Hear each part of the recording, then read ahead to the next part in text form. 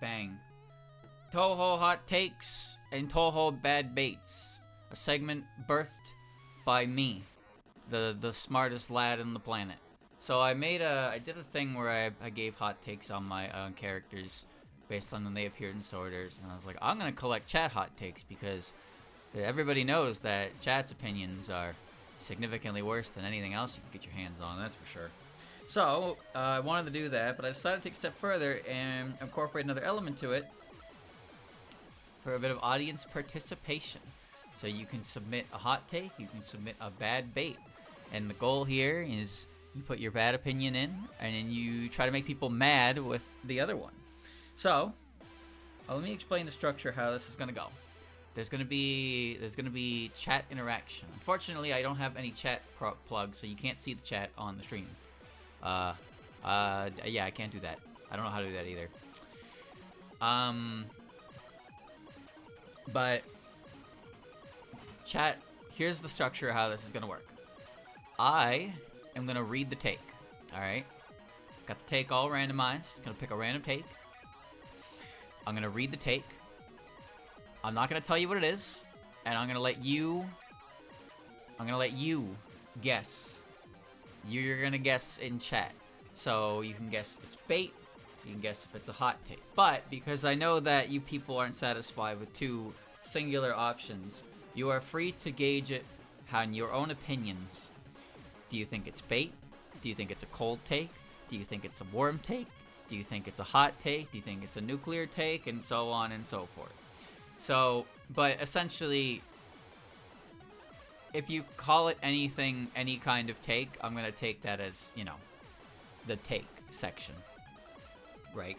So, this is just for fun. It's not actually, no point system or anything like that. It's just for fun because I get to read these out and chat gets to guess whether or not it's actually an opinion someone has or if someone's just trying to get a rise out of you.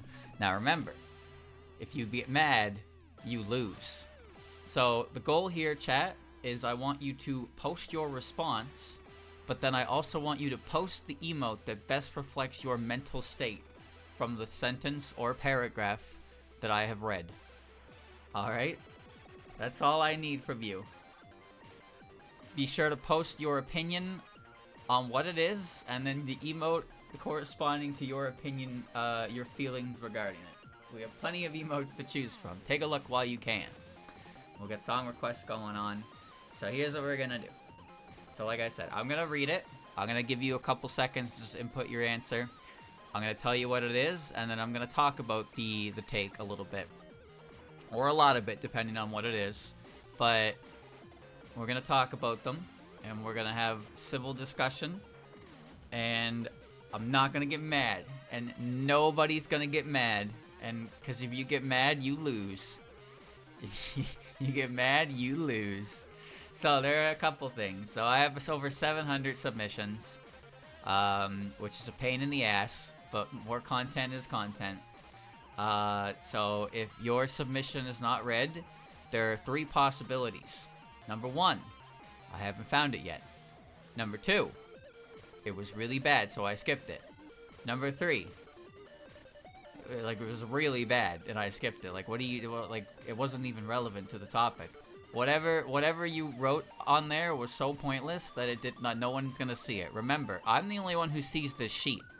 That's it.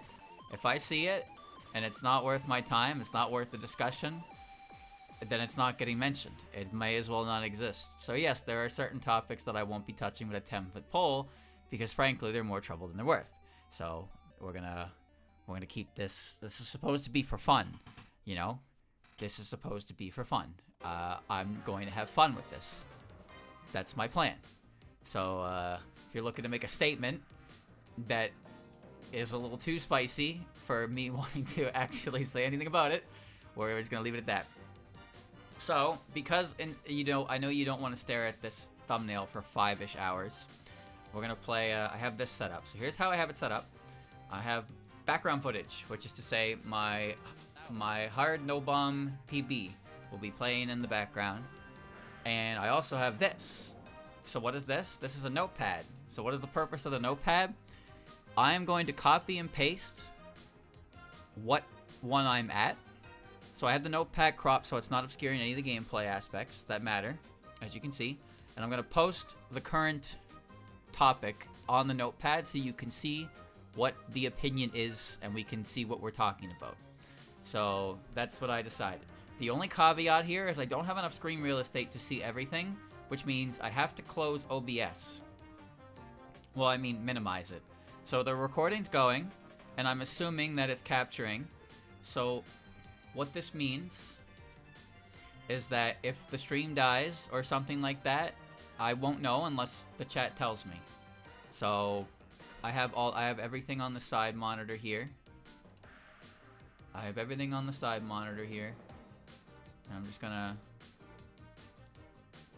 do a little bit of a trick so I can see everything conveniently without having to minimize anything. Okay. Alright. Alright. Are you boys ready? Here we go. Let us begin. So copy and pasting is easy. Here is our very first. Okay? Bang. Toho 5 Mystic Square is a better game than Toho 6 Embodiment of Scarlet Devil. Well, chat, the floor is yours. I'll give you 10-ish seconds. So post your opinion, and then post your emote. And then I will give you about 10 seconds, and I will talk about it. I feel nothing. That's a hot take. That's bait. Well, that is a hot take, according to this. This is a hot take. So, I've played both games, but I haven't played 5 to the extent that I've played 6. I don't really know what it is about Toho 5 that they consider to be a better game than Toho 6, because frankly, they're identical in gameplay. And Toho 5 has the really stupid Cheeto bullet, and EOSD doesn't. They both share similarities with no visible hitbox. If anything, I think PC98's visibility kind of sucks, because it's a lot of shitty white pellets. I prefer the color in the Windows era, myself. 5 has shitty bombs. Yeah. 5 has better characters, or better shot types, though. 5 has better shot types because there's more, you get different characters. But, well, there you go. So my opinion on that is that I don't agree, but like I said, I played more EOSD than Mystic Square, and I think Mystic Square is cool, but PC98 games are kind of a pain in the ass in many ways. And I think EOSD, despite all its flaws, is fun. So maybe that's just Stockholm Syndrome. 5 has Shinki. Yeah, and 6 has, like, Rumia, Cirno, Mailing, Patchouli, Quakuma, Sakuya, Remilia, and Flandre. Like, come on now. But Toho 5 has one character. Yeah, and Toho 6 has the bulk of the roster. Reimu and Marisa, technically, too. The bulk of the fucking Toho roster is right there in that game. Bro snuck in Quakuma there. Did I forget to say Daiyousei? I think I forgot to say Daiyousei. Alright. And the easiest thing I can do, chat, so I don't forget where I am, is I can just delete the take with the delete button. And bam, just like that, the take's gone. Alright. Alright, ready? Here's the next one. Toho sucks. Is that a hot take? Or is that bait? What do you think, chat? What do you think? What could it be? Proknu, coldest take. Bait, holy bait. Wow, I am so mad. No emote? I don't believe you. Well, the answer is that it is apparently bad bait. So there's not much to discuss here. There's not much to discuss here. Except that it's true. Everything sucks. There you go. Okay. Alright, next one. Here's one. Alright. Here's the next one. I'm gonna post it and read it. Toho's early Windows era, 6 to 9.5. Wait, what? 6 to 9, comma 5. What the fuck does that mean? Is the peak Toho game era. Fun patterns, fun mechanics, actually fun while still usable shot types. I'm assuming they mean 9.5. 6 to 9.5, but they used a comma instead of a period. I'm guessing with that, that's what that means. So basically, EOSD, PCB, IN, POFV, and Shoot the Bullet is peak Toho era. Not really a hot take. Casual, cold take. British. What? That's a hot take. Lukewarm take. Mildly agree. Cold take. Cold take. No one thinks it's bait. Alright, well, there you go. Well, this is apparently... This is a hot take. This is not a hot take. So, I think most people would agree that the early era of Toho is the best Toho for many different reasons. And the biggest reason, casually, in my opinion, is the fact that these games, minus 9.5 of course, these games all let you toggle your starting lives, so actually beating the game with a 1cc is possible when you're not as good. Whereas when you get to Mountain of Faith, the game says you can no longer change your resources, and the continue system is really bad for casual players. 10, 11, and 12's continue system is good in theory, awful in practice. And I think that most people who are content with just getting through a main game, regardless of a 1cc, will get to Mountain of Faith, struggle really hard, and then the games that wait for them after that are UFO and Subterranean Animism and UFO, which are not easy games. So a lot of people's run through the games kind of dies right after Mountain of Faith, if not at Mountain of Faith. So, yeah. So, yeah, they're fun. The characters aren't too complicated. The patterns make sense. Some of the patterns are like they're cool. The mechanics are neat. EOSD's mechanics are very bare bones, but it works in its favor. PCB's supernatural border and point collection for lives is a great system. IN's system is pretty complex, but completely irrelevant to actually just playing the game casually. And it also has the spell practice and the last spells and the last words. So there's a lot of content in that game. A completely different stage 4 boss, despite Reimu being a piece of shit of a boss, of course. So yeah, no, I would say that's fair. That's a perfectly fair. And you know, it is early. Like obviously, early era Toho gets a bonus by being an early era Toho, but there's a reason they're the popular ones because they're the most they're the most casual, friendly Toho games, and a lot of people played them when they were, you know, first getting into Toho. So they have the rose tinted glasses, but they're genuinely pretty fun games. That's all. It's crazy to me that IN didn't even get all the content that it originally had planned. It's such a jam-packed game. You can play IN for a long time. 2 different stage 6s, intended with 4 different stage 4 bosses, a phantasm stage that was in theory, but not so much in development. That's crazy. Having Youmu and Sakuya as bosses that fight each other would have been really cool, because it would have been new renditions of their themes as well. So yeah, no, that's not really a hot take. That's a pretty common opinion of the games. Alright, let's do another one. Here's one. Here you go. PC 98, better. I'll give you 10 seconds. PC 98, better. Better than what? I don't know, but PC 98 better.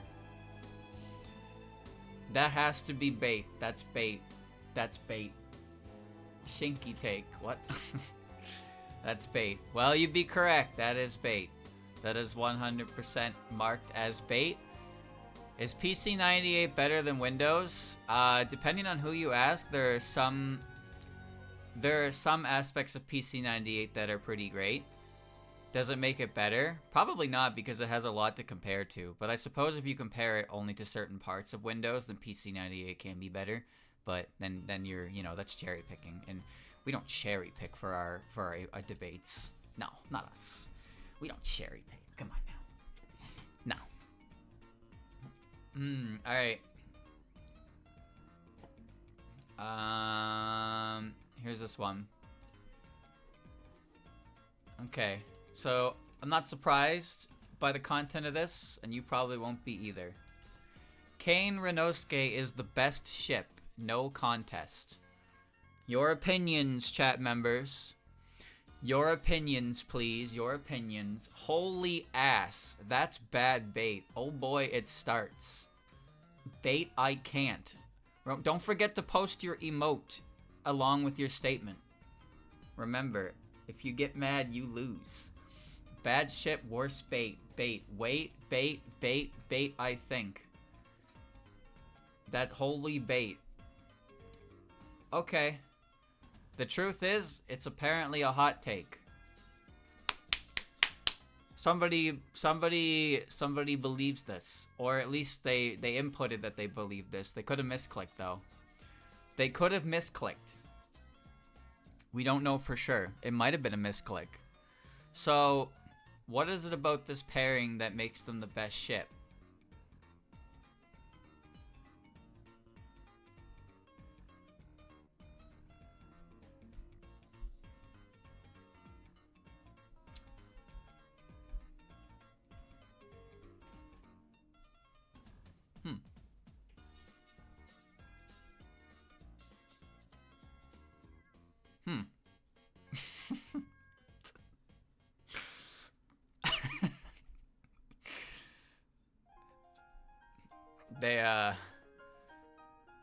They're both characters. Okay. Good discussion, streamer. I tried. I tried. Here's another one. Okay. Here's our next one. Reimu is neutral, not a protagonist or antagonist. Chat? So, if you've noticed, I'm refraining from saying anything that could possibly lead you to thinking that it is either a hot take or a bad bait. I'm reading it out as is. I'm leaving it to you before I open my mouth. So, there you go. That's wrong. Question marks. Question marks. That is factually wrong. What does that even mean? That's just false. Well, apparently it's a hot take. That one's a hot take. Man, I wish I had a button I could click that put a bunch of fancy clip word art for the whole effect. So, Reimu is neutral, not a protag or an antag. I have no fucking idea what this statement means. What does neutral mean? Reimu is neutral? What does that mean? Reimu is the protagonist of Toho. Her and Marisa, they're both the protagonists of Toho. Because you play as Reimu and Marisa in, like, every game. Every main game is those two. They are the protagonist. That's not even an opinion. That's just factual. That's just factual. She's deuteragonist. Yeah, okay, you can say Marisa is deuteragonist, or whatever the fuck you pronounce it as, but we're not talking about her, we're talking about Reimu, right? I think bro meant to say hero nor a villain. What? Just because you're a protagonist doesn't mean you're a good guy. That's kind of a misguided idea. Like, the main character of a story is not a hero. You ever see fucking Kaiji? You think Kaiji is a goddamn hero? He's a gambling addict. But he's a poor asshole, but he's fun to watch. But he's not a good guy. Kind of deserves the shit he puts himself through sometimes. So yeah, protagonist and antagonist doesn't mean really good or evil. Reimu is Reimu, but she is the protagonist. That's just, you can't fight that. Alright, we're going on to the next one. Here's the next one. As a whole, UFO's cast is the best cast of characters introduced out of any Toho game. Chat, your opinions please. So true. Hot ass take. Hot take, hot take. Holy glorp caught. That's a hot take. Bait. Hot take, lukewarm, warmest, bad bait, hot take. Okay. Bait. It is submitted as a hot take. Explain Nazaren then. Okay. So, while I don't fully agree with the as a whole portion, I do partially agree that the cast of UFO itself, for the most part, is actually very interesting, especially Byakuren. But what kind of happened to her and her followers is something that I find really cool. So, to a degree, I understand that. But Nazaren, not as much. Kogasa is completely irrelevant to the UFO cast, but people like her. But yeah, I don't know. I don't necessarily disagree with this. I don't think it's wholly true. I don't think every character in UFO amounts to the best cast of characters, but I do agree that for Byakuren and Extension Sho and Murasa, less so Ichirin because not enough is given about her backstory, but mainly those three that I just mentioned are very interesting characters. The way they interacted with each other, the way their stories coincide with each other, I think it's pretty cool. So I get where they're coming from. But I just don't believe that as a whole UFO's cast is the best cast. But I do think that the main story regarding Byakuren and her followers is one of the better combination of stories pairing characters up that the series has seen. So, yeah, I don't fully agree, but I do partially agree. Alright. I can't even read this whole one because it's too long. Hold on, I need to like stretch it out so I can see it. Okay. Hold on.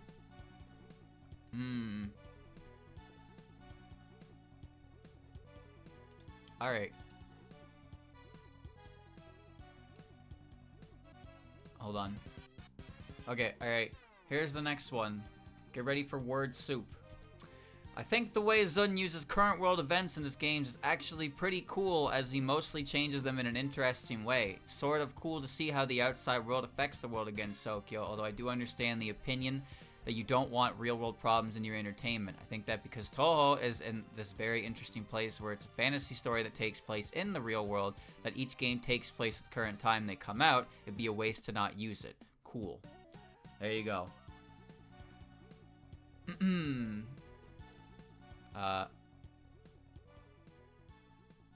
One sec, I lost, I'll let you decide that. I need to figure out where that was. Did I delete it? The fuck did I put that? Where'd it go? I lost it. Oh, found it. Okay, we're good. Never mind. Alright, hot take, hot take, hot take. Frigid take, boiling at best, regular. Hot take, hot take. Bad bait, politics suck. I'm with this guy. This is a hot take. I don't fully agree.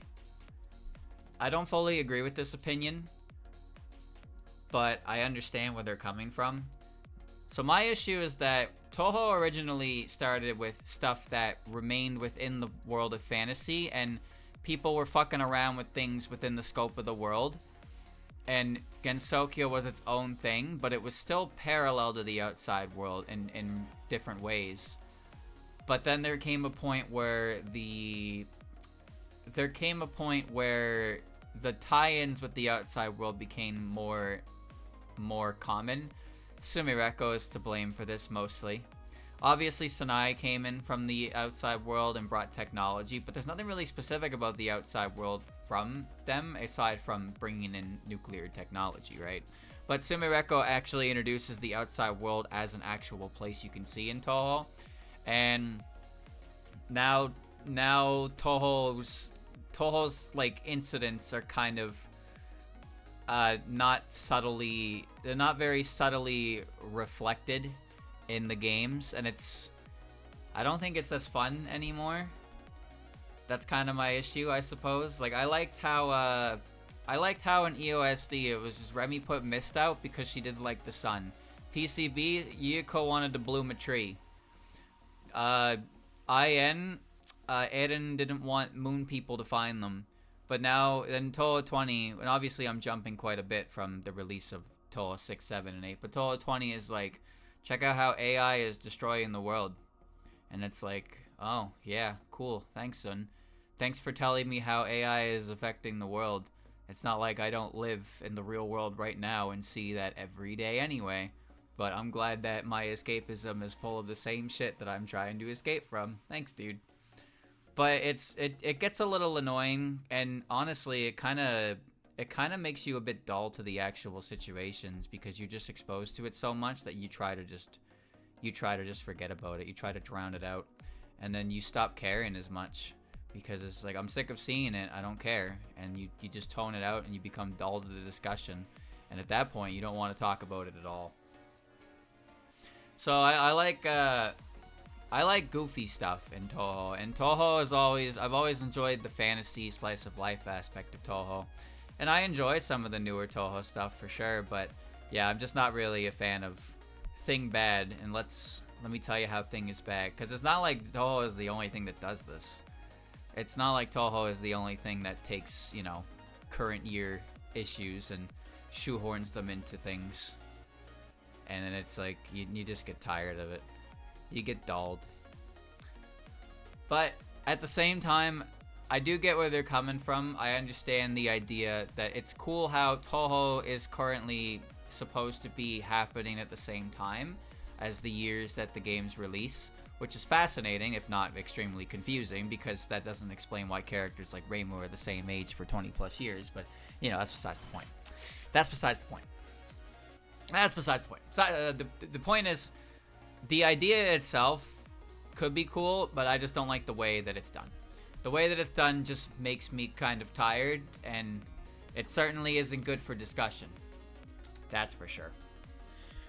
Alright. Alright, so we're gonna move on to the next one. Here's the next one. Wow, this one's actually relevant to what the topic we just talked about. Here you go, here's the next one. Sumireko is a great character and should be used more since she is an outside world view into Gensokyo. Chat. Dozo. Bad bait, so true, bad bait, I am calm, bad bait, bait, hot take. This is bait 100%. Well, this is a hot take. This is a hot take. Someone believes this. Someone believes that Sumireko is a great character because she's from the outside world and she can show us what the outside world is like. I'm so glad that we have Sumireko to show us what the outside world is like. Anyway, did you play the new Toho game? Toho 20 Fossilized Wonders? Because, you know, Sumireko wasn't in that game. But that game made it pretty clear what's going on in the outside world. Did you know the latest chapter of Curiosities is Sumireko spending 6 months of no sleep building an AI? Also, you spelled her name wrong. Sumireko. She spent 6 months developing an AI, and then Ron went to the animal realm to help Yashie repair her PC. And then Zun made a little caveat note of like, ooh, AI bad. And then Toho 20 came out and he was like, ooh, AI bad. Ooh, better watch out, AI bad. It's like, thanks, Sumireko. So, yeah. My opinion of Sumireko is that without her, Sanai would be subject to every modern outside world slang, hip and lingo. So Sumireko keeps Sanai from being an annoying character. And as a result, Sumireko is Sumireko. Sumireko occupied way too much fucking screen time for a long time, and I'm glad she's dead. I mean, she's not dead, but she's not relevant. She's not relevant very much. She's not relevant very much anymore. And really, like, she took over Curiosities, but she didn't really do that much. All she really did was kind of force her opinions in places and act. I always kind of treated her or looked at her as a self-insert power fantasy character minus the power. Like, her writing just is annoying. But I guess in a way her writing is pretty good because she's written like a teenager and she's really good at being an obnoxious teenager. So kudos to her. but I still don't like her. Alright. Alright. Next one. This one's interesting. Yumeko is better than Sakuya simply from experience and residing from Makai. You mean residing in Makai, I assume. Chat, if you will, please. If you would, please. Hot take, hot take. She throws swords. Hot take, hot take. Now that's a hot take. Who's Yumeko again? Good chat message. Hot take, hot take, hot take. Bait. Hot take. Well, this is hot take. So Yumeko is better than Sakuya based from experience in Makai. So I guess it depends on what exactly the sentence is saying. Is Yumeko better as a maid, or is Yumeko a better character overall? Because personality-wise, they're somewhat similar. Though obviously Sakuya has had many, many years to develop a personality, whereas Yumeko is locked in. But they're, for the most part, pretty similar in their Sakuya's early on appearance. Although Yumeko does throw swords, Sakuya has the better theme. I'll stand by that. Yumeko residing in Makai being a reason why she's better is a weird one. I guess Makai is a pretty dangerous land, but you know, Sakuya can stop time, which is pretty crazy. It has Shinki. Yeah. Anyway, I think the issue here is that the opinion itself is saying that Yumeko is better than Sakuya simply from experience and residing in Makai. But is this statement saying that Yumeko is a better maid than Sakuya? Or is Yumeko a better character? I think it's like whether or not you agree with this. Whether or not you agree with this, I suppose, is dependent on how you view what this is trying to say. Yumeko is the stage 5 boss from Mystic Square. She's Shinki's maid. So some people don't know her because PC98, but she throws swords. Yeah, I don't know. It depends on how you feel about that. All right. Here's our next one.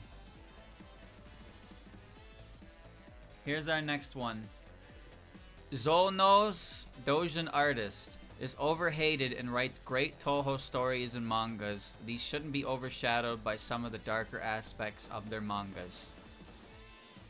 Chat. Who? Hot take. Uh-oh. That's bait. Based? It's hot, hot, hot. Hot take, bait, medium take. I agree. No idea who that is. Hot take, hot take, hot take. That is a hot take. So, I've read one Zuno's Doujin that was fine, but apparently this guy does a lot of grimdark stuff, and Toho as a series, while it's not, it's not necessarily all sunshine and rainbows, a very large focus of the fan work stuff is definitely in the slice of life, happy, fun, get along, goofy fights aspect. Zuno's here makes doujins that are more violent and darker in theme. I haven't read them because I don't want to. So, yeah. I don't really fuck with that genre. Overhated, I have no opinion on, but there are definitely people who curl their nose at this specific doujin artist because of his subject matter. There's a fly on my mic. They curl their nose up to this guy because of the subject matter. Hassan Chop! I don't have much of an opinion, but I haven't really... I myself haven't wanted to read. Okay. I haven't wanted to read a Zuno's Doujin. Hold on. I'm just putting the video up. You get out of here? Wait, was that it? Did I spend like forever doing the extra stage? Oh, I guess I did. Okay, alright, hold on. I'll just let it play. Let me find it. Let me find it. Let me find it. Was it the first run? I guess it had to be. Alright, whatever. Just let it play. Alright. It works so good, but the one joke's overwrought for me. I don't know what the one joke is. I just assume that he uses a lot of grotesque imagery and violence to really sell the idea that it's not, you know, it's supposed to be more mature. But that's not the kind of Toho that I enjoy, so I just, straight up, I just avoid this guy's Doujins. I don't care about them. I just avoid this guy's Doujins, and I'm happier for it. But I get what they're saying. There's definitely some people who they'll hear that name, and they will immediately dour the conversation about it. And even worse if it's like, man, I can't believe you enjoy that sloop. How dare you enjoy that sloop? It's bad because I don't like it. The subject matter is not to my liking, ergo it bad. Sloop. But yeah, I just don't bother with it. Alright. Moving on, next one. Bang. Keiki and or Mayumi should have been in 19 compared to some other characters. Chat, if you will. I'm a little curious about what other characters they mean. But, you know.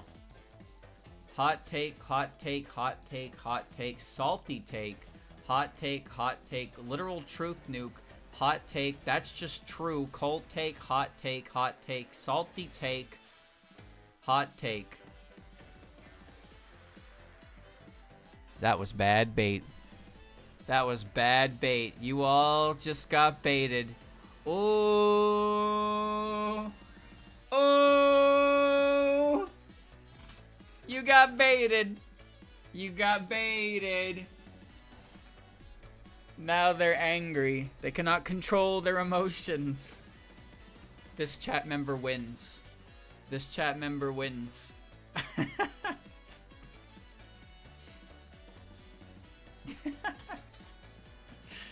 There you go. Thought it was a good take.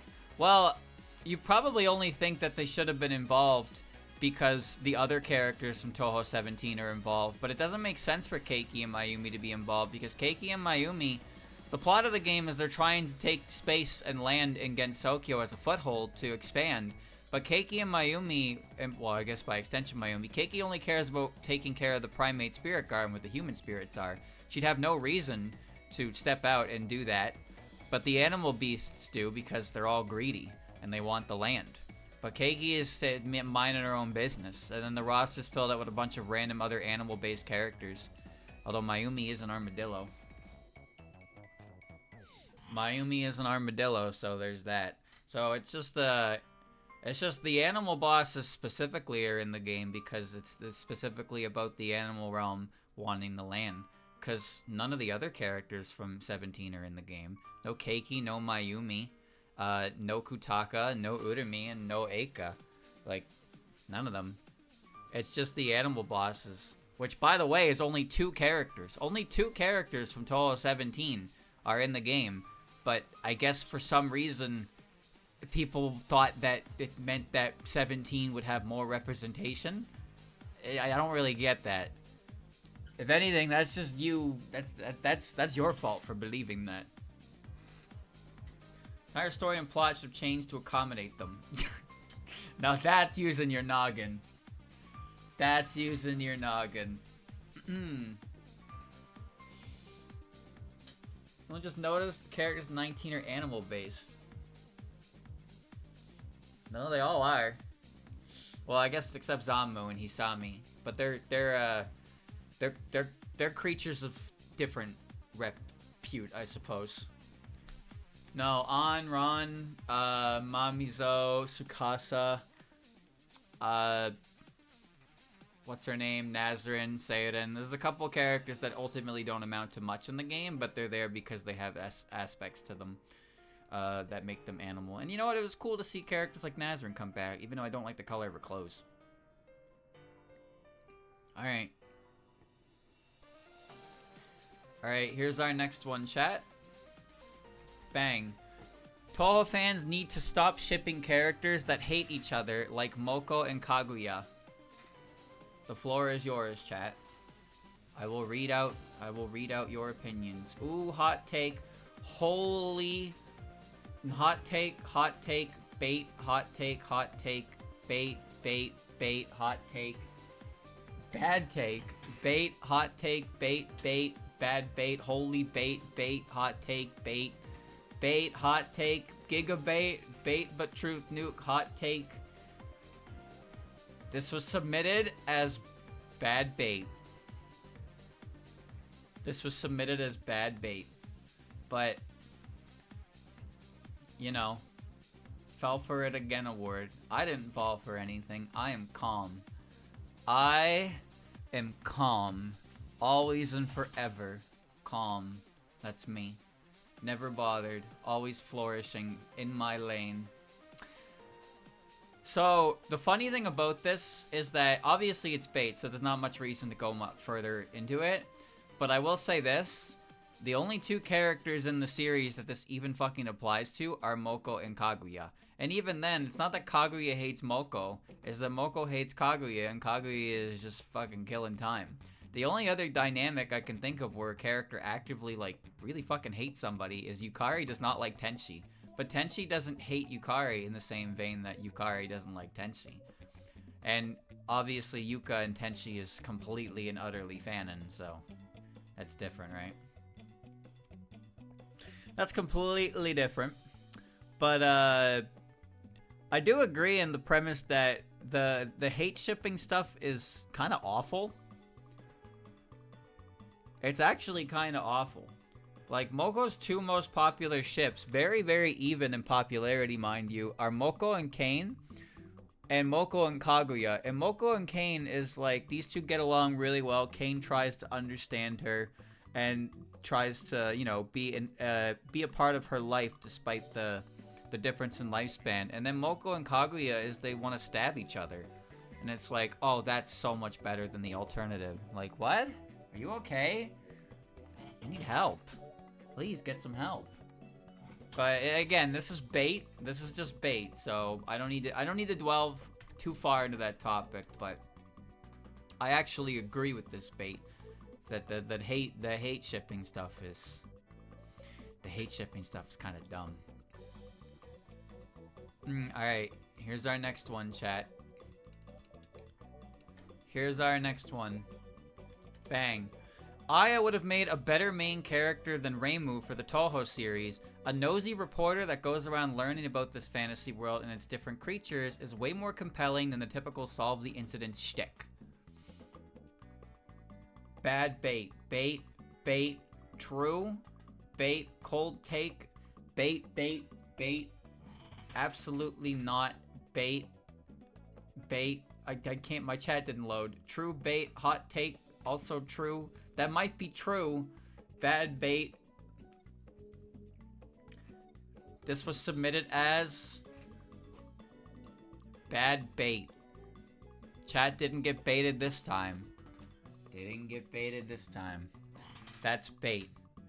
To a degree, I understand what they're saying, but we've seen that in Shoot the Bullet and Double Spoiler.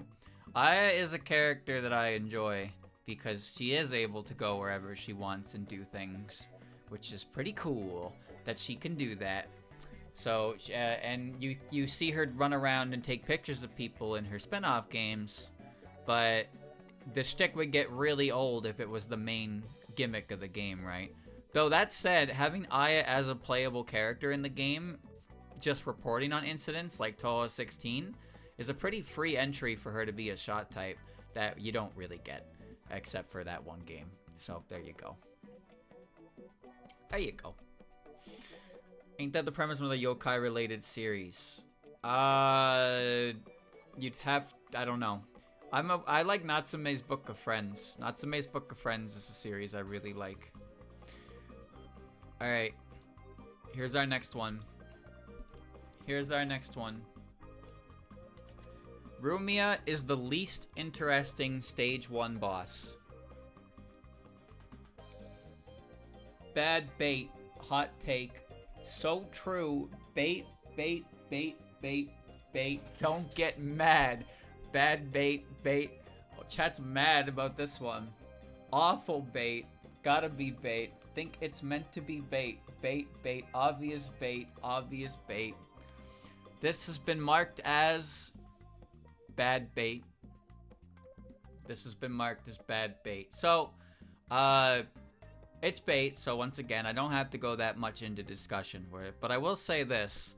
There are plenty of other Stage 1 bosses in this series, and compared to Rumia, man. Man, oh man, oh man. Honestly though, if you truly believe that Rumia is not an interesting Stage 1 boss, then I think you're lacking in imagination. If you truly believe this statement, you are lacking in imagination, which is really funny, because the idea that you can't imagine anything about this character based on the context clues, but then you motherfuckers will go talk about the ships that you like as if any of that is canon in the slightest. It's funny how canon only applies sometimes to some people's arguments. Ain't no way this is true. There's no way that Rumia is the least interesting Stage 1 boss. Not by a long shot. There's too many other ones. But, again, it's listed as bait, so I don't have to talk about it very much. But it is definitely bait. Definitely bait. Okay. Get rid of that one. Waste of time. Okay, here's our next one. House of Eternity is honestly a way cooler sounding name than Ayante, and should have been adopted by the Western fandom. Chat, if you will. Bam. Hot take, bait, hot take, bait, terrible take, hot take, I'll say hot take, hot take, hot take, hot take, hot take, hot take, bait, hot take. Bait, it's too long to spell. This is a hot take. This is a hot take. And I believe that this hot take resonates from the fact that somebody could not pronounce or remember how to spell Ayante. No, that's not true, is it? No. Okay. So we call the Scarlet Devil Mansion the Scarlet Devil Mansion. We don't call it the Komakan. We call Hakugokuro because Tower of the White Jade sounds like shit. Ayante, House of Eternity. House of Eternity is fine. Ayante kind of rolls off the tongue once you can say it. And Chiriden, which is the Palace of the Earth Spirits, which is way longer, but we say that one. So the interesting one, and this is I think the reason why. The reason why we call them the way we do has to do with what culture they are representative of. The SDM and the Palace of the Earth Spirits are very Western themed. Meanwhile, the House of Eternity and the Tower of White Jade are very Japanese. So it just feels naturally better to refer to them as Hakugokuro and Ayante respectively because they're very old Japanese style buildings. But the Palace of the Earth Spirits and the Scarlet Devil Mansion are very obviously Western influenced. So we can see that, and our brain just kind of associates the translation name to it because it makes more sense. But we also respect the Japanese aspect, the old Japanese aspect of 7 and 8 as locations. And also the Tower of White Jade sounds like shit, so there you go. I sure do love Fantasy Town shit, right? Chiden is also Toho Essay's subtitle name. Yeah, that's true. Chiden is the directly the title. Komakyo Komakan is pretty close, I suppose, but it's not exactly one-to-one. Point is, I think really what it is it's just a matter of the buildings themselves being very Western or Japanese coded, or I guess Eastern if you want to, you know what I mean. But yeah, EOSD and SA's buildings, we refer to them by their translated names because we feel like those buildings are more appropriately Western. And we refer to the other ones because by their Japanese names because they are old in Japanese. Divine Spirit Mausoleum instead of Shinryobu is a little strange. I don't have anything for that one, but I think most people don't even know or care because Toho 13 is when Toho collapsed. Remember? Once Toho reached its peak when UFO was new, and then when 10 Desires came out, everybody they didn't take the step forward. They didn't take the step forward, so nobody cared anymore. Everybody lives in the past. You were lucky to get characters from Toho 13 and 14 at a certain point in Western Toho appearances. But all the Toho games had UFO as the latest games. Toho died. True, it did die, but it lived to tell the tale. But actually, there is a noticeable drop off in certain aspects from 13 onward, and there's a lot of stuff that we've seen in the era where UFO was new, and so SA was SA 6 to 11 was the big threshold for characters and fan and lore building and really establishing how we refer to certain things. But yeah, when 13 came around, things were different. At least I assume. I wasn't there. But you are right that the reason we call the buildings we do makes sense to me, but then Shinryobu kind of throws a fucking wrench in that. Same with the Shiny Needle Castle. We just call it the Shiny Needle Castle. We call it the Divine Spirit Mausoleum. It's like we stopped caring, I guess. Hard to say for sure. I don't know. I really don't know. I don't know. I couldn't tell you. Anyway. Get rid of that. Alright. Here's our next one. 10 Desires, topical, is overhated and should get more recognition for what it does right relative to the other games. Bad bait. Hot take, hot take. Hot take. Hot take, hot take. Nah, it does nothing right. Cold take, hot take, bait, hot take. You're right, it killed Toho. I'm always right. That's why I'm the streamer. Bad bait, hot take, hot take, hot take.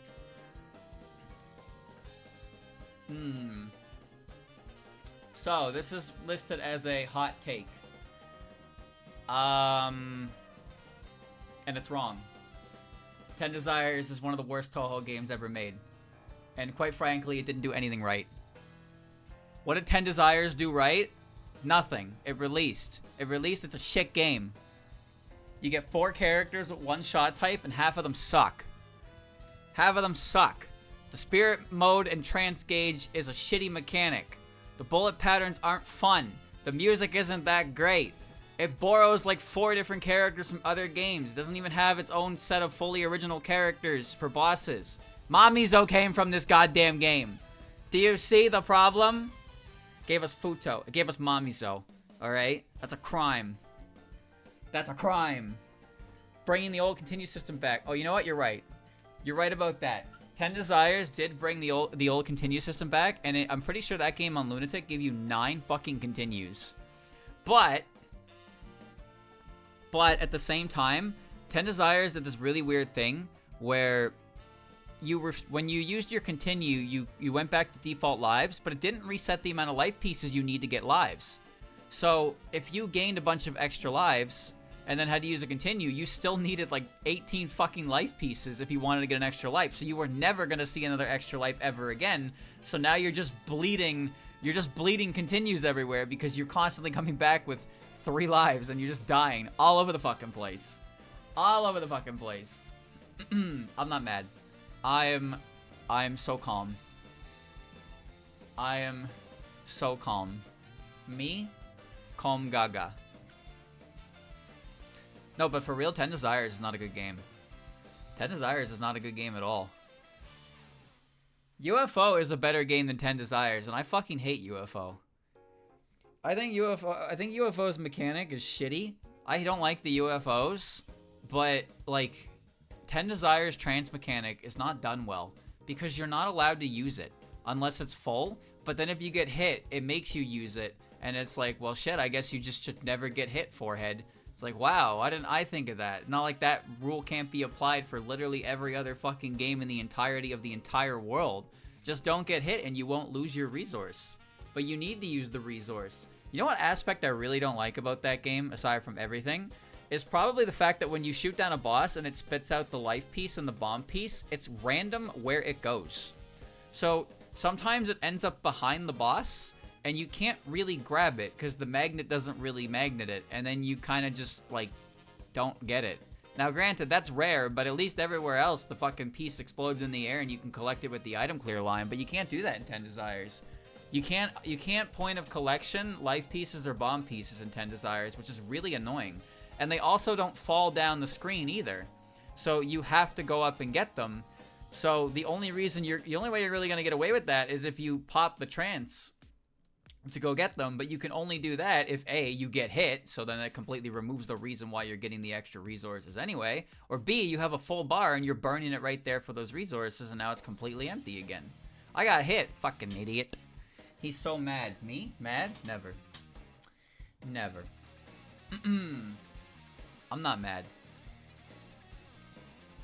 I'm not mad. I've never been mad in my life. But I think 10 Desires is like the worst Toho game. 10 Desires is basically the worst Toho game. For many, many reasons. And usually the people that defend it will say shit like, no, the game is fun if you just play it perfectly. Yeah, okay. And so is every other Toho game. And it's a lot more rewarding to play it perfectly. Also, it doesn't require you to play it perfectly. Alright, next one. Next opinion. Undefined Fantastic Objects mechanic was a good mechanic that both adds safety for worse players and complexity for better players. Here you go. Bad bait, bait, truth, hydrogen bomb. Bait, bait, truth nuke, bait, bait, they're lying, hot take, bait, bait, bait for streamer, holy bait, bait, bait, bait, hot take, bait, not falling for bait, hot take, bait, bait, bait. This is a hot take, and you know this was submitted by somebody who actually plays the games. That's why it's a hot take. This was submitted by someone who actually plays Toho games. So what's your opinion on it, streamer? My opinion on it is that I don't like UFOs at all. I think they're awful. But what they're saying is that UFOs are good for... They're safety for worse players and complexity for better players. I argue that only half of that statement is correct. There is complexity to the way the UFOs work, and also there are certain places in the route where instead of getting 3 of a color, you need to get a rainbow UFO to spawn the color you want to end up getting a different UFO. So routing complexity is definitely there for the UFOs. UFOs are not safety for worse players. Not even close. I don't agree with that at all. This is coming from the worst player this is supposedly safety for. Alright? UFOs are annoying because they don't actually reach the bottom of the screen. You have to chase them. If you get too close to them, they stop flashing so they won't change their color. And that usually results in you fucking it up. And then you end up tunnel visualing to get the life piece or the big bomb. And then you don't blow up the UFO properly. And then you don't get the resource at all. Or you die chasing the resource. And then you just get annoyed. And then the UFOs don't even matter in the boss fights. The game is still really hard. So saying the UFO is good for worse players doesn't really matter because the game itself is fucking hard. So if you're a worse player, the UFOs don't do anything when you're getting your shit stomped by like fucking Ichiden. Hell, even Kogasa has patterns that can really, really wear you down. And don't even get me started on Sho. Sho has some of the most notorious nons in the entire series. Kirby lasers are dum-dum. And Byakuren spell cards are fucking hard as balls. And Marisa has the stupid ass anchor shot. It's like she's dumb too. They're all dumb. Getting mad. Hold on. Getting mad. Relax. Calm. Calm. I am calm. My point is, I understand the complexity argument for the UFOs, and I do agree to that the UFOs are more complex, and that's good for people who understand how to play the game. But I think they're terrible in terms of safety for worse players. And I think that Wily Beast and Weakest Creatures token mechanic was way nicer for worse players, because even if you didn't align the same, like, the slots, you still got temporary invincibility and a power boost. So you were incentivized to collect tokens, and you get resources from tokens by collecting certain tokens, but they also gave some hits supernatural border style safety. So UFO's token system was not very player friendly. Not to mention the game's overall difficulty was not player friendly either. That game is hard, and it's fine that it's hard. It is fine that it is a hard game. There's nothing wrong with it being a difficult game, but I think the UFO mechanic combined with the difficulty of the game makes it a very frustrating game, because it feels like if you fucked up a UFO, then you get extra frustrated by it, and it just affects your gameplay completely. So it's a very route heavy game for sure, but then it's also just fucking hard in general. And if you're like me, you like the games where you don't have to think that hard. You can just play and hopefully it goes well. And sometimes it does. But games where you really have to figure out what you're doing.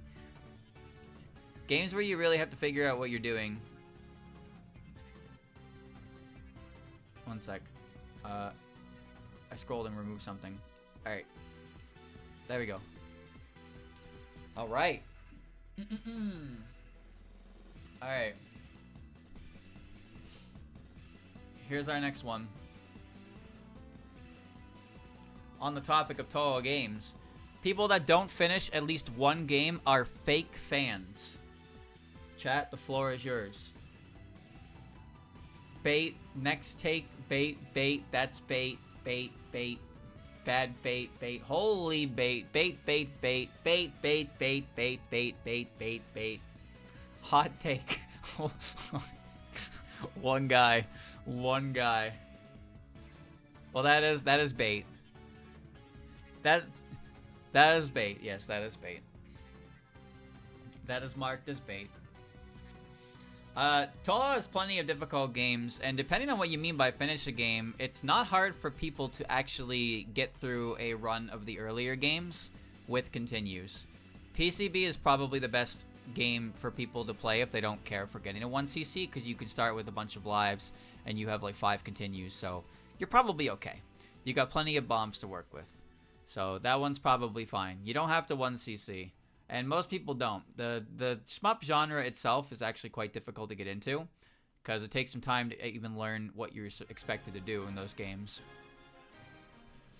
They can be fun when you understand them, but they're a time commitment. And Toho's strengths is not so much its gameplay as it is everything surrounding it.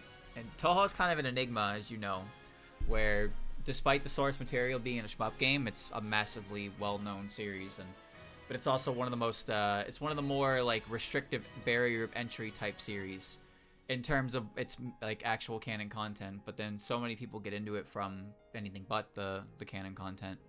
I will say though, here's my opinion: is the like people don't actually believe this anymore. This is not a thing that people actually believe, and if they do, then well, you know.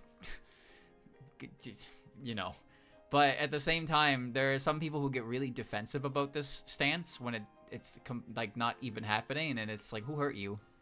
Somebody had a bad experience with a random person on the internet at one day. And when this gets inserted in conversations when it's barely even present in the real world anymore, it's like, bro, calm down. It's over. The bad times are gone. We can all work together now. Speaking of working together, I need to... Let me do this. One sec.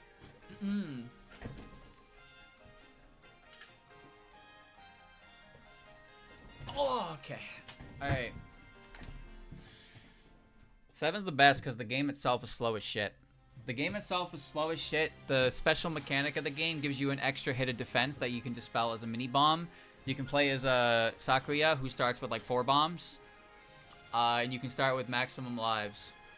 And it's easy to get more lives with point items. EOSD is tougher because it has unfriendly mechanics to newer players. And then IN is harder than PCB.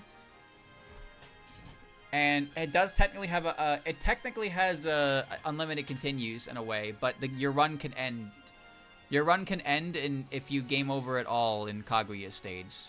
So like PCB you can get through, no matter what. You can get through a whole game with continues and whatnot, but you can't get through Kaguya like that. And you can't get through Aaron like that as well. You technically have more continues in PCB than you do in IN. Alright. Here's our next one, chat. Here is our next one. Bang. Sonai works for both shrines. Badam.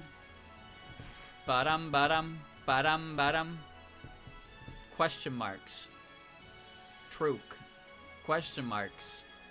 Bait. Chat is just confused. Chat is just confused. What does this mean?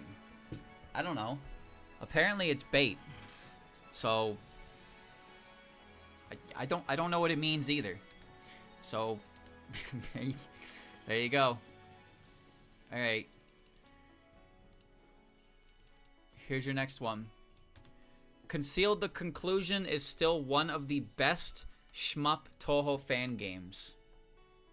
The floor is yours. Didn't play. Me either. The what? Haven't played it. Hot take. Hot take. That's a bad take. Never played it. Never heard of it. Hot take. Is it really a hot take? Bad take?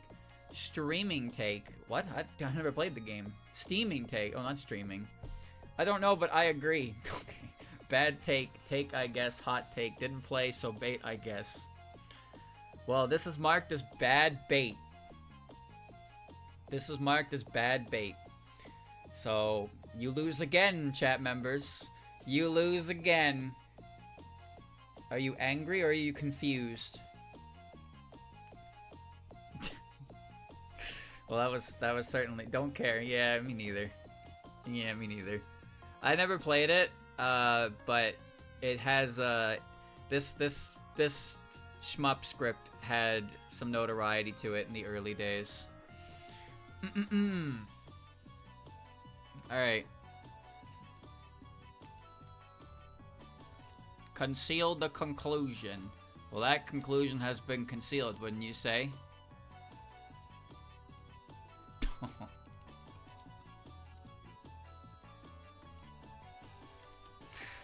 Next one. Toho's universe would be way more interesting if it had a more healthy balance of male to female cast. Bad bait, bait, awful bait, bait. Okay, that's bait. Bait, bait, bait, bad bait, hot take, bait, bait. Wrong, horrendous bait, bait. Kill him, bait, bait, cold take, definitely bad bait, bait, bait, bait. Yeah, Fujo bait, yeah, we bait, bad bait. It's a hot take. Whoever typed this unironically believes that Toho should have more males to female ratio in the cast. I have an idea, person who submitted this take. Why don't you go be part of literally any other series? Why the fuck are you even here for Toho? This is... now I'm mad. Wait, I'm actually mad. Wait, I'm mad now. I'm mad. I'm angry. I'm seething. Why in the goddamn are you even here when this series is 95% female? And you're like, the series would be better if it wasn't that. Then go do literally anywhere else. Go to literally anywhere else. What are you doing here? I fucking hate people like you, okay? I hate people like you. I hate you. I'm mad.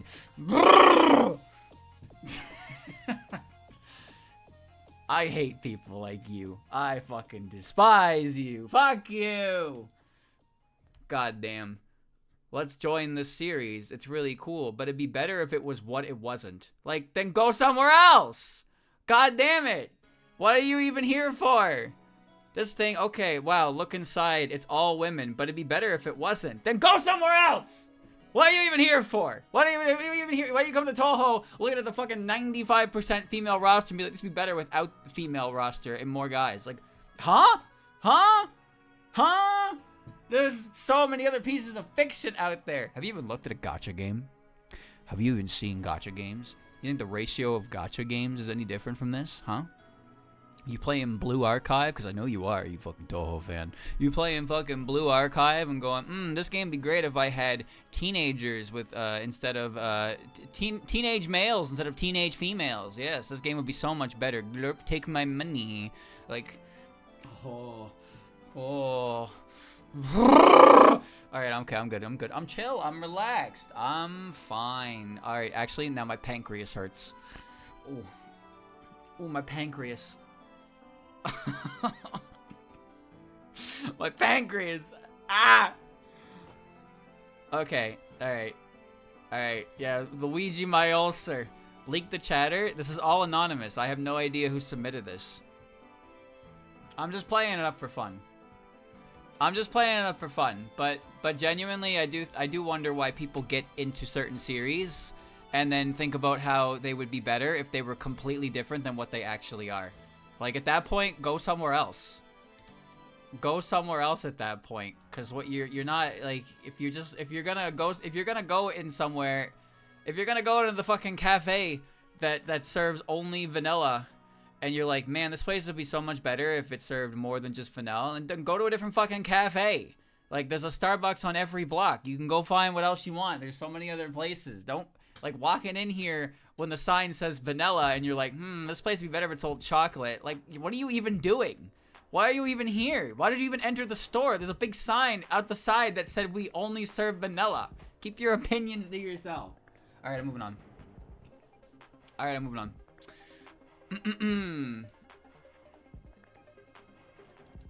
Alright, we got a big one. Bam. Toho manga and other literature works being canon sucks because they often mess up and ends up contradicting with each other, and sometimes even game canon. Canon should just stick with the games and omake, while literature works should be put each into their own universe. Oh. Bad bait, hot take, L take, semi-agree hot take. They don't contradict. Hot take, interesting take. This dude is a FNAF fan. Yes, you are. Why are you telling me? Gotta... Hot take, radioactive bait. Hot take, more bad bait. Hot take, hot take, hot take. Kind of a hot take. Hot take, bad bait, FNAF take. I don't know what that means. I have no idea what that means. Alright, chat. Well, that is marked as bad bait. That is marked as bad bait. That's a bad bait. Did you fall for it? Did you get baited? Did you lose? So, oh, hello, Egg. How you doing? So, this is actually written in a way that I could believe somebody would believe, but there's a couple aspects that are a little wrong. The contradiction of canon is not true. They don't contradict, and the written works are done in a way to complement the story and add more to the world, where the games focus on, you know, it's more of the game, but then the literature can focus on more of the in-universe stuff. I do get what they're saying, though. Especially if you look at more recent written works.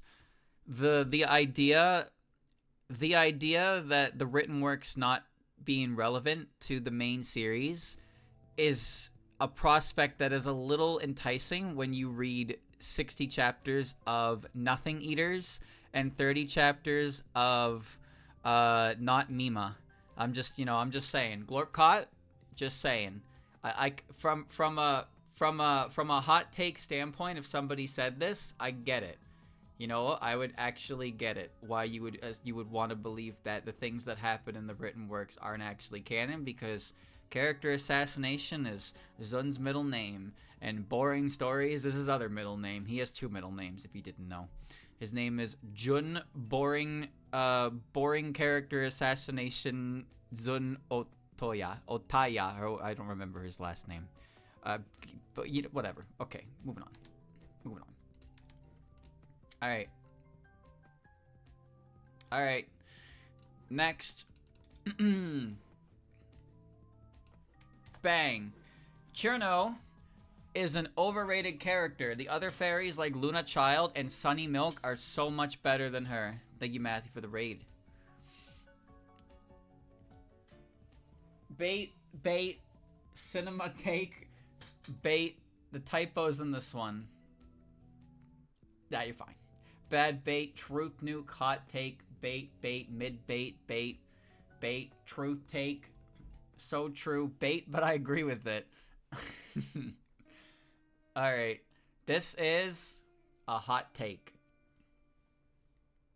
This is a hot take. Somebody believes this. So, let's dissect the mind of the Cirno hater here for a second. And it's not that they hate Cirno. Let's get that clear.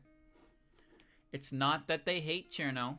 It's that they believe that she is overrepresented compared to other fairies, and other fairies are better characters.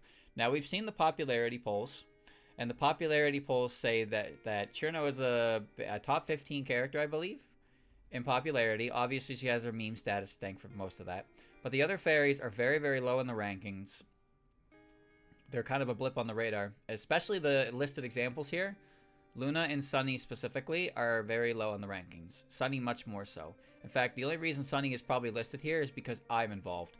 So, there you go. But Luna is the most popular of the three fairies of light, and even then she's not very popular at all. She's not very popular at all. But the thing is that Cirno herself, I wouldn't really say she's overrepresented in canon or anything like that, but it is definitely a fact that she is she's very popular with she's the most popular fairy by a wide margin. And there are specialty fans of the other fairies. Like Lily has her specialty fans, but her overall popularity is low. Daiyousei gets to be with Cirno a lot, so she gets boosted by that. Sunny, Luna, and Star kind of end up together all the time, so they're a pain in the ass. Eternity is Eternity. Clown is special as well. Clown's a very special type of fairy. So some of the fairies have their dedicated fans, but Cirno is an easy. She's kind of an easy character to work with, I suppose, with different things. And she's also one that people are very familiar with because she debuted in 2002, you know, EOSD and all that.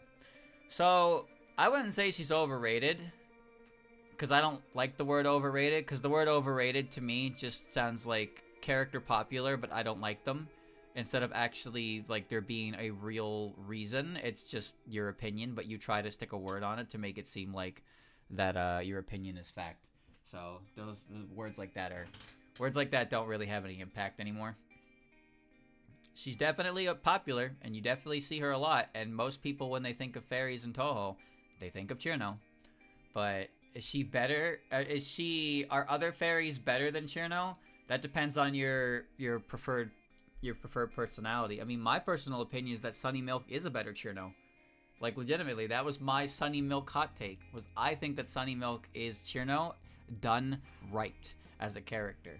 So, yeah. I think that. I sure do. Alright. So here's our next one. Rumia being shafted from each of the fighting games is one of the biggest tragedies in Toho official works. The floor is yours, chat. The floor is yours. True. Hot take, true, so true. What? Truth? Bad bait. That's a hot take, real take, streamer bait, bad bait, hot take, bait trying to get people mad. Good take, hot take, bait but true. Dev feels like a hot take.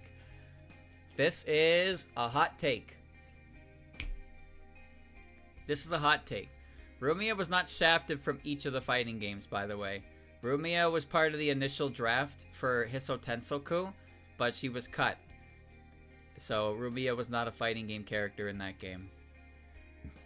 If you didn't know the story, so Hiso Tensoku is an extension of Scarlet Weather Rhapsody, and Zun's initial plan with the game was to add weaker characters to the roster for whatever reason. And his initial draft of characters he wanted to add to the game was Rumia, Cirno, Nitori, Wriggle, and Kaguya, I believe, was like his initial 5 that he had in mind. But when he presented his list to Twilight Frontier, their motivation to work on the game was they didn't respond well to it. Basically, they didn't respond very well to that because they wanted to make characters based on the new cool bosses. So things got changed around. Cirno did end up making it as a character, but instead of Rumia and Kaguya and Nitori, we got Suako and Utsuo.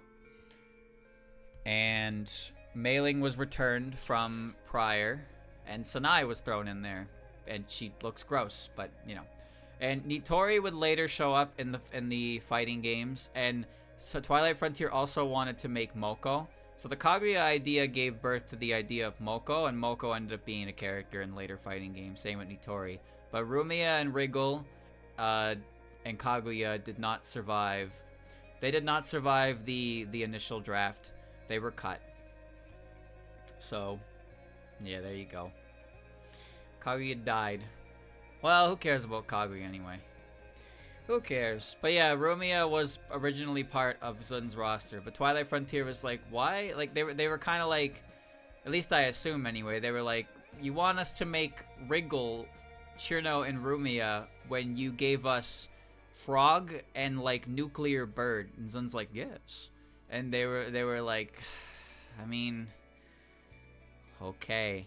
At least Zun actually saw that they weren't very happy with it and was like, okay, maybe we change. Maybe we change this. It is a shame, but honestly, it seemed like if they did go ahead with that, they would have delivered a subpar product because the love wouldn't have been there. And Suako and Utsu are really cool characters in Hiso Tensoku as well. So it's nice that things worked out. But yeah, no, I don't fully agree with this. I think Rumia being shafted is unfortunate because I like Rumia, and it would have been cool to see her expand her moveset of things she can do, like Cirno. But the characters who ended up getting in Hiso Tensoku, minus Sanai, of course, were pretty good choices. So, yeah, not a big problem. Alright. Next one. Not doing that one. I'll do this one. Bang.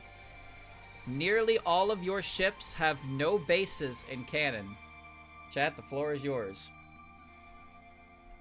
The floor is yours. 10 seconds.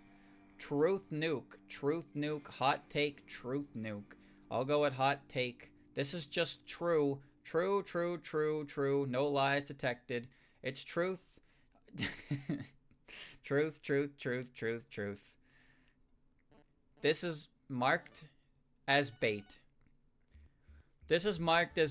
But like this is definitely bad bait. This is definitely bad bait, but not bad bait in the right sense, if that makes sense. This is not the bad bait that you think it is. Allow me to explain. Nearly all of your ships have no basis in canon. That's not correct. None of your ships have any basis in canon at all. None of them. None whatsoever. So this bait isn't even good, because this bait still offers a little bit of leeway, but it's just the fact of the matter is that the answer is none of them. None of them have any basis in canon. All of it's fanon. All of it. You can't even bait right. How can you call yourself a master baiter if you can't even bait me right? Come on now.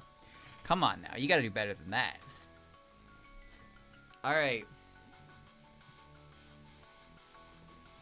Here's our next one. Bang. I really like Sumireko. Yes, she is aggregate, but I think that makes her interesting and also quite different from Sanai, who is also originally from the outside world. Chat, I don't know what aggregate means. I have to Google it. Aggregate meaning. Aggregate, a whole formed by combining several elements. What? What? Aggregate. Clump, luster, pile, heap. Total, combine, whole. Gross. Well, it's not the... I mean, it's the wrong type of gross. What the fuck does aggregate mean? They mean aggravating. Oh! Oh! Okay. Anyway. Alright, okay, maybe autocorrect took over or something. Well, alright. Well, chat, that is hot take. That is a hot take. So, what's my opinion on here? So, obviously, my opinion of Sumireko is not high, as you know.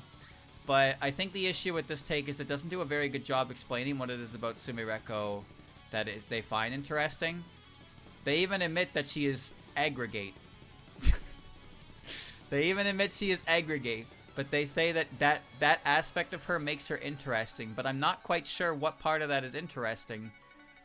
So, you know, I'm just a little curious about what it is about her. I do get that she's different from Sanai in a way that is good, because it means Sanai is not subject to any of the bullshit. I get that.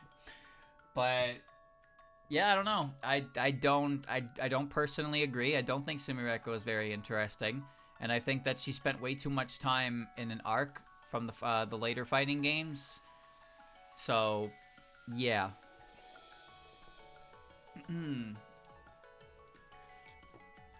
Bang. Next.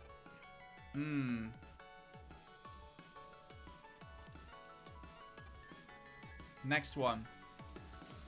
Bam. Zun should have stuck to Japanese gods and legends instead of expanding to other cultures, Greece, Egypt, etc. I like how Greece, Egypt here is mentioned, where Greece is, you know, Hikatia and Clown. And Egypt, Egypt is Nareko, which Nareko is not necessarily Egyptian. She's Egyptian themed, but her species is Japanese. Bait, very bad bait, absolute bait. Bait. I think this is hot take. Hot take, holy bait, hot take bait. This is bait, chat. This is bait. And here's the thing. This is very obviously bait because literally look at the first game in Windows.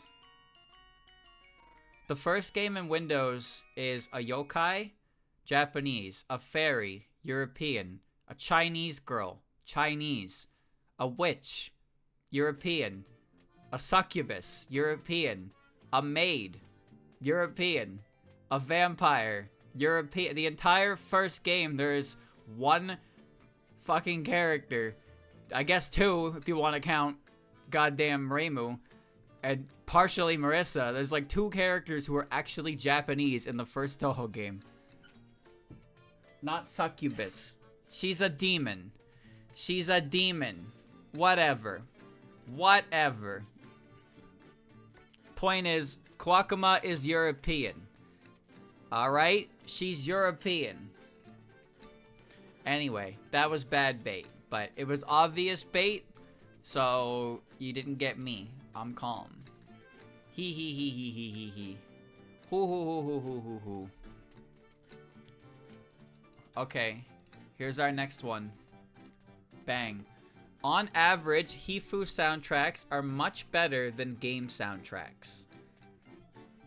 Chat, the floor is yours. Hot take. That's a take. Hot take, but so fucking true. Hot take, truth take, hot take, mild take, hot take, true take, hot take.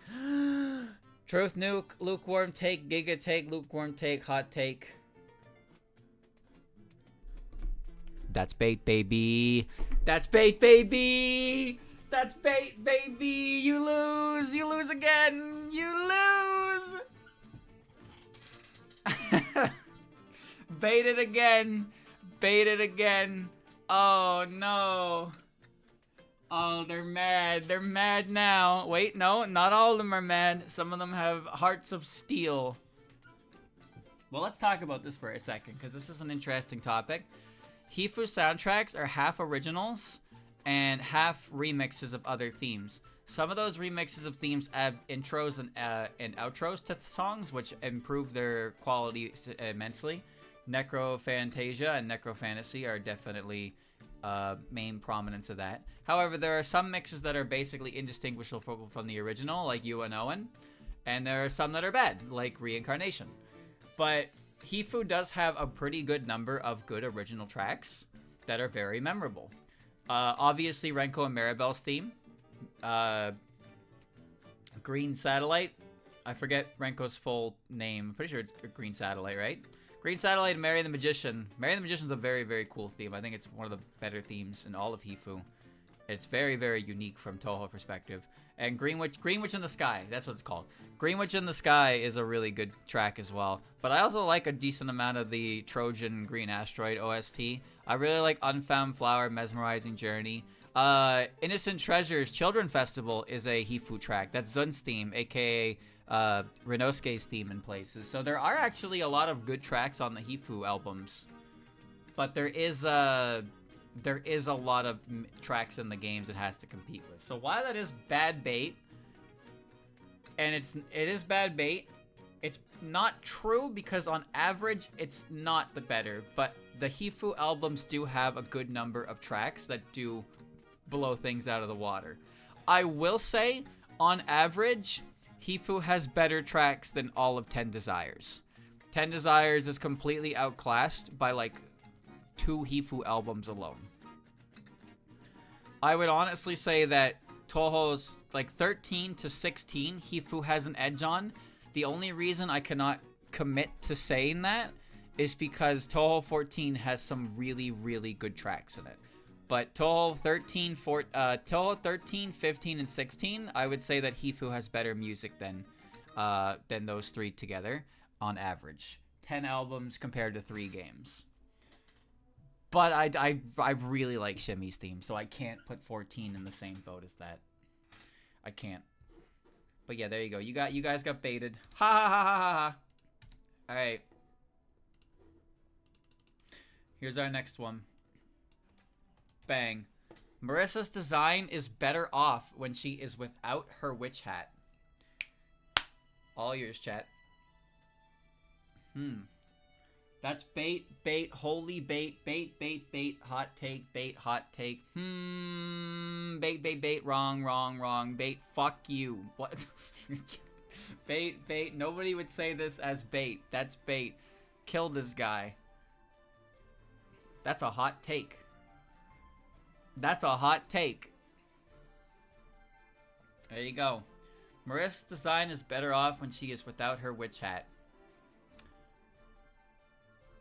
Well, her witch hat is very iconic, but I don't like Marisa's outfit in general.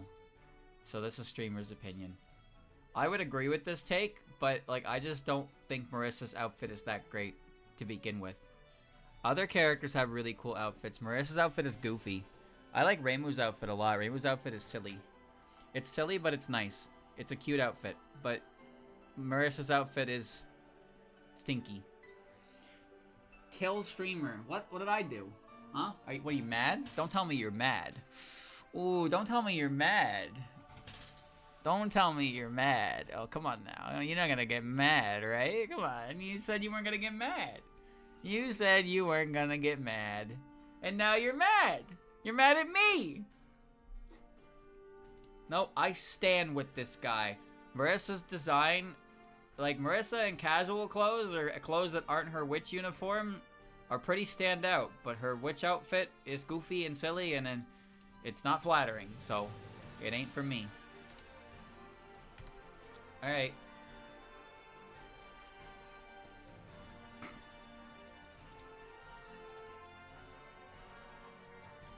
Sumireko is a legitimately good character who creates depth in the setting and world with her interactions with other characters.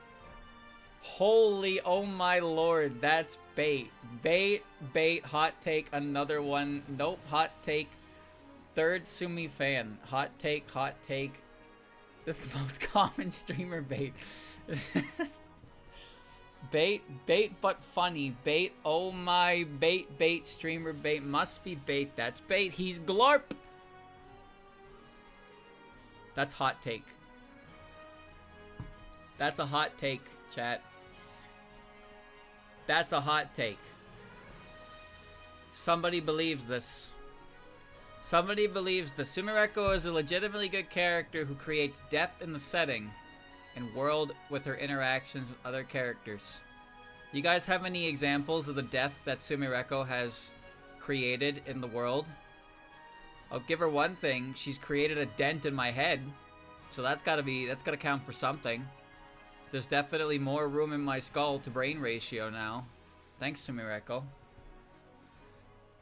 I'm dented. She keeps Renosuke from smoking. Yeah, that's true. Do you think Sumireko has ever actually done anything aside from, like, exist? Like, has her appearance or like existence really changed or anything? In my opinion, it was the beginning of too much interaction. Oh shit, meme beam machine. Too much interaction with the outside world was caused by her intervention, which is just, you know. I don't have much else to say about that. I could sit here and talk about Sumireko, but I already did earlier, so yeah.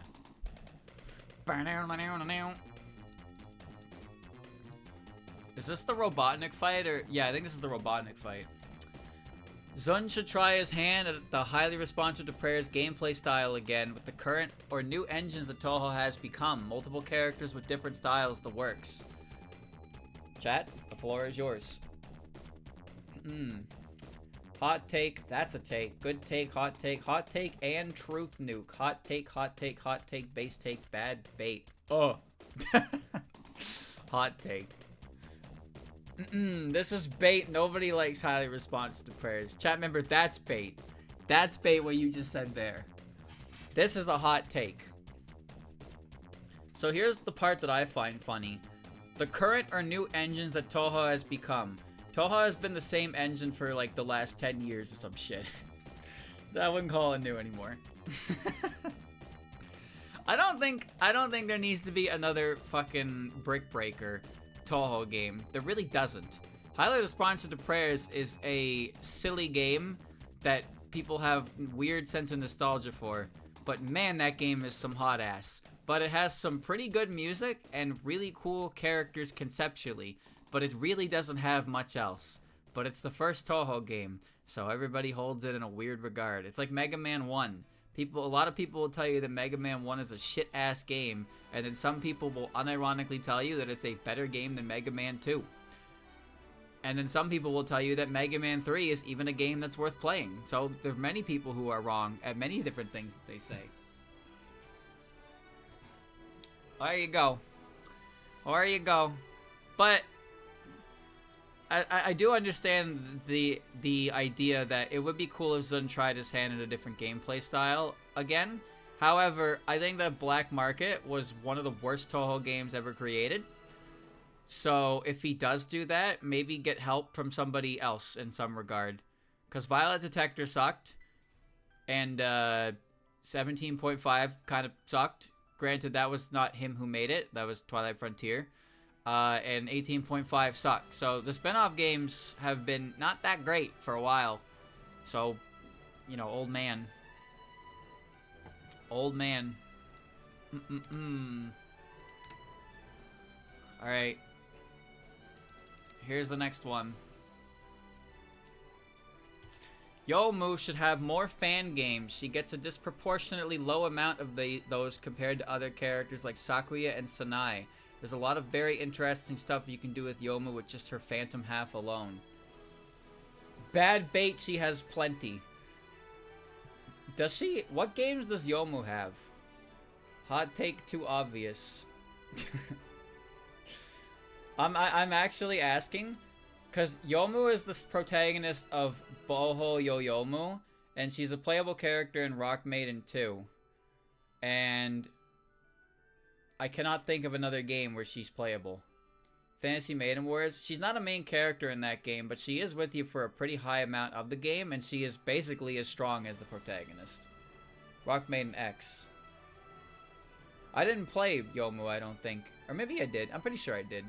Yeah, I did. I've been waiting for that game to update since February. It's October. The Wise game. Oh, you're right. Yeah, the original one that the group made that made Scarlet Curiosity. Their first game was with Youmu as the main character. Okay. All right, so there are a couple. What about that detective game with Youmu as the detective? Human Spirit Agency. Yeah, that's another. Okay, so let's turn this. By the way, this is a hot take. Let's turn this on its head. Chat, how many fan games do you play as Sakuya that you can think of at the top of your head? Obviously, Luna Nights. Luna Nights is a fan game that Sakuya stars in. The one where she dabs. Sure. Branchy? Yeah, I guess you could say Branchy, but Branchy is, like, you can play as different characters, right? Castlevania ones, only the second game. Toiletmania 2 is Sakuya. I am Sakuya. Yeah, that's true. Not every character needs a fan game. Come on. No, they don't. They don't. You don't need fan games. Really, it's a matter of, do you have an idea with the character and do you want to make something with it? The top-down one. What's the top-down one? The Doom clone. Okay, what about Sanai? What games does Sanai have? Sanai has Sanai Challenge and Sanai Challenge Fusion. She has Betheled, which is not really, you know, that's more of a Flash game. She's got Splatterfaith, which is also a Flash game. The Kirby ones, yeah. Sanai Sylphid Breeze. That's true. Lotus Lambert, that's true as well. That's a big one. Oh. Sylphid Breeze, that's the Kirby one, yeah. Toll Maiden, that one's kind of weird, but yeah, that one counts. That one counts. Well, okay, so basically, chat, this hot take is just a Youmu fan who wants more Youmu content. But they got mad at other characters at the same time. So that's all that is.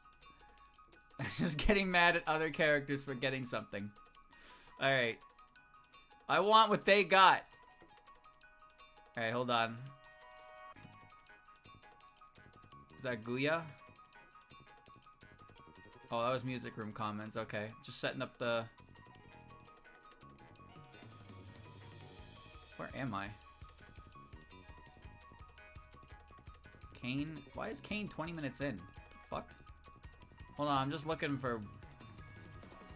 How long is this goddamn run? Alright, we'll just let it run. Alright, sorry about that. Okay. Alright. Alright, next one.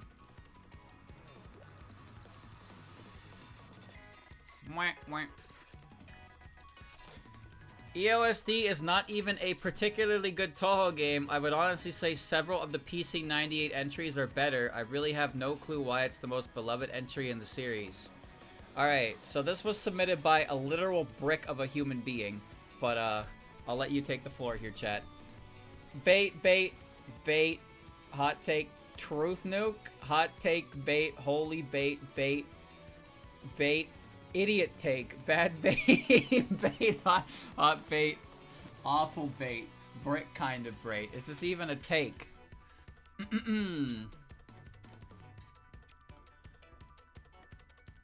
Bang. This is a hot take, streamer. This is a hot take. So, first of all, let's dissect PC 98's entries. PC 98 entry 1, highly responsive to prayers. Brick Breaker. Piece of shit game. Story of Eastern Wonderland. Anybody who says the Story of Eastern Wonderland is a good Toho game has never played a Toho game that isn't called Story of Eastern Wonderland. Phantasmagoria of Dim Dream is a perfectly fine game. Lotus Land story. Terrible extra stage. Pretty relaxing main game playthrough. So in short, it's easier than EOSD, therefore it's better than EOSD. Classic. Mystic Square. Mystic Square is basically the exact same game as EOSD. Can't see your focus, but it has the shitty Cheeto bullets. EOSD has better music. That's for sure. Story of Eastern Wonderland is the worst fucking game I've ever played in my goddamn life. That game sucks. Several of the PC 98 entries are better than EOSD. No. No, so that's just not true. Because EOSD is basically a PC 98 game. And PCB is really what started the Windows era of design philosophy. This last bit here at the end, I have no clue why it's the most beloved entry in the series. That's something that, like, you put that, but, like, surely you are capable of human thought, right? Surely you're capable of human thought, and you can figure out why the first game in the Windows era is the most beloved game in the series. I'm sure you can figure that one out. You think... Because we're talking about Toho here, right? We're talking about Toho. We're talking about the series that the vast majority of the fans of Toho have never even played a fucking Toho game. Never played a Toho game, ever. So their main exposure to the series is the fan works. Who has the most fan works? The characters from EOSD. Who are the people who started the popularity of Toho? The ones who played the games when they first got the chance. What was that game? EOSD. Why did those fan games even come up from EOSD? Because EOSD. It all spawned from EOSD. EOSD is the seed. It was the seed that was planted that created the tree known as Toho content. And not understanding why this seed is so important to the tree, you're just looking at the tree and being like, man, you're not caring about what made the tree the tree. You're just looking at the tree and being like, man, I got no idea why anybody likes this fucking tree. This tree sucks. This tree sucks. So anyway, this opinion's bad.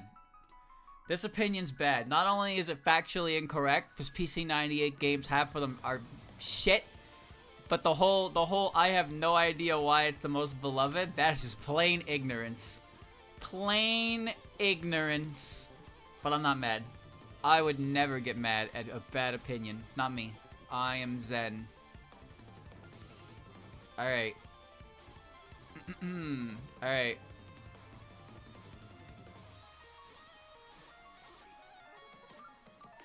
Alright. Chat, we have a familiar face. Kyouko is one of the best characters. By the way, I don't believe in the take you used as a bad bait example anymore. When I said that in your chat, I knew barely anything about Toho at the time since I was still a new fan. Not gonna lie, it's kind of embarrassing that I said a take that was so bad it got used as the example, but whatever. Character redemption. Character redemption. No way. Anyways, truth nuke, hot take. What was the take? Kyouko is one of the best characters, is the take. Hot bait. I'm taking note of who said bait. I see you. I know why you said that. This is a hot take. Is Kyouko one of the best characters? No. No, she's not. Is Kyouko a bad character? Of course not. Kyouko is a perfectly fine character. If anything, I think Kyoko's biggest issue is that she came out with 10 desires. If Kyouko came out one game earlier, then she would probably be okay.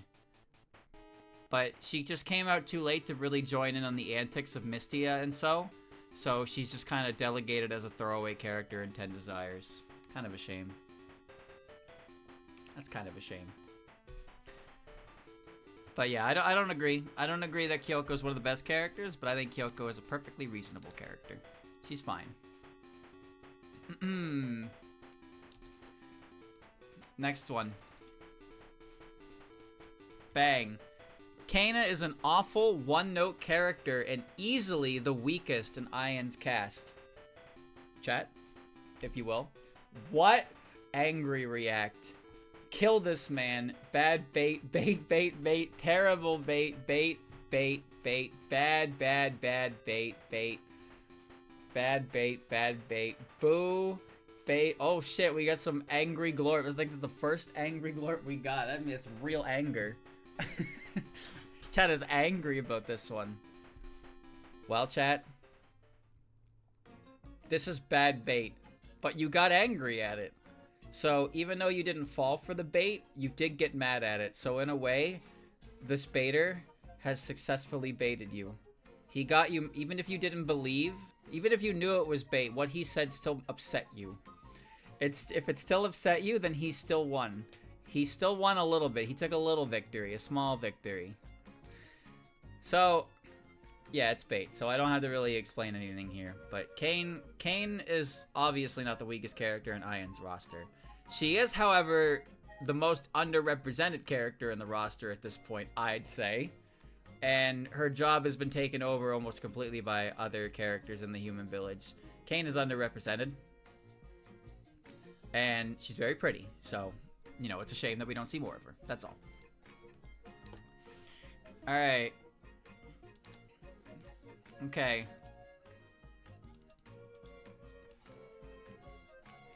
Oh, shit. Bang. The Lunarians are the nicest people on Earth. Chat? Stop posting Mistia. Kill this guy. Well, that's a bit heavy. Bait. That's bait. Bait, huh? Okay, Toyohime. Truth nuke. Amazing bait. They're not on Earth, though. They're not even on Earth. Lunarians on Earth. Yeah. Do you know what Kaguya and Eren and Reisan are?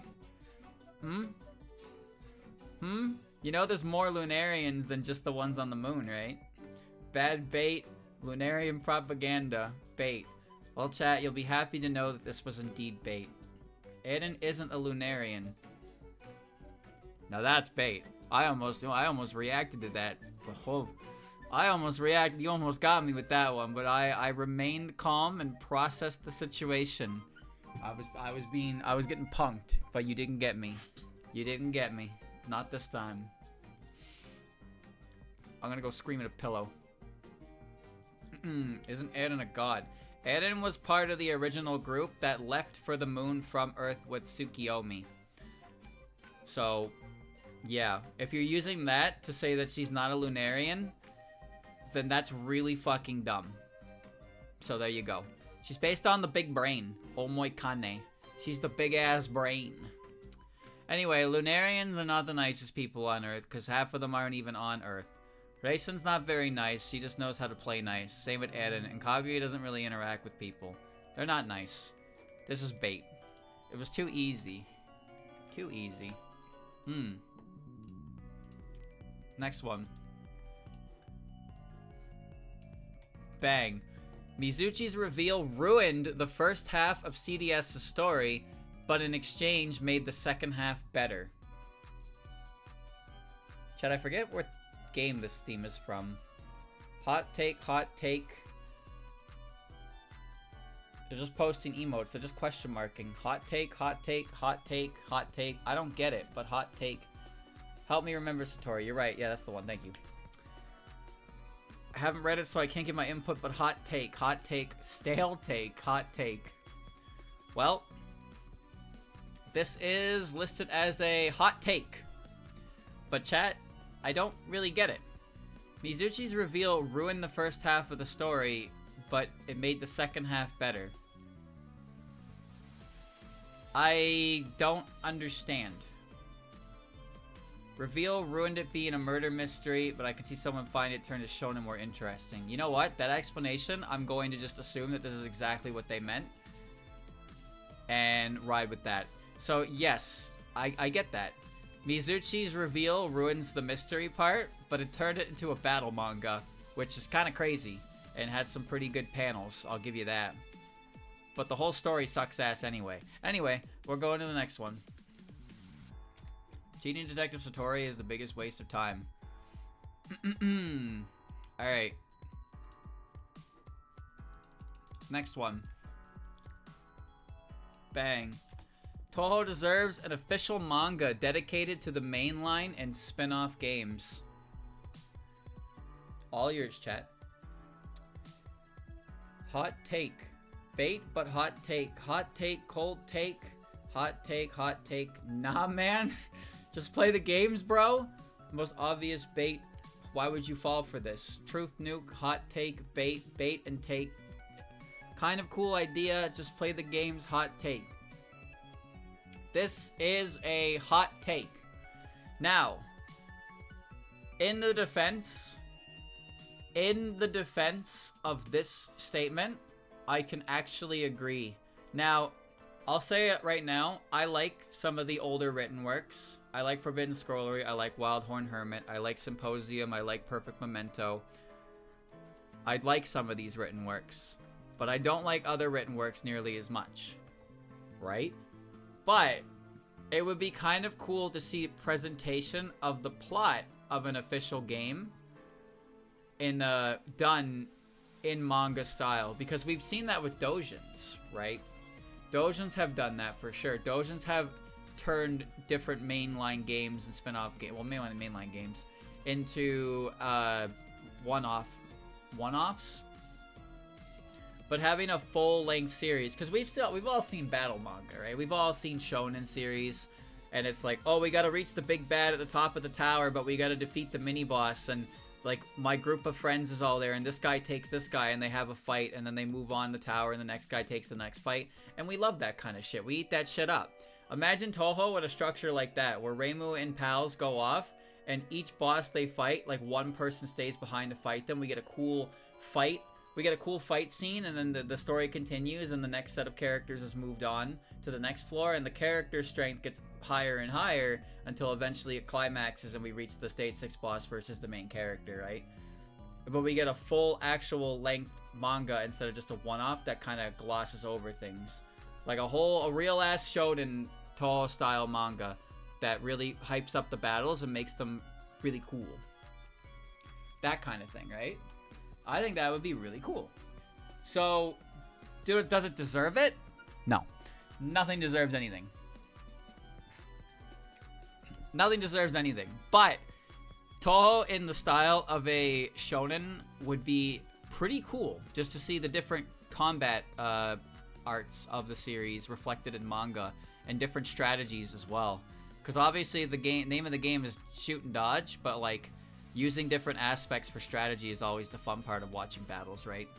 That's the fun part. Alright.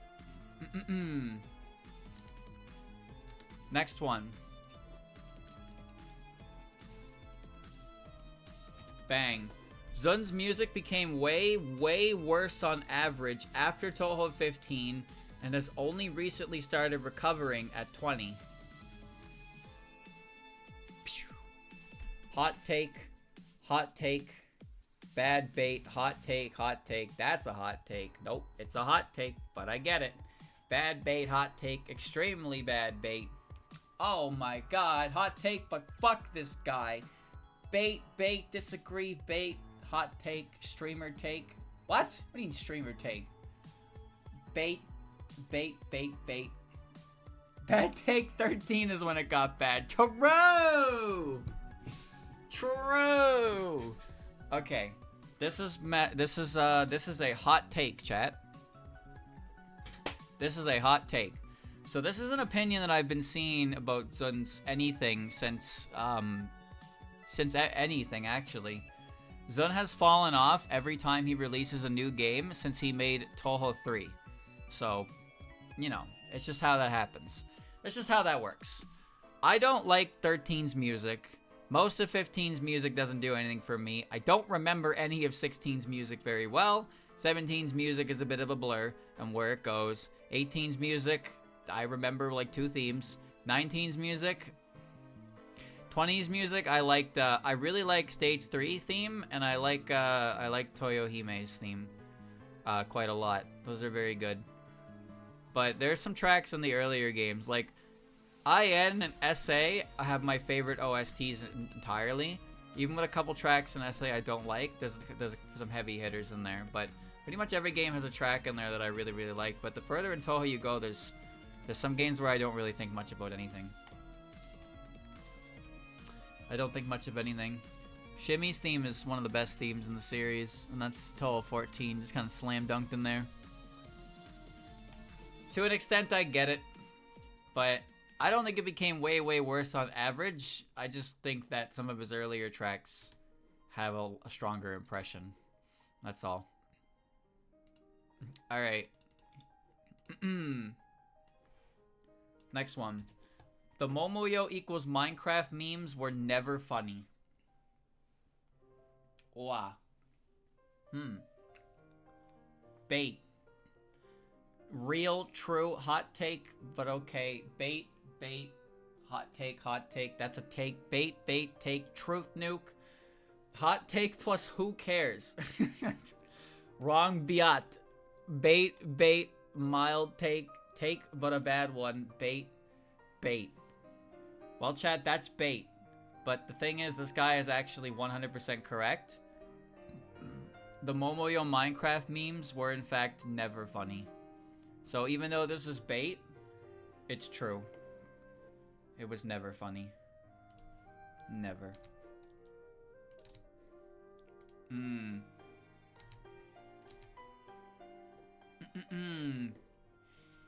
Here's a one. Bang. KKHTA is bad.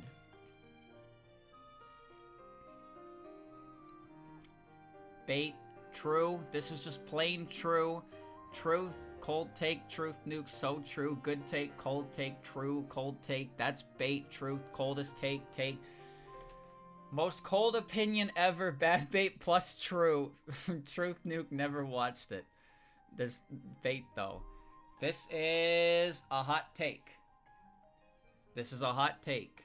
Chat, I've never seen this series. I don't want to see this series either. I have no interest in this series at all. But it's 100% true. It is bad. The only thing worse than the series itself are the people that like the series. And I'll stand by that until the day I die. Moving on.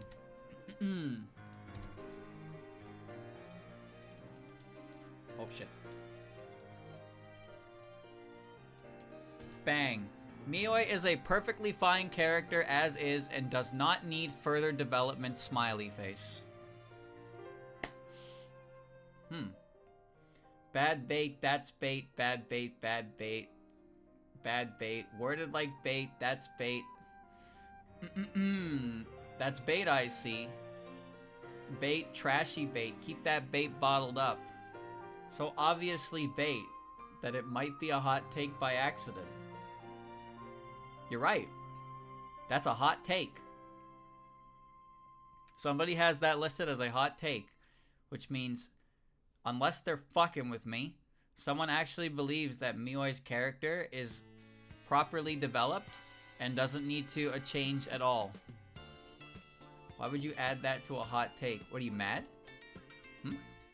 Don't tell me you're mad. You wouldn't get mad over something like a smiley face emoji, right?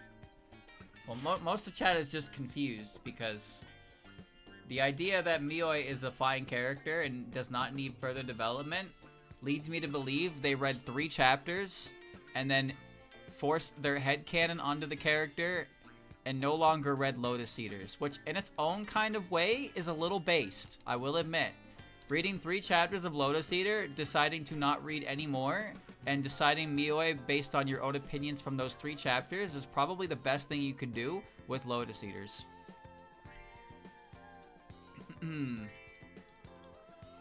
Alright, here's the next one.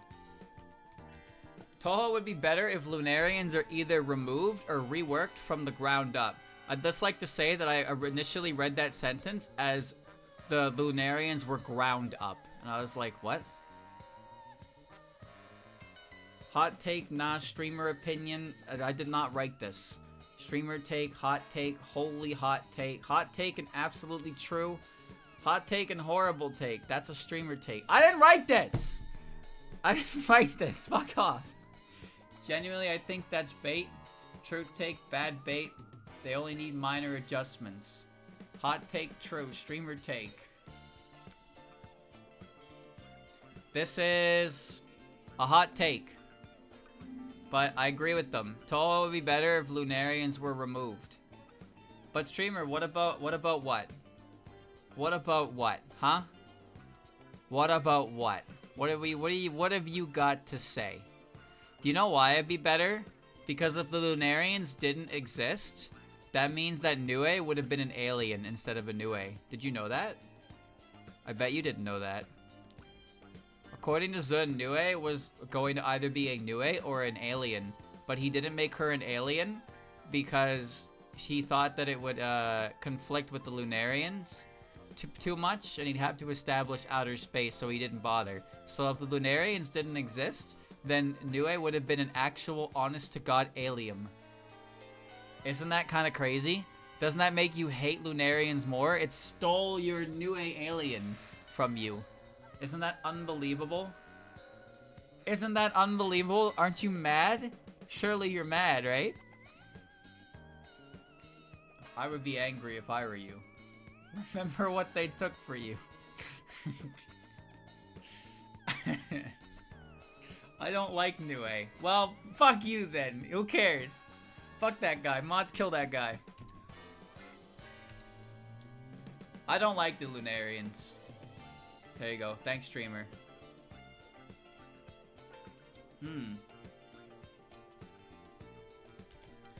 Toho should have an actual villain with no redeeming characters. You mean no redeeming qualities, I assume, right? I assume that's what they mean.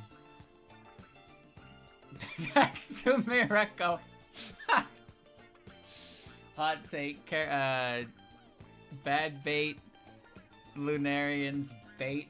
Sure. Seija. Seiga. Hot take. Bad bait. Hot take. Hot take. True. Sumireko. Saigyo Ayakashi. The fucking tree? He's talking about Lunarian's cold take. Bait. Probably a take. Well, that's listed as a hot take. Well, chat, there are a couple characters in the series that are antagonistic, but villain, not so much, because the series itself doesn't really have that. I guess the closest you could get with a villain would be, the Lunarians, I suppose. But even then, they do try to present them in a way that makes them not, like, evil, right? Seiga isn't a villain. She doesn't antagonize heroes. No, but she's a bad person. Mizuchi would be this condition, but she's gonna have redeeming characteristics in the future for sure. Your Origami sisters? No, they're not. They're different now. They don't count. Toho is not really about having a villain. A character needs to die. For like, you know, they need to actually die. Not the fortune teller.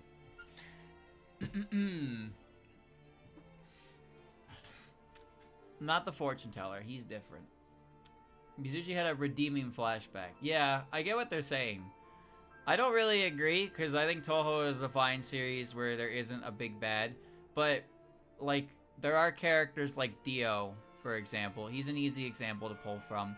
Dio has his backstory, for sure, but he's a pretty bad dude. But he is a very iconic and memorable bad dude, right? And he sticks out like a sore thumb. He's very iconic. People like him. Not because he's, you know... They like him for what he represents in the story. He's a good bad dude. I think people, for the most part, are just sick of having antagonists who are actually, like, misunderstood people. Or people that were treated poorly and they can be saved. Sometimes people just want an honest-to-goodness asshole with no redeeming qualities that gets defeated in a very satisfying manner. So not Dio. Yeah, I know. I saw part 3 as well. Fuck off. Alright. But I don't agree because I like Toho being pretty warm, like, lighthearted. But I get it. I get the desire to see something like that. Next one. Pop. Toho without its music would be a rather mediocre nothing burger franchise. Ho ho ho. Bait. Bad bait. Yes. Hot take. Hot take but wrong. Coldest take imaginable. Bait. Bait. Wow. Take. Bait. Neither bait nor hot take. Mid take. Hot take. Bait. Bait. Take. Well, kind of even split. Rotten bait. Isn't this just true? Weird bait. This is a hot take. So, Toho would not be a nothing burger franchise without its music. But its music is a big part of its identity, and that much you cannot take from it. You can't take away the fact that Toho's music is very iconic, and a big part of Toho's success is the music, for sure. But, again, because Toho is a shmup series, it's already in a very niche pool of its own, so its popularity would not nearly be as high without without the additional help, and its art is definitely not going to sell it. That's for sure. The music is the biggest selling factor of Toho for a lot of people. And I think for even more people, it was their first introduction to it because they heard Yu and Owen on the internet, which led them down the rabbit hole because that's what Yu and Owen does. That is how Yu and Owen works. I think a lot of people can attribute Yu and Owen or Bad Apple to the discovery of Toho in some capacity. For me, the first Toho song I heard that I recognized was Plain Asia, which is really weird, but yeah, Kane's theme. I heard it in the game and I was like, holy fuck, I know that theme. That was the first one that I recognized when I played the games that I knew somehow without playing the games prior. So yeah, mild take. The music is a big part of Toho's identity, but it is not, it does not, like, the whole series wouldn't just be nothing without it.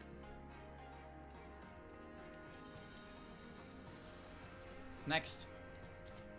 Fan-made interpretations of the Yorihime sisters, you mean the Watsky sisters, are better than Zun's official interpretations.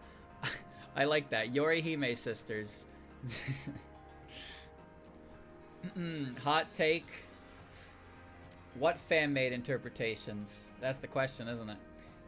Hot take. Bait. Yorihime sisters. Is there official ones? Where do you think the characters came from? Yorihime fan, so hot take. Bait? Bait maybe. Hot take. Do they mean Yorigami? Oh my god, what if they mean Yorigami? Wait a second. Wait a second. What if they mean Yorigami? Oh my god, wait a minute. I don't know what character they mean. Surely they didn't make a mistake with Yorihime sisters, right? Uh-oh.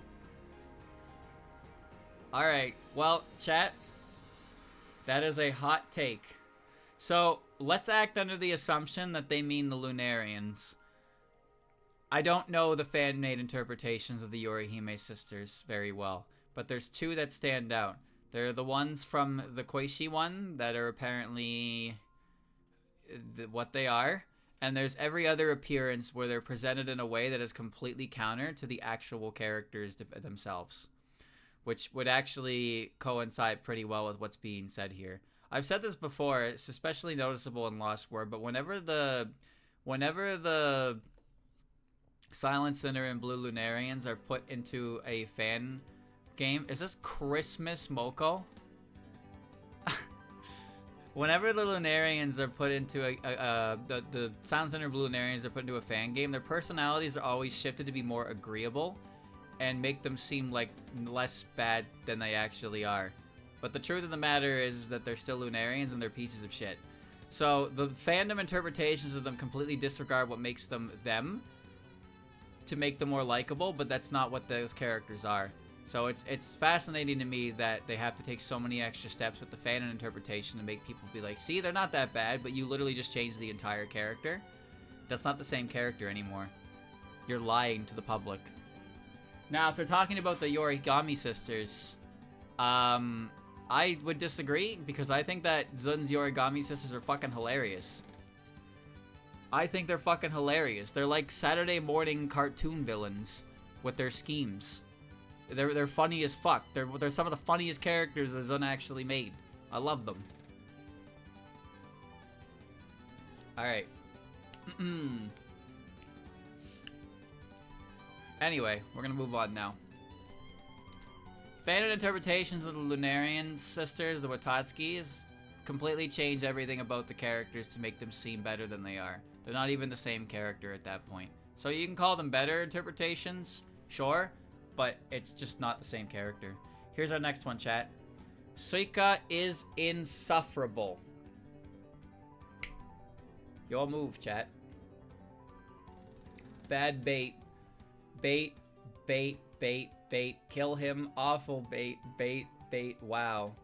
Bait, hot take, bait, holy bait. I'm so angry. Bait, bait. What did she even do? Shitty ass bait. Bait, kill him. You can't just kill people for disagreeing. This is why it's all anonymous, because you motherfuckers be saying shit like this. Streamer take? What the fuck do you mean streamer take?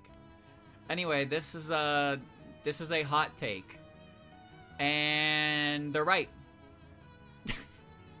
They're right. They're 100% spot on. They are 100% spot on. Suika was a better character before Zun included her in Lotus Eaters and by extension Toho 19. Ha ha ha ha. Off with this head. I don't need my head. Ooh, Makura theme. Fantasy Maiden Wars.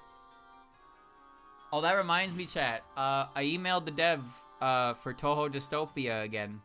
And they said that it is okay for me to play the game at my earliest convenience. So I will be playing Toho Dystopian Monday. Whole week. Before it comes out. I got the okay. And Fantasy Maiden Wars, if I get an email back, I can start that at the end of next week. On the 17th. 4 days before it comes out. Which is exciting. So, yeah. Lucky me and my streamer privilege, right? So we got a content lineup for next week, and hopefully I don't want to die of indigestion either. And obviously we'll be doing more of this.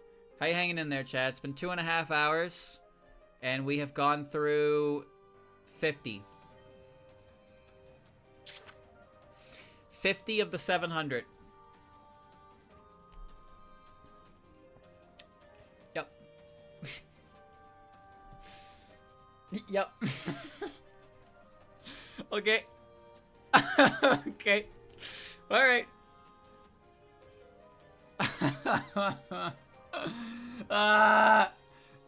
Okay, anyway, I have to close up the Suika bit here. Suika, I said this before, but Suika is a character who is... I always thought that she'd be more interesting if she was best reflective of her fan inside, where her fan inside focuses more on her being a dumb drunk. But then I saw what Zun did to her in Lotus Eaters, and I realized the monkey paw curled, and that Suika is kind of just an obnoxious character when she's not being funny.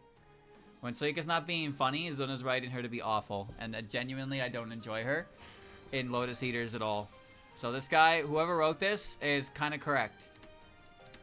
He's kind of correct.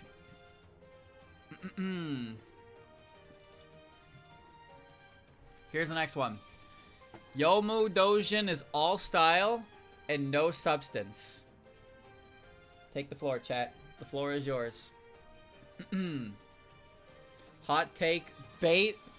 Oh, someone's angry. Damn.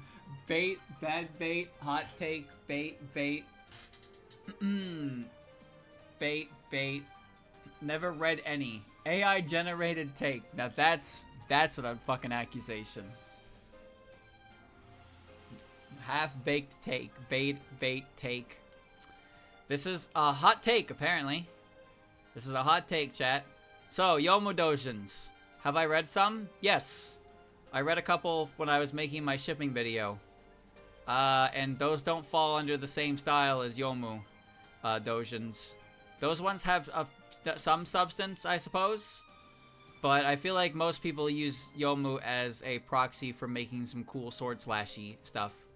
So, yeah, I guess it's less about substance and more about style. But I don't read that many Doujins. And the ones that I did read... the ones that I have read were shipping-based ones, where they were kind of on the sillier end anyway. Okay. There's not much else I can say about that. I'm not a Doujin expert, so that's not mine. Here's one though. Lotus Eaters is a great manga. It is better than Wild Worn WWHH. What the fuck is Wild Horn Hermit, I assume. Hot take. That's bait. Hot take. Bad bait. Take. Bait. Wrong. Question mark. Bad bait. Question bait. Bait. Wild Way and Horn Hermit, yeah. What? That's what it's called. Hot take. Bait, I can smell it from here. This is a hot take, chat. Someone has decided that Lotus Eaters is better than Wild and Horn Hermit. Question mark, knew it, question mark. Ha ha ha. Knew it. Question mark. Are you angry though? I'm calm. I'm calm. I'm calm. Are you? So,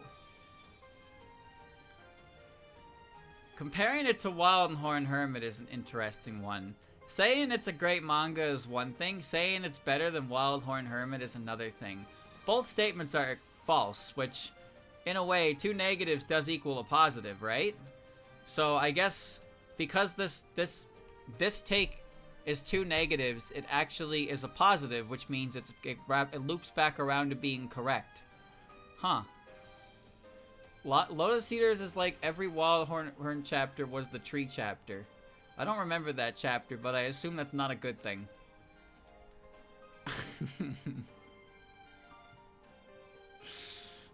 No manga bait can ever upset me since all official manga is average. Yeah. I hope that's submitted on this form, buddy. So when I read it, everybody will know who said that, and you will be witch hunted. You will not survive the winter. Next. Dude. Bang. The Hakurei god must be introduced as a stage boss in the future. Well. Bad bait. Hot take. No opinion. Hot take. Wait, why am I listening to Makota's theme? Like, mixed up. Okay. Hot take, confused. It'd be cool, so hot take. That's just a take. A take. Maybe hot take, because they all went well, the orb girl. Yup. Yup. Alright. Lotus Eaters by sheer volume has more good chapters than Wild Horn Hermit. That's cope. Oh my god, that's cope. No, man, look.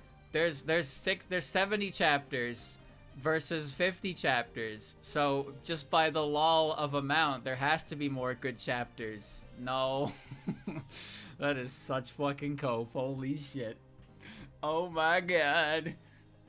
Anyway, this is a hot take. This is a hot take. The Hakurei god seems like a much bigger deal of a character or presence than a stage boss. Should they be introduced as a stage boss? Probably not, but it would be cool to see what they actually are. But I guess at this point, revealing them would kind of take out some whimsy. Who knows? Who knows? Next.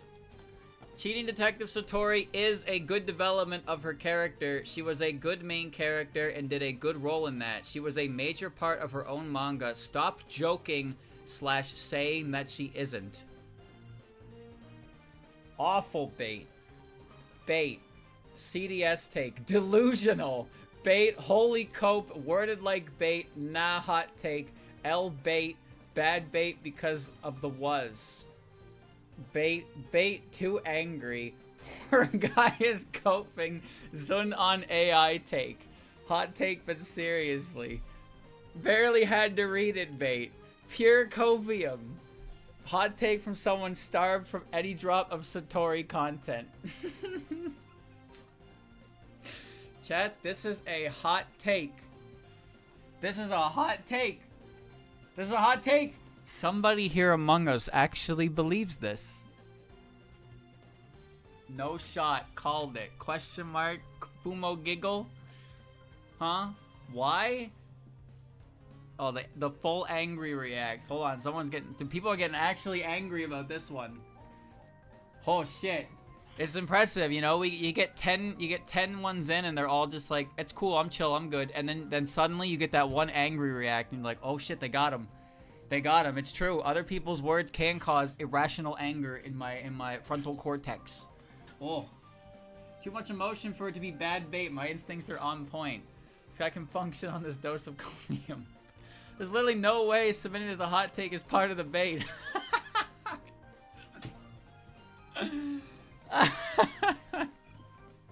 Chat doesn't even believe this. Chat doesn't believe. You think people just do that? You think people go on the internet and lie? You think people do that? No way. People don't do that. People don't go on the internet and lie. Never. That doesn't happen. That's never happened before ever. So I'm curious what this good character development of Satori is. Was it the part where she showed up for like 5 panels at her desk and was like, Oren, go do my job. And then she decided halfway through the manga that she was actually going to go do her job. And then she got impaled by Flandre. Was that good character development? Something developed in there for sure, but I don't know if it was a character development. More like a heart problem. She got upstaged by Flandre stabbing her. Get gooed, idiot. Get gooed. Alright.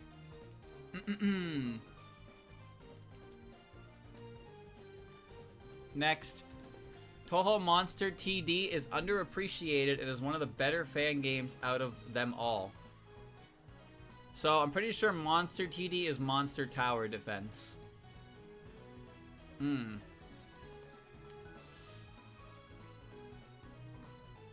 I have no idea. Probably a hot take.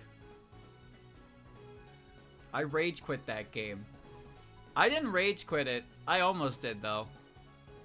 Never heard. Haven't played it, but I sense bad bait in this. I've never heard of it, so it is a hot take by default. Will you be correct? It is a hot take. I didn't quit the game, but some of the later levels kind of pissed me off and I stopped going for high ratings, and I just wanted to finish the game at that point. I didn't fuck with the higher difficulties. It was funny at first, but then it just kind of got annoying. But I'm not good at tower defense games. My experience with tower defense games is I played Bloons Tower Defense 3, and I set up the Dart Monkey, and I got the Super Monkey, and I beat stage 50, and it was like, congrats, you beat the game. And I was like, yeah, I beat the game. But, the better fan games out there, no, I don't agree. I've played many fan games in my time, and and a lot of them are really good. But also, I just don't really care for tower defense games, so I'm not the one to ask that. So, that's my opinion. Next. Yuma is an unlikable character.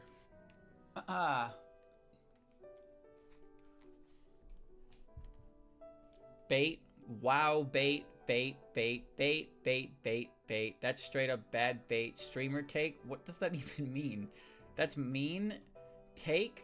Bait. False bait. Wrong bait. Hot take, but yeesh. Hot take. Rude bait. Bait. But she the goat. She is, though. Bait. It's a take, alright. Well, according to this chat, it is a hot take. Whoever wrote this believes Yuma is an unlikable character. So, what is it about Yuma that you think this person finds, what is it about this character that you think is unlikable? This is why I wish you would use a little more words to describe it. Because when you just use when you give me 5 words, I don't have much to work off for a discussion. What is it? Is it her attitude, her personality, her looks? What is it about Yuma that you find genuinely unlikable? Because I think she's hilarious. She's small and she's got big sharp teeth. She's great. She one of the more popular new Who's? Yes, actually. Yuma had, I think, one of the highest growths of any character from initial to I guess last year's popularity poll. From Toho 19, from like any character from Toho 15 onward. She was like top 50, which is kind of insane because a lot of new characters, they are lucky to be that high. Nareko is really high. Fucking the stage 1 boss from Toho 20 debuted on the popularity poll this year as the lowest ranked Windows character. Meanwhile, Nareko was top 100, which is pretty insane. But yeah, Ubame was the lowest ranked Windows character with like 19 votes. And then Nareko, with all of her Egyptian memes, was for one of the highest placings in a while. But Yuma got a huge boost. Yuma got a huge boost from 19, and she was just genuinely pretty popular. So yeah, I don't know what it is about this character they find unlikable, so I don't have much to discuss about it. So we're just gonna have to move on. Alright. Here's the next one, chat. Lily White is overhyped and for being cute and nothing more. She's one of the many characters that can fill that role with less substance than all of them.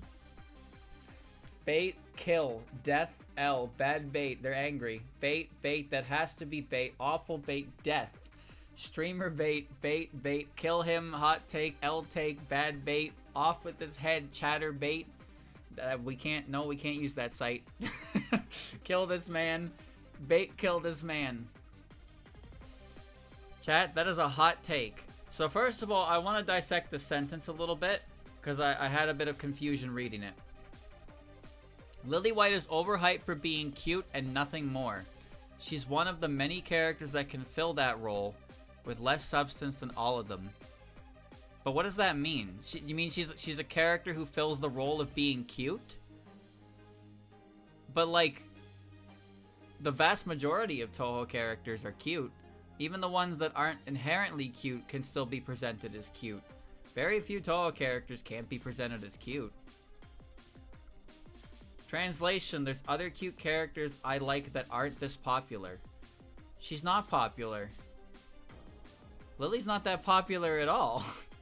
Lily's actually pretty unpopular in the grand scheme of things. She's just a character who has she's just a character who specific artists and content creators who make good content, they tend to focus on her as a character.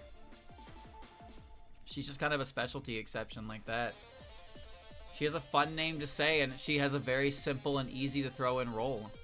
But her overall popularity is not that high. She has rabid fans. Essentially, yeah. Lily just has a pretty dedicated fan base. Like, if people who like Lily really like Lily, and they dedicate a lot of their resources and time and skills to producing Lily-based content. But Lily's actual popularity is on the lower end of most Windows characters. So I wouldn't say she's overhyped. If anything, it's just funny because when you see her, you say her name, and it's fun to say her name, and then everybody posts the emote in chat. So it makes it seem like a bigger deal than it actually is.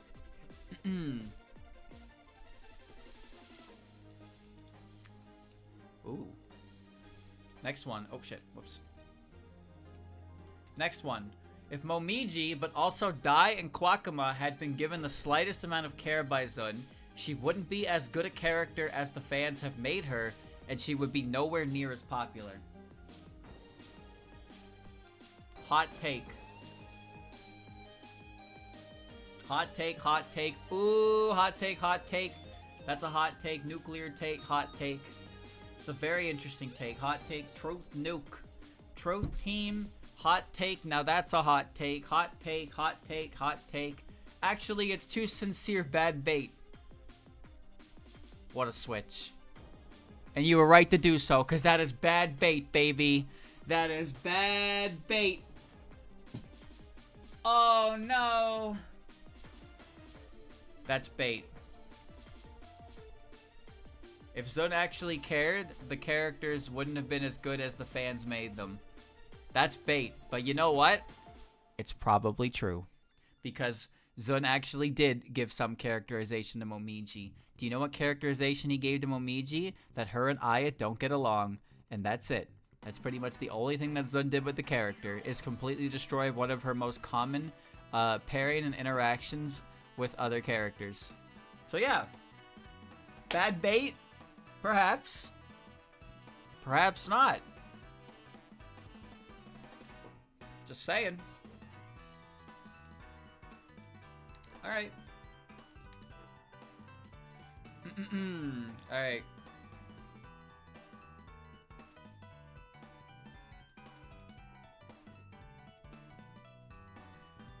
Bang.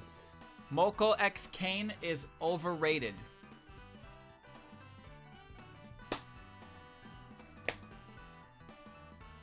Bait. Kill. Hot take. Kill. Bad take. Wrong. Bait. Hot take. Lukewarm take. I have no idea, bait. Bait, bait, take. Stop. What do you mean stop? What'd I do? I'm just reading it. Isn't underrated compared to Moko and Kaguya. No, they're actually very equal. Moko Kaguya Moko Kane is the closest of a popular ship that any ship has. Like, they have basically the same amount of entries with the submission. Where other ships have very obvious popular ones, those two are very, very equal in popularity. Anyway, that's bad bait, chat. That is bad bait. Which means whoever wrote this is a Moko and Kane shipper.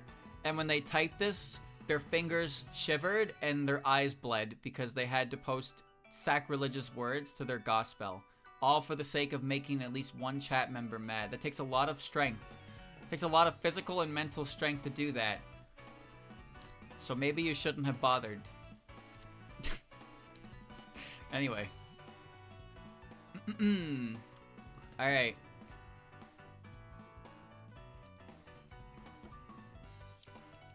Alright.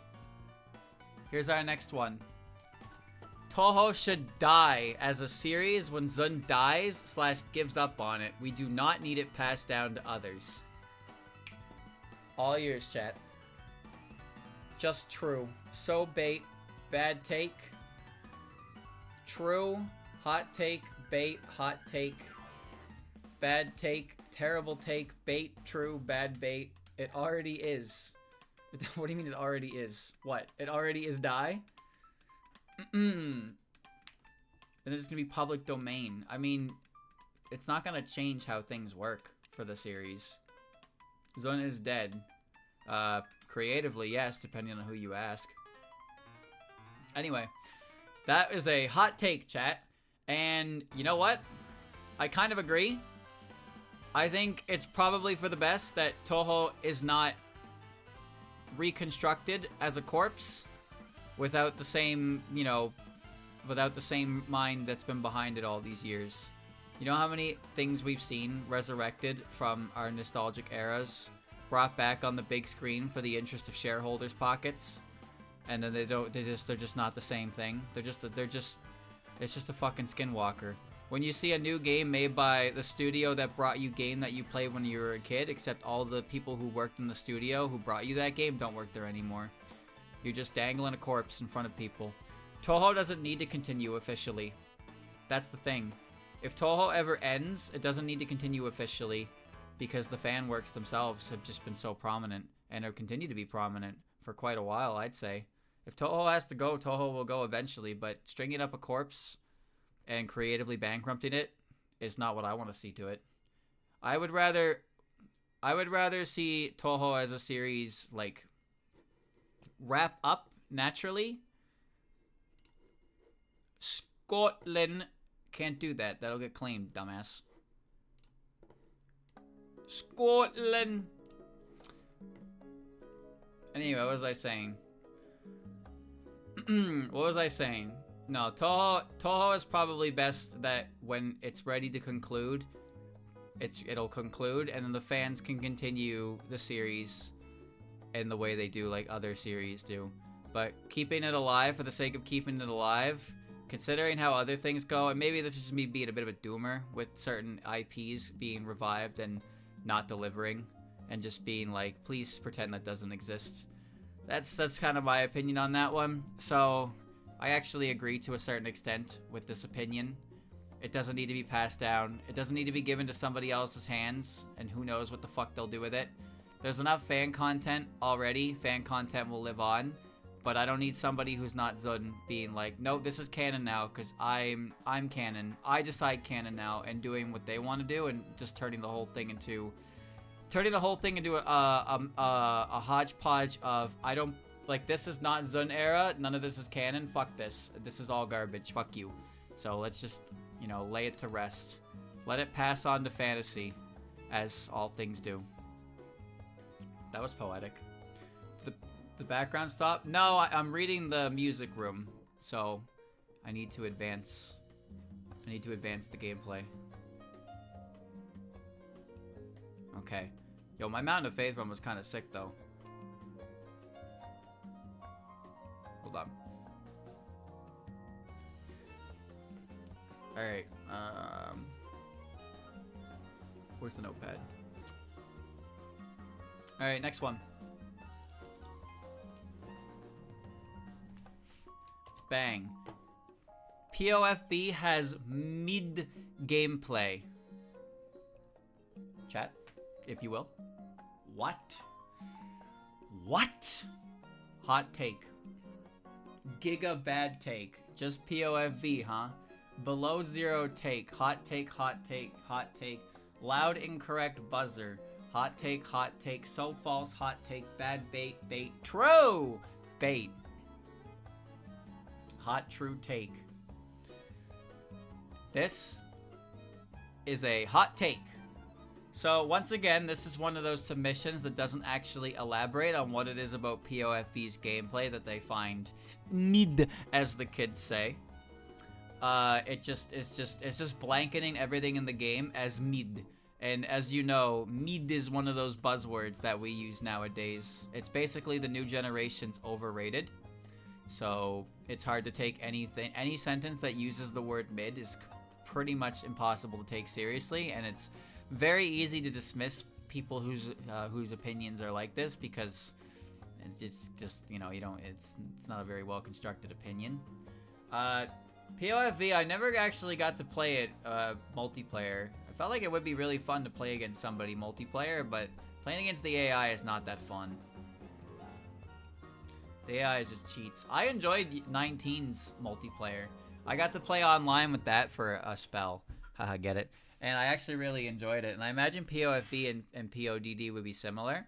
I like the chaos of those games quite a bit. And I like the way they're structured and they get really crazy and you just gotta keep, like, you know, being good.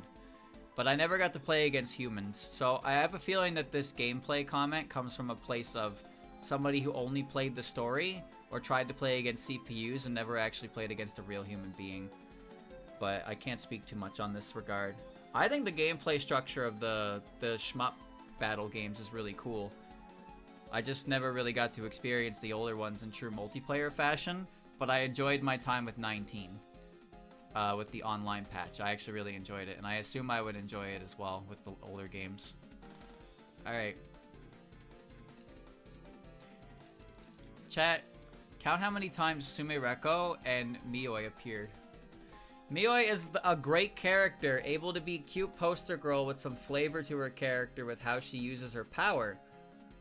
And while often goobu and unaware, goobu's not a verb, or an adjective, or anything really, the moments where she has power are amazing. Alright. PofV has Yuka, that's all that matters. You know what also has Yuka? Seiho 2. Which is also a combat Danmaku game, actually. Oh. Damn, alright. Bad bait, kinda goobu take. What does that mean? What does that mean? Hot take and real. Sometimes when you guys answer so confidently what you think it is, I just assume that you're hiding the fact that it's your take. You're like, wow, this guy, he's so right. Oh, this brave chat member with their opinion, he's so correct, but it's actually you who submitted it. And it's like, oh, I see what you're doing. Anyway, this is a hot take. This is a hot take. So this person thinks that Myon is adorable and that her power is amazing. What is Mioi's power? She can materialize herself where the gourd is, and she can also cause massive nightmares to people who drink her drink. Are those powers amazing? Yeah, I guess. I guess that's kind of amazing. What's the flavor to her character? What flavor is Myon? Sweet? Seems like most of the people around her are salty. Ho ho ho ho. Ho ho ho ho. The power part is suspect, but I think the rest of the passage is real. Yeah, I don't really know about her power, but I know she can materialize herself from the gourd. She can do that, but she can also cause nightmare. The gourd gives her powers, doesn't it? Or maybe it just strengthens her existing powers. Oh. Alright, next one. Bang. Toho should have ended at Toho 8 Imperishable Night. But then Hina wouldn't exist. Bait, bait, bait, Bad bait, bait, bait. I like Aya. Me too, brother. Bad bait, awful take, bad bait, bad bait, bad bait, bad bait. Bait. You are correct. That is bad bait. That is bad bait. So, in a way, Toho ended at Toho 9, but it did continue past that. Toho 9 was like a big hurrah, but then it continued anyway. FNAF should have ended at 3 take. True. I'm glad it didn't, though. FNAF should have ended at 6, though. FNAF should have never reached the Steel Wool era. It should have ended after the connection terminated monologue, alright? That's how that goes. Connection terminated, and the world and everything, it's all wrapped up together. That's when it should have ended. FNAF should have ended at Toho 6. Actually correct. Actually, well, actually, Unk. Don't call me an Unk. Okay, well, that was bait. That was bait. Toho 8 was a grand-ass game, though. Alright. Alright.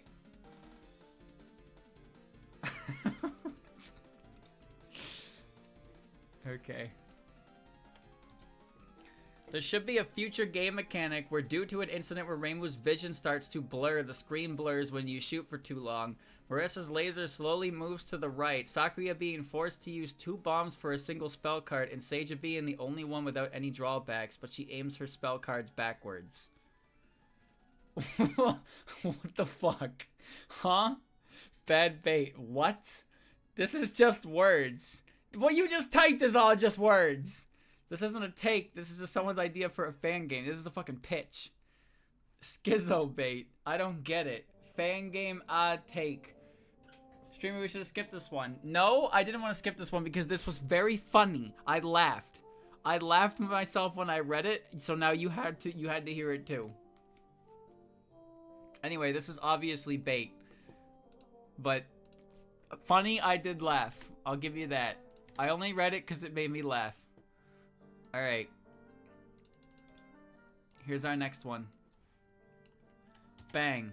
Toho 19 Udoalg is a better game than Toho 9 PofV. Chat? There you go. The Marisa one should low-key be an inside joke. Honestly, though, that'd be really funny.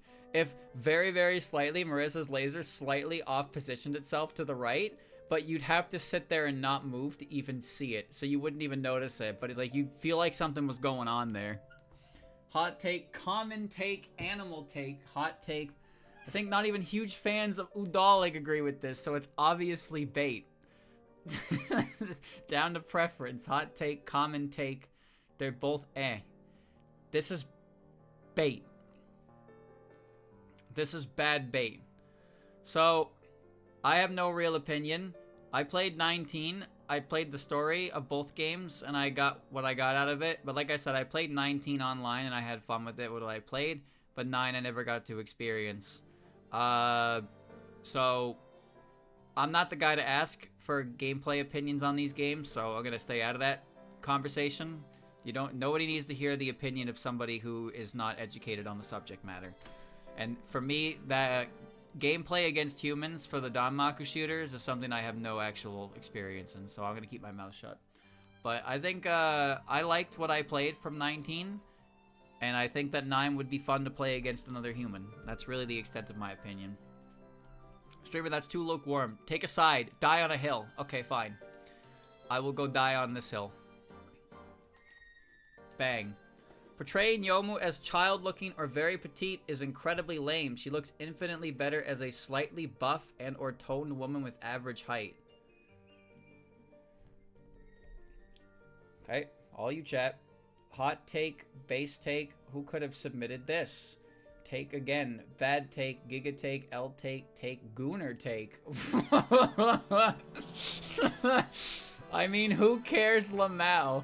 Take, but that's not Youmu. That's just a whole new character. Huh, but base take. Okay.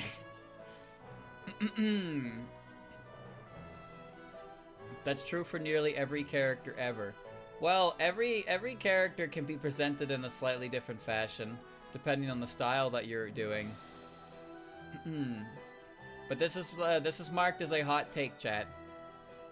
Do I agree? No. Not at all.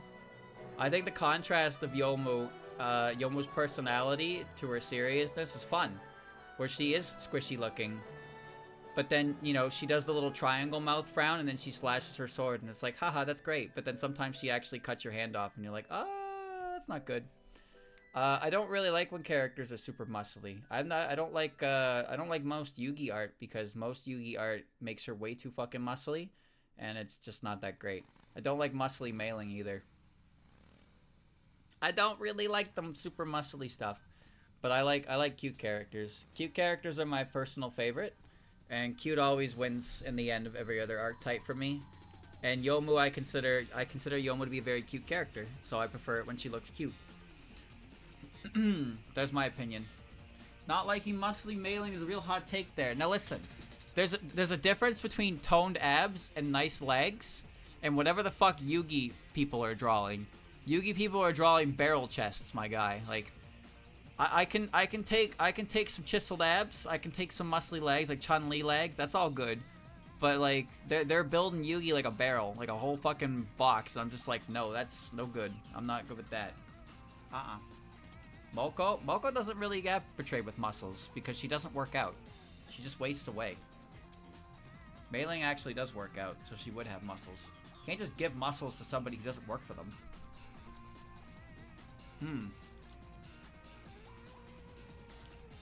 Next.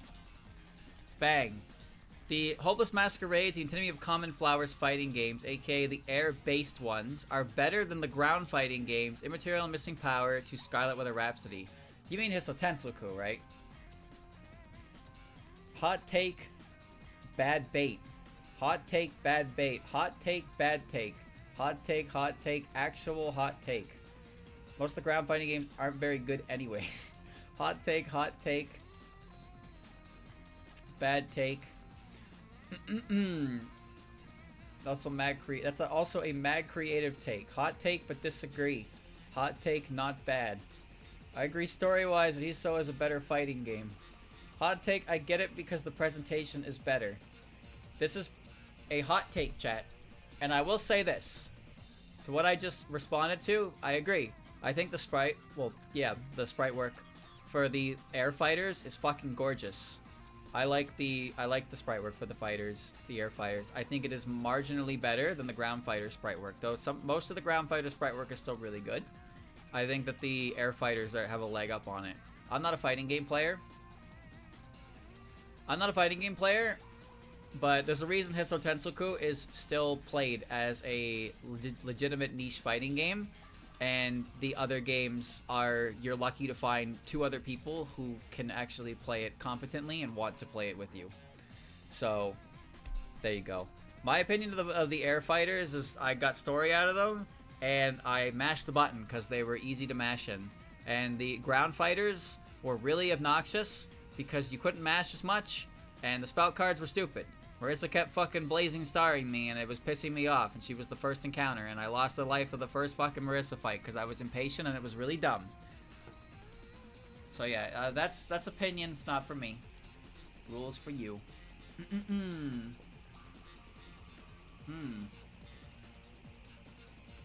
Here's our next one. Pop. Sometimes I feel like people who push the grim Sokyo aspect onto others are the most annoying kind of people you can encounter. In other words, people who are fans of Koishi's JoJo adventure. Hot take, real take, that's just true. What is Grim Sokyo? They mean the Grimdark genre, which is basically Gensokyo, but 17 plus edgy. Dark themes, blood and gore and stuff like that. Cold take, hot take, real take. Nobody who's baiting would actually use that word. This guy's got the fucking science figured out. He's right, by the way. This is a hot take. This guy's like this guy's like a hot take Smith. This guy's actually just straight up. He's on top of a 1,000 mile high mountain in fucking Zen meditation. He just listens to me talk and then he responds appropriately, and he's always right. He's so fucking focused. He's not getting mad. He's just focused. He's locked in. He's paying attention to every individual word, and he is deciphering the truth. Some of you are just getting mad. Some of you are saying, kill that guy, kill that guy. But this guy, he's got it all figured out. He is zen. All right. So I've never encountered somebody like this, by the way. I've never encountered somebody who actively pushes the grim Sokyo aspect, but I've made it pretty clear a number of times on my stream that my preference to Toho's themes are the more lighthearted stuff. So obviously I don't partake in much discussion with the grimdark stuff, but that's just me. I just stay out of it.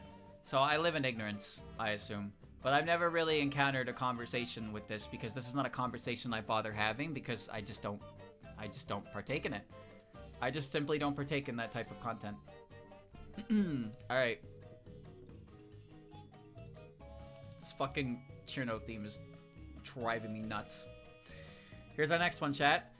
The best Toho games are the ones where Reimu and Marisa take a back seat. Also, the most fun characters are always not Reimu or Marisa. Oh, I missed some of the... Wait, what? Oh. Okay, I'm sorry. There's actually a little more to that. It's in bracket, but for some reason, okay. So it says AKA fighting versus shooters and kind of hidden star in 4 seasons. So for some reason that the stuff in the brackets didn't show up when I copy pasted, but that's there. So it's just give an example. Anyway, Sanai take, it's bait, why always? I want a special. I want to special take. Moria shrine take, hot take, hot take. Hot take. Kinda hot take. Those games exist. Hey, the shooting games, the Shoot the Bullet game and Double Spoiler and ISC are pretty fun games. I like them. Fairy Wars I don't like though. I think Fairy Wars is terrible. If it didn't say always, it would have been a take, and I'd wager it's a bait. Well, you're wrong. You are not Zen. That is a hot take. So this person believes that the most fun Toho games are the ones that aren't the games where you play as Reimu and Marisa. And to an extent, it just means that basically they like the games where they don't have to play the shmup genre. So that's kind of what I got out of that one, is that the best games are the ones where they don't have to play the shmup genre. Because those are the ones where you don't play as Reimu and Marisa. Wait a minute. I'm right. I'm right. I'm right. Okay. Alright. Here's our next one. Here's the next one. I gotta go get something. So we'll do this last one. I prefer Zun reusing an old character, no matter how popular or unpopular they currently are, in a mainline game than having a new, unremarkable one. Example, Toyohime in Toho 20, but also Yuko in 13. Chat? Nostalgia take, hot take, so true take, holy base take, true, that's straight true, hot take, unremarkable, true, base take, hot take, fucking true, hot take. That's a take I agree with. Ow. Hot take, though, I think the Toyohime example isn't fair. They're right. Base take. Well, this is a hot take. And I disagree with it. First of all, I don't like that Yuko.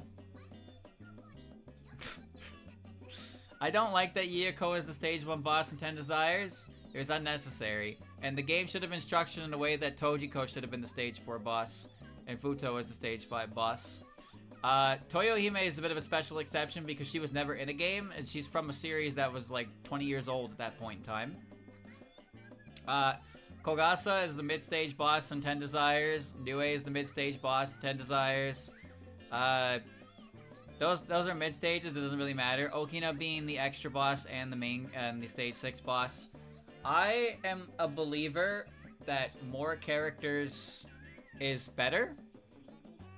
Mainly because games don't expand that much on character lore unless it's a game where you're playing as them. So in Toho 19, when you're playing as the character, you get to see their story and they have their endings. But if they just show up as a boss, then you talk to them for 5 lines and then you tell them to fuck off, it's just like, whatever. I would rather new quote-unquote unremarkable characters, because at least it's a new character. Really, that's all it is. Now you can say like, oh, who cares about like Eika? And to be fair, nobody cares about Eika, but Eika is still her own character, right? Even if she only has like 1 fan in the entire universe, there's still somebody there that likes her. But if you just start including a bunch of old characters, so the entire game is just like an all-star lineup of characters, and no new characters are even really shown, it's kind of like part of the fun is the new characters. Part of the fun is the new characters. I think Toyohime is an exception because she basically was never in a game, and her media piece was pretty limited. But Yuyiko, I don't like that Yuyiko is in 10 Desires as a boss, and I stand by the idea that she shouldn't have been the stage 1 boss, and Tojiko should have been the stage 4 boss, and the structure of the boss order should have been moved around like that.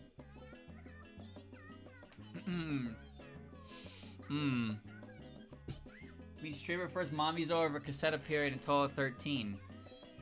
Yes, except I know Mamizo, so I don't like Mamizo. But yes, I do. But at the same time, no, because like I just said, Toyohime is from the written works, and Kassen is not from the games.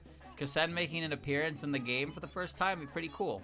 But she did that in the fighting games, which is actually kind of confusing more than anything, because everybody was just supposed to know who the fuck she was. So that happened. Kyouko could have been a great stage 1 boss, yes, exactly. And then Yoshika. And Yoshika would have been a stage 2 boss, which means her design would have been less toxic than it actually is. And then Seija would be boss 3, and then Tojiko would be boss 4, and then Futo would be boss 5, and Miko would be boss 6, and it would work really well. There wouldn't be any need for that. Here's some Reddit posts about Sakuya, Youmu Race, and some other picks were locks for Udoalg, and I physically cannot imagine how the game would have improved by having them at all over the new characters we actually got. It would have improved because it would have been older characters. Raisin is the only character who actually should have been in the game from that selection because she's a bunny, but Seidan is representing the Moon Rabbits in that game, and it gave her more characterization. Udoalg was good because it gave a bunch of characters a chance to get a little more than what they had from not having anything for a long time. Raisin is not starving for content, that's for sure. Raisin's not starving for content, but the thing is, there's 2 people here. There's 2 types of people here. There are the ones that hate when anything from Toho 9 and below is in anything, and there are the ones who hate anything in Toho that came out after Toho 11. So there's always going to be some people who believe that character from early game should always be there, and that character from early game should be killed and never return. It just depends on who you're talking to, I suppose. Everybody wants Sakuya back. I love Sakuya. Bring Sakuya back. Seidan showing up Seidan took Raisin's spot, which made, unironically, I would honestly wager that some people would believe that Seidan being in 19 is the reason why Raisin wasn't. And that Seidan actually got less popular as a result, because now people who liked Raisin were angry at Seidan because of it. I could unironically believe that. I like retro Toho characters like Sanai. Bro, she's not retro, she's only 2007? Fuck. Fuck! I thought the game would be there. I don't... When did Mountain of Faith come out? 2005? I don't remember. Whatever. Anyway, I am a believer... I am a believer in new characters is better, because the more new characters, the more variety we get, and the more potential we get for using them in other things. Now, obviously, the capacity of usage for these characters is minimal regardless, which does suck, but there's nothing you can do about that. There's obviously a lot of very established characters already, and they have a big following, and so on and so forth. But I am a believer that new characters are better because you never know when a new character is going to appear and suddenly that's the character you really like. Look at Nariko, right? Nariko showed up and she took the world by storm. Fanon's common interpretation of Sumireko. Is that her name? Is obnoxious and often inaccurate. Alright. Who's Sumireko? I don't know. That's a ship for sure. What? You should be put on a list for that comment. What Fanon? Well, there's the games that she stars in, like Labyrinth of Toho 3. I like Sumireko, but I think Fanon gets it mostly right. What a hot take. Can't tell if it's a take or bait. No, it's accurate. She's obnoxious. Oh, wait, a take. Not canon. Well, chat, this is apparently a hot take. This is apparently a hot take. Is Fanon Sumireko really that inaccurate? This statement leads me to believe that canon Sumireko is not obnoxious. But like, Sumireko is the embodiment of obnoxious. She's a fucking teenager. That's what she does. This song is beautiful. What is this? I want to listen to this, but I need to get up and take a Tylenol. I gotta go take a Tylenol, chat. I'll be right back. Enjoy this music for a second while you debate this horrible take. I'll be right back. Oh god.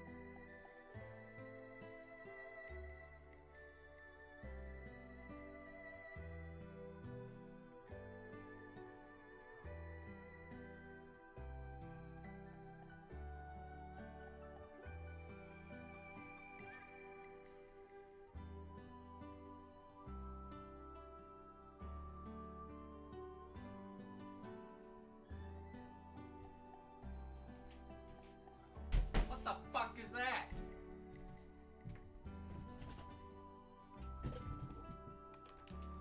Alright, chat.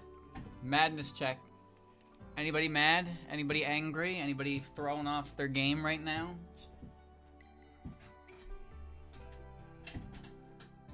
Okay.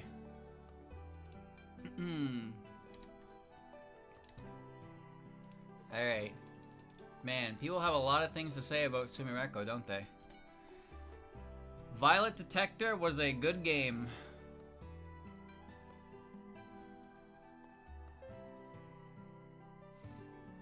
I'm mad. Bait. Bad bait. Bait. Bait. Bait. Bait. Bait. Nah. Next one. Rotten take. Lol take. Incorrect. Bait. Bait. Bait. Bait. Bait. Bait. Hue. Hue. Hue. Bait. Bait. Bait. Bait. Okay. Okay. Bait. Bait. Bait. You're right. It was bait, chat. Hold on.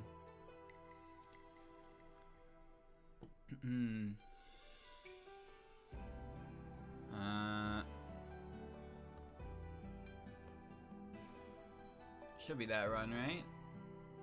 Yeah, it is. Okay.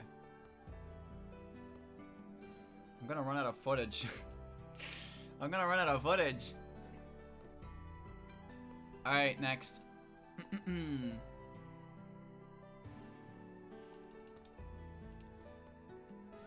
Next!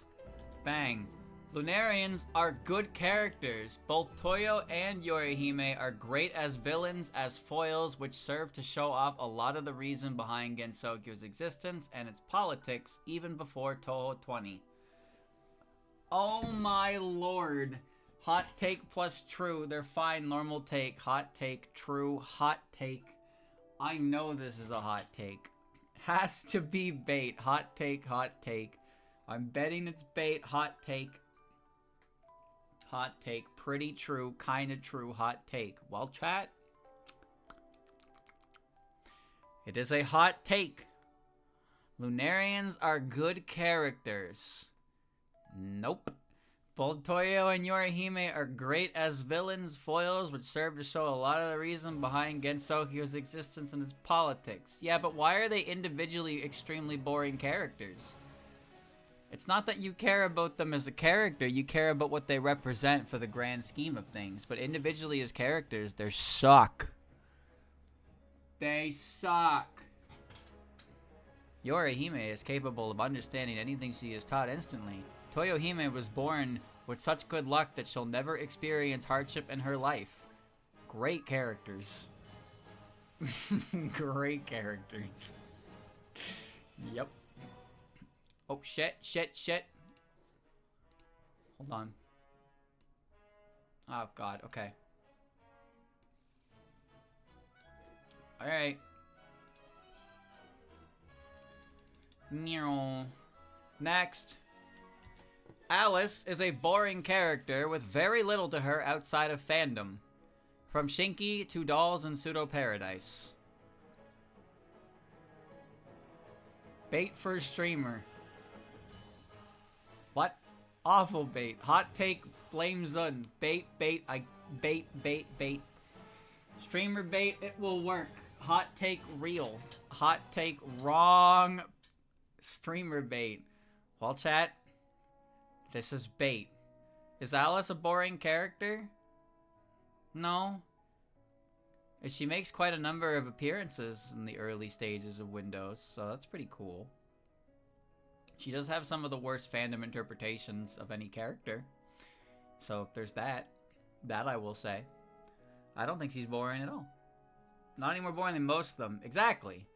Exactly. There's plenty of characters that you could consider boring. Alice has plenty of stuff. And she is a colorful fandom character, that's for sure. Colorful is good what you say, but don't like that. Alright.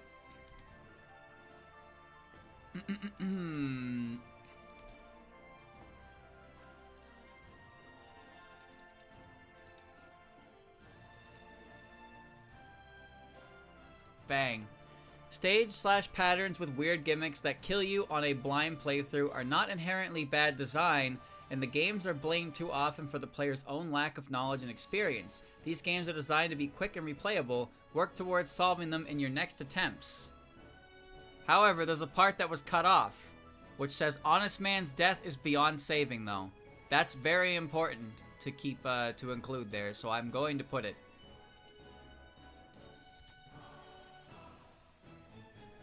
There you go. Freezer cold take from a gameplay standpoint. Hot take. Honest man's death sucks. That's a hot take. Arcade take. Hot take. Hot take. Hot take.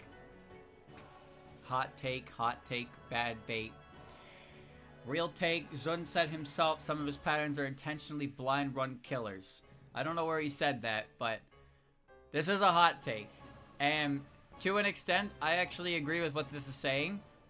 So, the photo games have spell cards that kill you instantly for funny because you can restart instantly. But there's a lot of spell cards that have gimmicks that you need to figure out. The biggest problem is not so much it's figuring out the spell card, it's that Zun does not give you the tools to figure them out very consistently. That is the biggest problem. Too many of the games don't have actual spell card practice, so if you want to practice the spell card and figure out how it works, you have to get there through the whole stage section, and then see how it works and try it again. And before you say, but streamer, in the arcade, they gotta sit there and put tokens in to practice this. We live in the future. We live in the future, and he just refused to put actual spell practice in, and then he did, and then he took it away. So, patterns being complex or requiring certain, like understanding and experience are fine, but not giving the tools to the player to be able to study them is annoying because nobody wants to throw their fucking head at a wall, because it's always the later game patterns that do it. You're spending 25 minutes to get to a pattern you don't understand, so you just press bomb. And that's your solution. Now you gotta figure out how to do it, but like, how do you practice it? How do you practice this pattern? You practice the whole stage and get up to it. You figure it out through osmosis. It gets annoying, and people don't have patience. The Scarlet Meister instantly decking you in the face not count. That one actually does just kill you outright. That is true. That one, now that you mention it, I imagine that most people would die to that instantly because they have no idea what was coming. However, Scarlet Meister is hard and lunatic version mode. Scarlet Shoot, I'm pretty sure. Wait, no, I think Scarlet Shoot shoots at your face anyway. No, you're right. You're still right. Scarlet Shoot and Scarlet Meister just blast directly into your face and just kill you for fun. That's funny, but. To extend on this, the fact that they're stating about Honest Man's death, the problem with Honest Man's death, it is not clear at all how it works. Honest Man's death, it has a laser that swings by you, but the laser's hitbox only begins where you were standing when the laser spawned. So you just have to move a little bit, but that is not like conveyed to the player at all. It's really, really poorly designed in that way. And it's also like Moko's 5th spell card, so it takes about 13 minutes to reach it, and then you need to figure out how you're supposed to dodge the seemingly impossible laser. So most people would assume they have to get past the laser before it girths up, so they have to run all the way to the opposite side, which is going through all the rice bullets, and it just turns into a nightmare. But then you don't have to do that at all, but like, how would you even know? How would you even know? Honest Man's death is poorly designed. However, I can't do Fujiyama Volcano, so that's where my problem lies. But no, I agree partially to this claim. But like I said, the issue I think mostly lies in Zun's unfriendly methods for practicing certain spell cards. So if it's a spell card that's pretty technical and you really need to understand how it works and you can't practice it through spell practice, then there's a chance that you either beat your head against the wall and get frustrated and don't want to play anymore, or you're a super freak and you just keep playing anyway because you love these games way more than most normal people do. But that's fine too. That's fine too. That's fine too. Right? Surely that's fine too. Alright.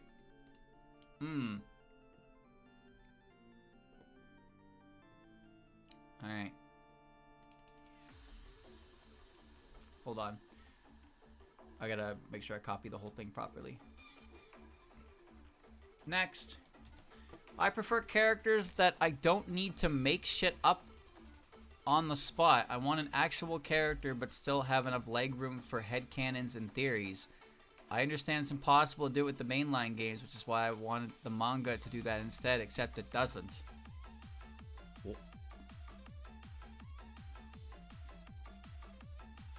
Hot take, that's just Toho characters, right? True take. True.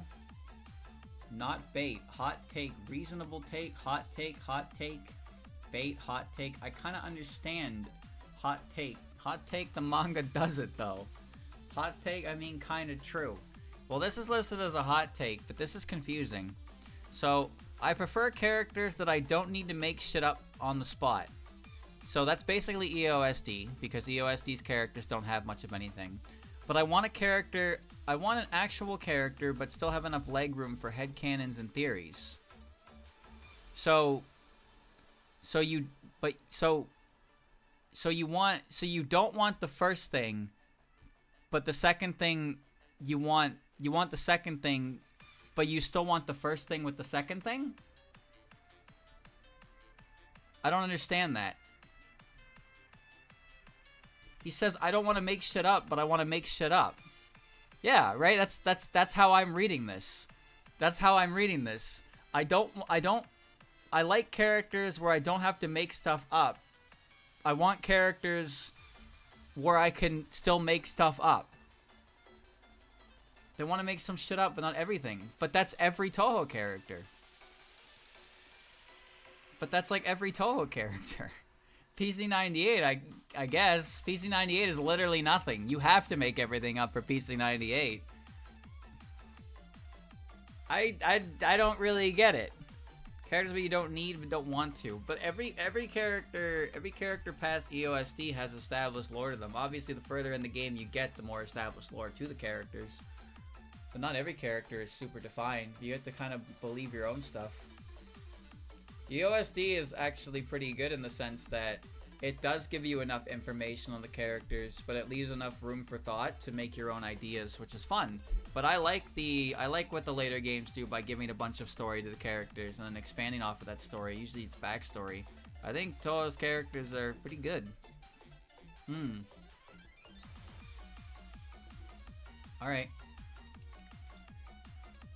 Next. Oh, I don't have much opinion on the manga bit. I don't know what's going on with that one. Entrusting this world to idols, idolatrized world sounds like ass.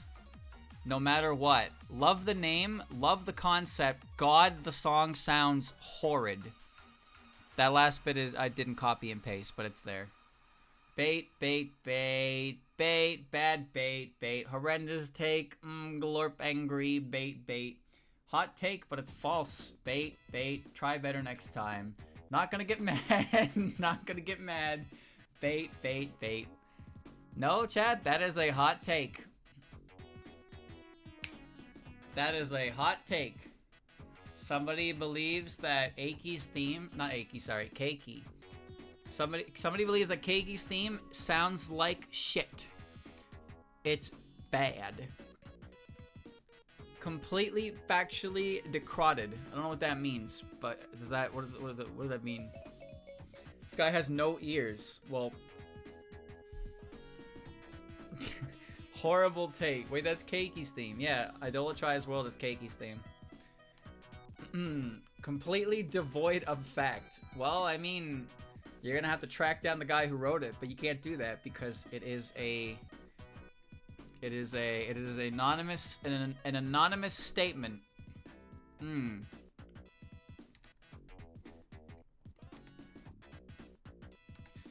Nope. Not getting that one.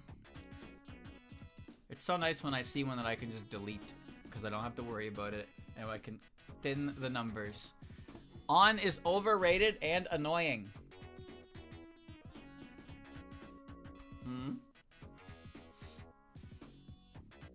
Bait. Grr. Bad bait. Not the dog. Hot take, bad bait. Bait, bait, bait. Nah. I think that's a take. I mean, so true. I mean bait. Truish but bait. Doesn't even appear enough to be considered annoying. That is so fucking true. We're at a good bait. That's not bait. That is a hot take. Whoever wrote this thinks that on is overrated and annoying. I would like to know what Toho content they are partaking in where on is appearing to that degree, because they should share it with the rest of us. They should probably share it with the rest of us. This person dislikes happy and whimsy. This person hates dogs, which is a massive red flag, actually. I don't trust people who don't like dogs. The one on fan game. You mean the one where she's trying to help Reimu? How could you possibly look at that game and go, man, on is so annoying? That's fucked up beyond belief. That's fucked up beyond belief. Alright, someone kill this guy. Get him out of my forum. Maybe Wa. Say On is a Mary Sue. What does On do in Wa except for say hello to Okina and go, hey, I work at the shrines. I'll work at your shrine because I love seeing Reimu happy and I love seeing shrines prosper. That's literally all she does.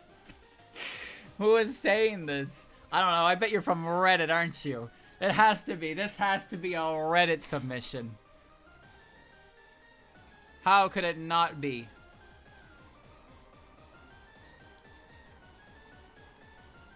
Reddit, I can't. Oh no. Alright.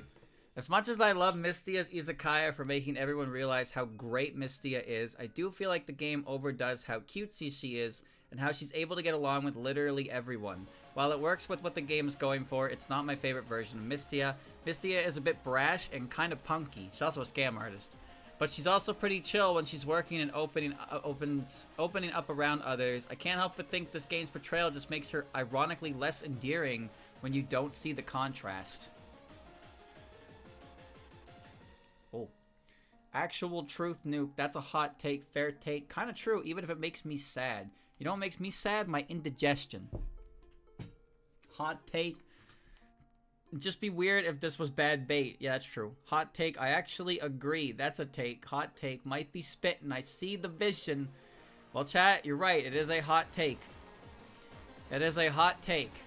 And I get where they're coming from. I do get where they're coming from, but I actually do believe that Misty's engagement with other characters is actually pretty nice. And it doesn't feel forced for most of them. It really feels like she's getting to know people and just, you know, learning their food and talking to them and sharing her troubles and what's on her mind. And she learns more about people and tries her best. But she is cute. Meanwhile, Misty in Canon is a scam artist. She is... she is 100% a scam artist. Which is kind of funny. She be playing the game. She be playing the game of money. But yeah, Misty's Izakaya is definitely a very, it's a very down-to-earth type of game. I get what they're going for, but I think Misty's Izakaya... I don't think Misty's Izakaya detracts from Mistia. But I get what they're going for, or when they say this.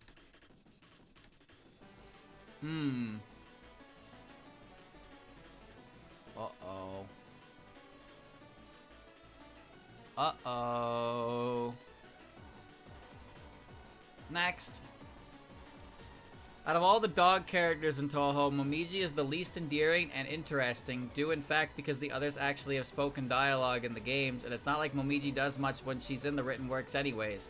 I think most people who like Momiji just like her for her character design, but it's not like Momiji is even special in that regard, since she just looks like any White Wolf Tengu that we see represented in the series.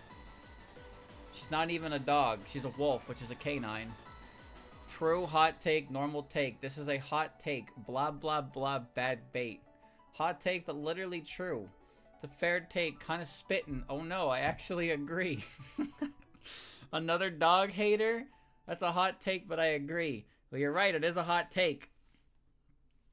It is a hot take, but the thing is, it is true that the majority of Momiji's popularity stems from the fact that she's a wolf girl.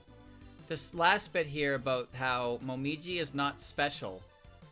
Momiji's not special because other White Wolf Tengu look like her. I mean, Aya. Other Crow Tengu look like Aya. That's not really a detraction from Aya, is it? Aya gets to be her own character despite that. But I don't know, that seems like... That seems like kind of a bad faith argument there. That they like Momiji by her design, but background mooks look like Momiji. So like, you shouldn't like her for that alone because other characters like her, like that. It is true that Momiji has like no real characterization. She has no real characterization, but she's a wolf girl with a sword, which is extremely popular. That's just how it is. That's just kind of it. That's just the long and short of it, straight up. There's really not much else to say. You wrote a lot of words, but like The majority of what you said is just straight up true. Maybe people don't admit it. I don't know. Alright.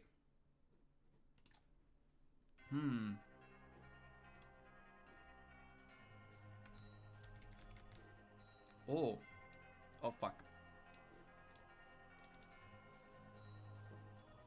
Alright.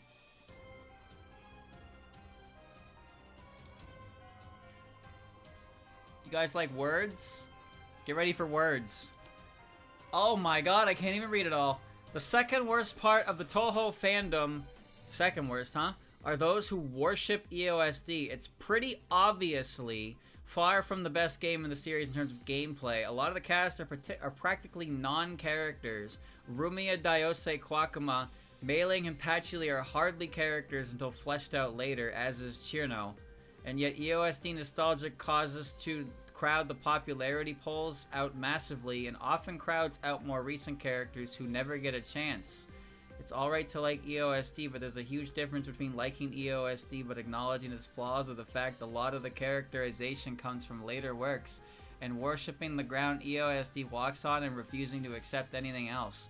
Remy and Flan fans also have a significant overlap with the actual worst segment of the fandom doesn't help too. I will not elaborate further on this worst segment. You can probably figure it out what it is. Wow. This person is just pissed at EOSD and reverse engineering a reason to hate it.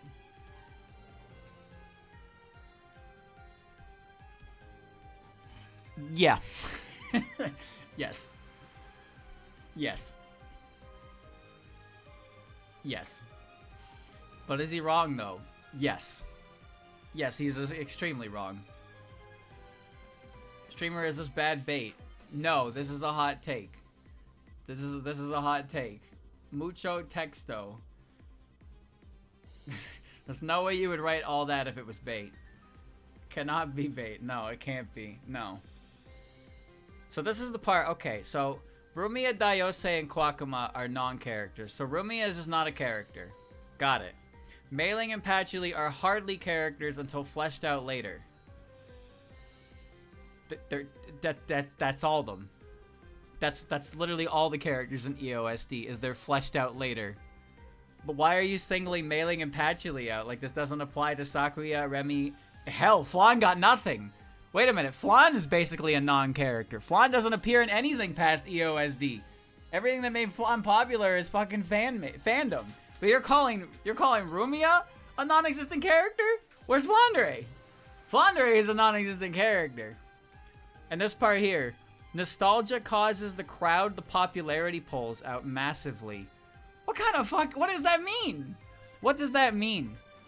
Oh, people who vote the popularity poll on which characters are popular vote for EOSD characters because they're popular. And it prevents other characters who aren't as popular from being higher on the popularity poll. Did you read what you wrote before you wrote it? Did you read what you wrote before you wrote it? Oh man.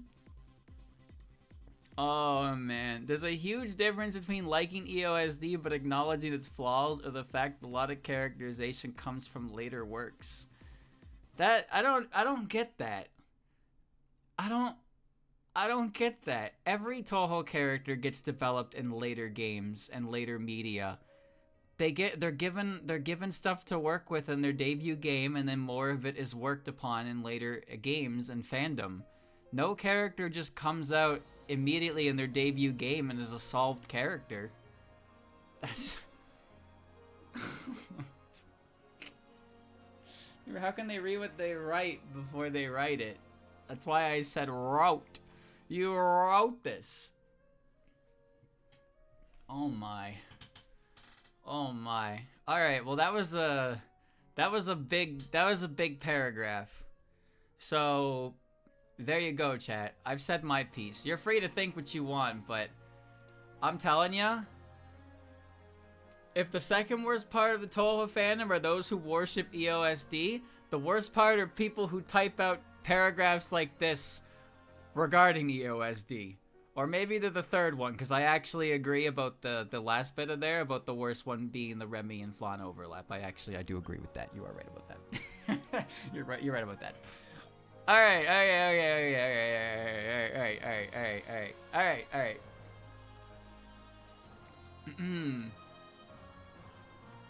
I gotta fucking highlight so much. Bam!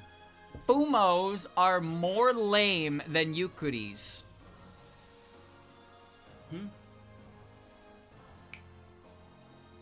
So true. Nah, wait, now this is content we've been looking for. Bad bait, false bait, so wrong, bait, both suck, bad bait, true, wrong take, wrong bait, rancid take, true. Yukuris are cool though. Hella bait, hot take, they couldn't buy a Fumo. Awful bait. What is this glorp bad bait? That is hot take, chat. That is a hot take. I much prefer Fumos to Yukuris. Mostly because the subject matter of Fumos is less violent and kind of less disgusting in general. But I like Yukuris. I think they're funny. Well, some of them are anyway. Fumos are a lot more relaxed on that front. That's for sure. That's for sure. People just be typing anything, huh? I know. But that's why I let them. I let them. I let them type this.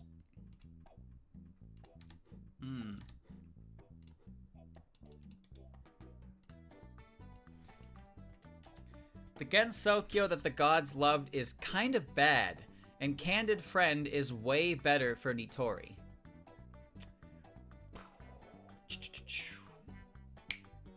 Control A. I think I knew that. Or I didn't.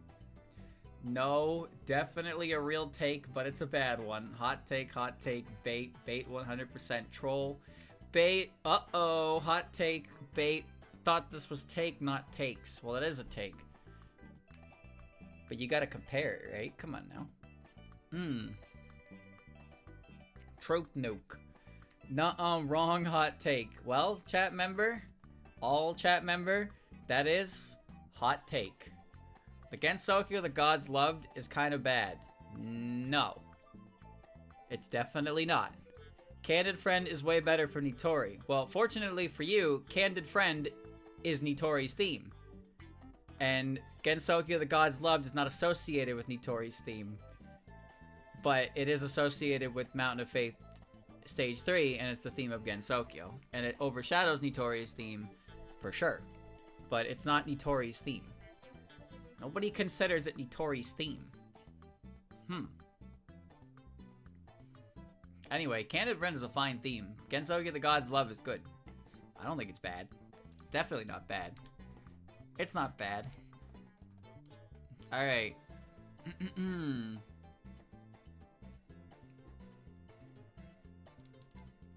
What?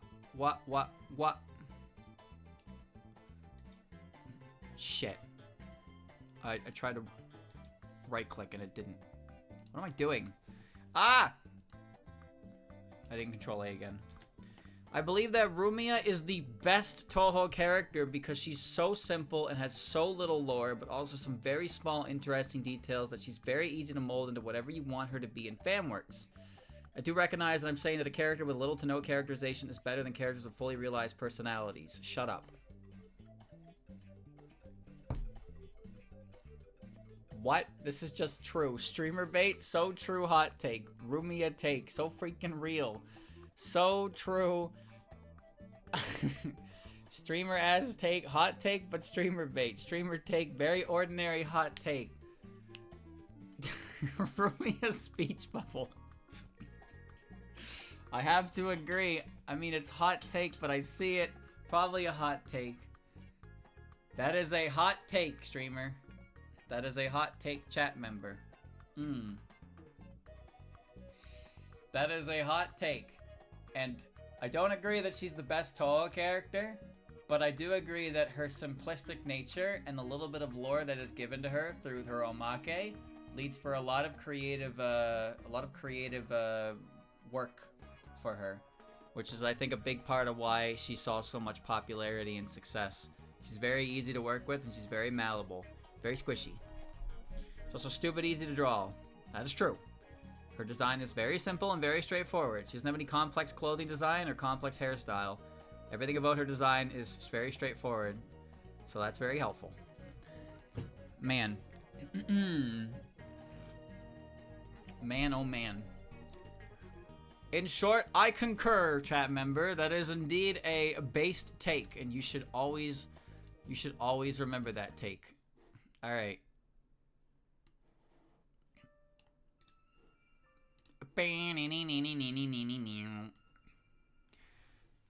I did it again. Control A. Yeah, there you go. Hirorari shoots a strange bird till when? Yomu's boss theme. Thank you for clarifying. In case anybody didn't know, Yomu's boss theme is great, just like any other Toho boss theme, and fits Yomu's character perfectly due to Yomu's straightforward nature and the contrast with the calmer and more elegant Stage 5 theme, going by how such a character about dualities. People call the theme repetitive, but if the theme is repetitive, then most video game songs are. Oh, that's a classic cope right there. Including many other Toho themes that people celebrate as being amazing, like Suako's theme. That's my favorite. If you don't like the theme, then actually, sweetie, it applies to literally everything else, so your argument's wrong.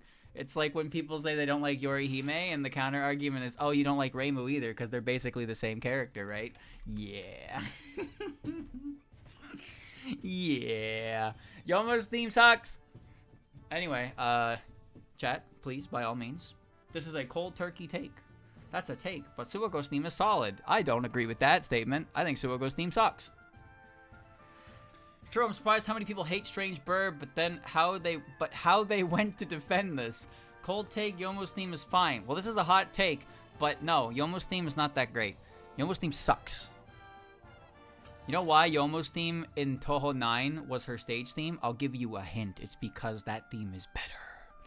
It's because it's better. Come on. Did you even pay attention in class? Did you even pay attention in class? Surely you paid attention. The worst theme in Toho 7 is Yomu's theme. Fuck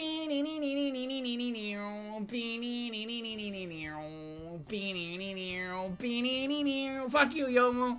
Fuck you and your stupid slash attack. I don't want to go 200 Yojana in one slash. Fuck you, fuck you, fuck you! Oh, I'm not angry. I'm not angry. I'm not angry. It's alright. I'm good. I'm good. I'm good. Not angry. Never angry. Not angry. Not me.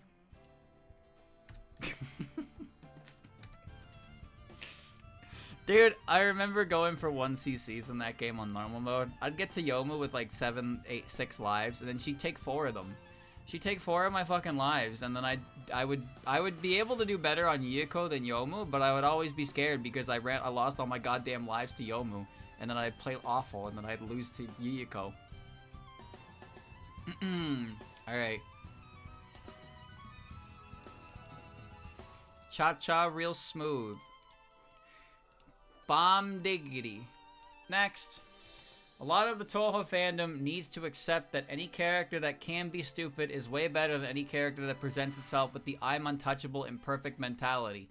Many characters get punished throughout the series or are just unserious on several occasions, and it's way more fun to see that.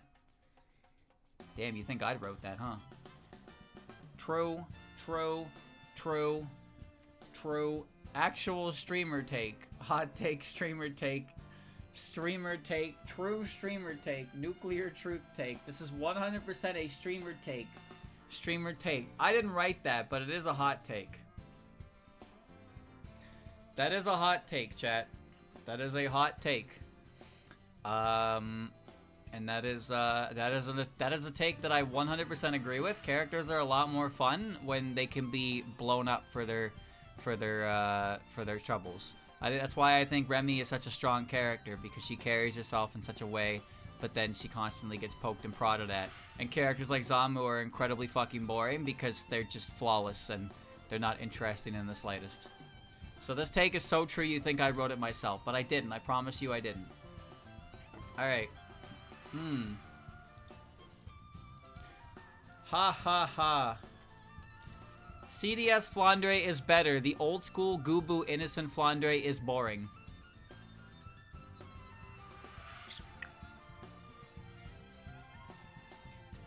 False. Does he know? What do I know? Wrong. Absolutely correct take. Kill this guy with bricks. Cold take, hot take, written like bait, I think. Hot take. Surprised I didn't write this one. Omega bait, bad bait, but I don't care. Bad bait that doesn't pay attention to how Flan developed in the fandom. Well, this is a hot take, chat. Flandre has 7 personalities. So, there you go. Flandre has 7 personalities. She's extremely fragile. She is extremely fragile. And she can be one thing and then the other. Dun da dun da dun da dun. Fuck you, show. Alright. She can be both. Well, one of Flandre's reappearance in 17.5 and CDS caused some strife in the Flandre community because it wasn't the Flandre that some people thought she was. But there was like 15 different interpretations of Flandre, so no matter what you picked, somebody was gonna get mad. Somebody was gonna get mad. I think that Marisa should have been the protagonist instead of Reimu. She's just so much more interesting than Reimu, and her story of having to work for her magic is just so much cooler than Reimu just having her cheater power of floating outside of reality. Bad bait. Hot take. Hot take. Hot take. Bait. No sane Marisa fan thinks this. Hot take. Bait. Hot take. Spicy take. Both are protagonists next. Alright. Cold take. This is bait. This is bait. But you know what? I do agree that I do think that Marisa is interesting with her story.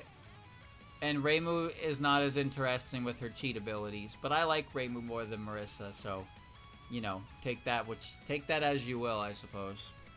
Take that as you will. Reimu is one of my favorite characters in the series. And I appreciate Marisa for what she does, but she is not my favorite character in the series by a very large margin. Alright.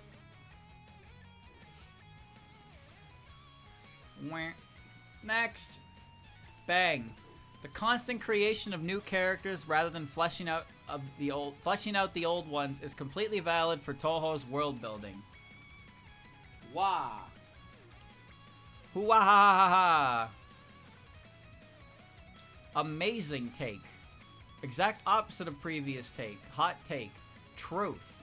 So true. Hot take but disagree. So true. Agree. Hot take. Correct take. Freezing take. Loves gacha games. Magma take. Hot take. Disagree. Hot take that I now agree with because of streamer. What did I do? Well, this is a hot take.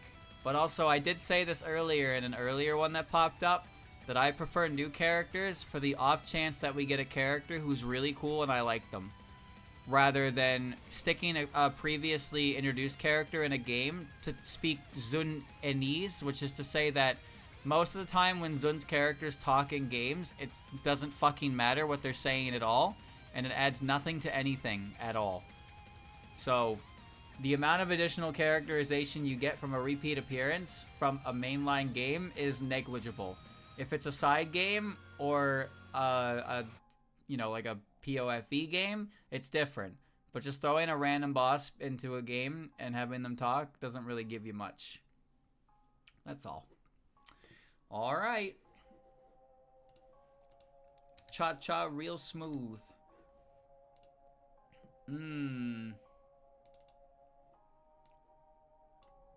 Cha-cha. We're almost at 100, chat. Bang. Okina is much more worthy of faith than the entirety of Moriya's shrine. After arriving against Sokyo and announcing her arrival in her secretive yet bombastic way, she's only been scheming in ways that ultimately benefit against Sokyo and its inhabitants instead of taking taking on a profiteering angle. This is bait, but it's funny. This guy, bait, but so true. Bait, Satono and my take. Holy Okina fan. Bad bait. What? No bait. Capitalism take. Bad Yukari bait. What does that mean? Bait, but I don't care about Okina. Bait. Death. I'll go take the Gamba. Okina LARP. Well, chat members, this is a hot take. Okina is more worthy of faith than the entirety of the Momoyo Shrine, because everything she did secretively was for the benefit of Gensokyo, and everything that the Momoyo Shrine does is for profiteering angles. Well, profiteering, sure, but also faith is what gives them life, and that's why the Momoyo Shrine is in Gensokyo, because they didn't get any faith in the outside world anymore, and they were going to die. So, I would imagine that a god like Kaneko, who was faced with her own mortality there, would be a little more involved in the process of obtaining faith, because she was very close to dying. I'd say that's a pretty smart move on her part. Oh, they're angry. Chat's angry. They're swinging. They're swinging at each other. I don't agree, but also I don't like Okina, so my opinion is a little weighted. Alright.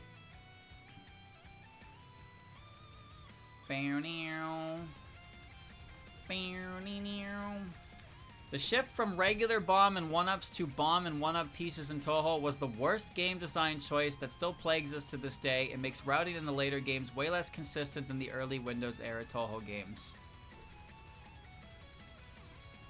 I like when the people who actually play Toho games find my stuff, and then half of the chat's like, so true, bestie, doesn't play games. That's a hot take, cold take. Hot take, that's a cold take, hot take, but true, bro. Don't we get both? What do you mean you get both? Yes, you do actually, but not in every game. I agree with this because UFO does have a full 1-up that drops from New 8 Ball. Come on now. Come on now. Fake fan.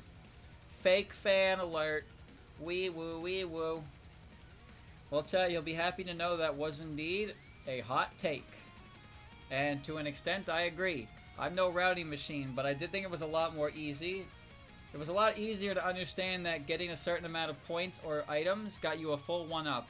And it wasn't about collecting individual pieces of a 1-up scattered throughout the game. It was a lot easier that way. 1-ups are instant dopamine. Yes, and you know where they fall for the most part. And you can kind of tell where your score is going to end up, but life pieces are weird. Life pieces are probably at its weirdest for Toho 14 because you can kind of like control life piece spawning to a degree.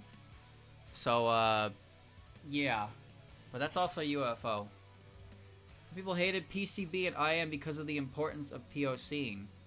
Well, I guess in IN you can POC without full power, and in PCB when you're in border you POC as well. But like you can also start with max lives in those games, so you don't actually need to go crazy with getting point item 1-ups. So I don't know, I feel like if you're complaining about needing to use the point of collection line, then you're probably still playing with max lives anyway. Because if you're playing with default lives, then you can probably use the point of collection line pretty well. I would argue, wouldn't you? Wouldn't you say that's a fair thing to say? Anyway, life pieces and bomb pieces are stinky. Alright.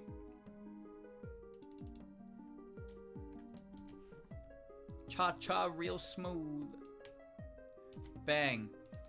Zon should stop making games at this point and should just release CDs that have a small booklet with art of new characters. It is clear as day he can't code for shit, nor make great game design decisions lately. Example, the Stage 5 Fuck You Pyramid from Toho 20.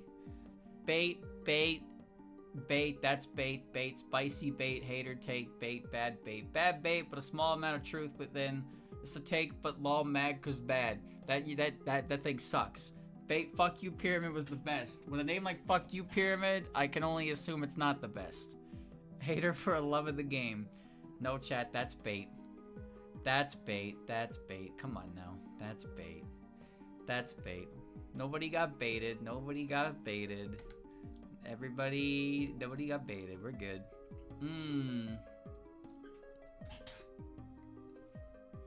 Whoa. Alright. Next one. Next.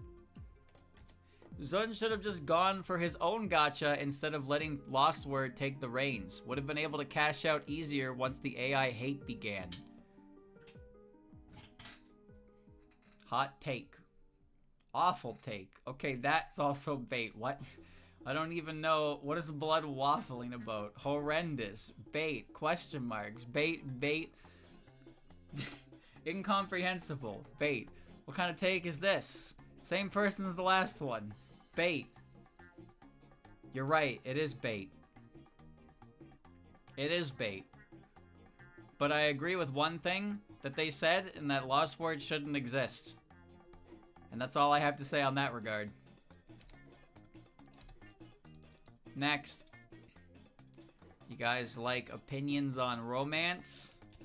Parsi and Yugi is a bad ship, more or less because Yugi won't be able to accommodate for the downright unreasonable levels of jealousy Parsi would have. I don't think the hard head of an Oni meshes with that long term. Oh, I do not care about your opinion on shipping. Uh-oh. Uh-oh. All stage adjacency ships are bad ships. Let me correct that. All ships are bad ships. Wow, I mean, they're right. I think that's a take. Shipping takes bad, though. I do not care. Skip, please. I don't care about shipping, so bad bait. Well, that is a hot take. That is a hot take. Parsi doesn't deserve love because she's a bad bitch. She's a bad bitch. Okay, Parsi, I guess you're just unlovable. Not even Yugi can handle you. What a shame.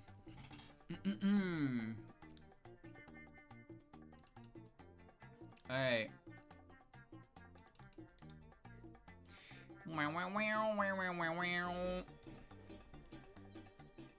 Violet Detector is not a bad photo game. If done properly, double character spell cards would actually be a good.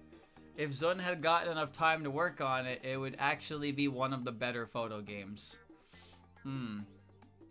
Detective. Violet Detective. Yeah, I don't know what that game is either. Sleep take bait if done properly. Yeah, but he didn't. Sleep take. I sleep. If done properly, everything's good. Yeah, it's kind of a nothing statement. It's actually good because it could have been good. It can only be a take. Sumireko take. The 5th Sumireko take. Bait. That's bait. That's bait, boys. Violet Detector is easy bait. Easy bait. No one's falling for it anymore.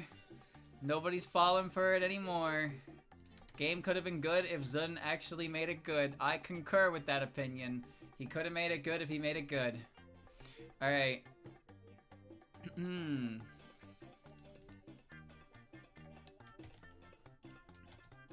I just opened the wrong thing. Whoops. There we go. Many Toho fanworks hinder their own full potential by an unwillingness to create original characters to help tell their stories. It's my anime art school. So true, hot take. Interesting take. Hot take.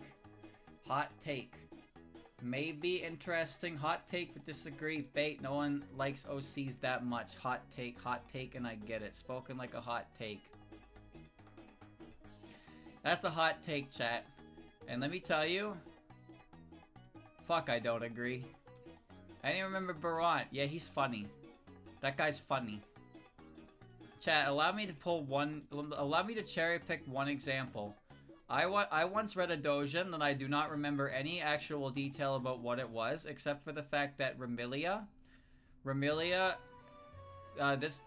beginning of this Doujin took place outside against Sokyo, And while Rumia was away from her home, she was invaded by angry humans who didn't like vampires. Where was Rumia? She was at her secret lesbian lover's cottage. Who's her secret lesbian lover? I don't know, some character. But that's where Remy was. She was hanging out with her secret lesbian lover, and then her house got attacked. I'm not making this up. That sounds like I'm lying, but this is an actual thing that I saw in a Doujin. So yeah, hinder their own full potential by an unwillingness to create original characters? Not really. Obviously, I cherry-picked that, but no, there's plenty of characters in Toho. You can make them work. You don't have to make up your own characters that often.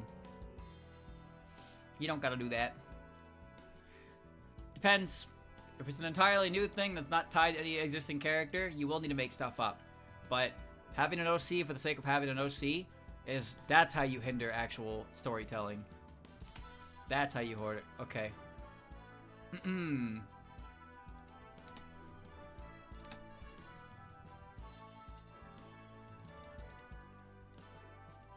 Pop. I hate Daiyousei and Momiji so much. Why are these two pixels so popular? Well, okay, you forgot Kwakuma. And they're more than one pixel. Come on now. Very bait, plain bait, angry emoji, kill this guy, bait, bait, angry bait, bait, next bait, obvious bait. Yeah, it was bait. It was bait, it was bait, it was bait. Alright.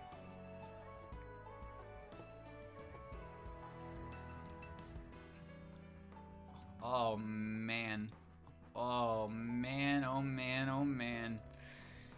Hope you guys like words. The Watsky sisters are way too overhated.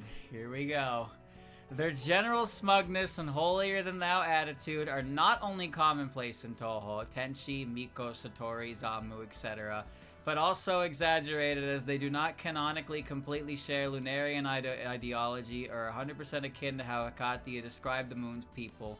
Yori not only tolerated Danmaku and treated Reimu, who had invaded and was about to spread impurity on the Moon, but she and Toyo also interested in hearing about Earth from the Shrine Maiden.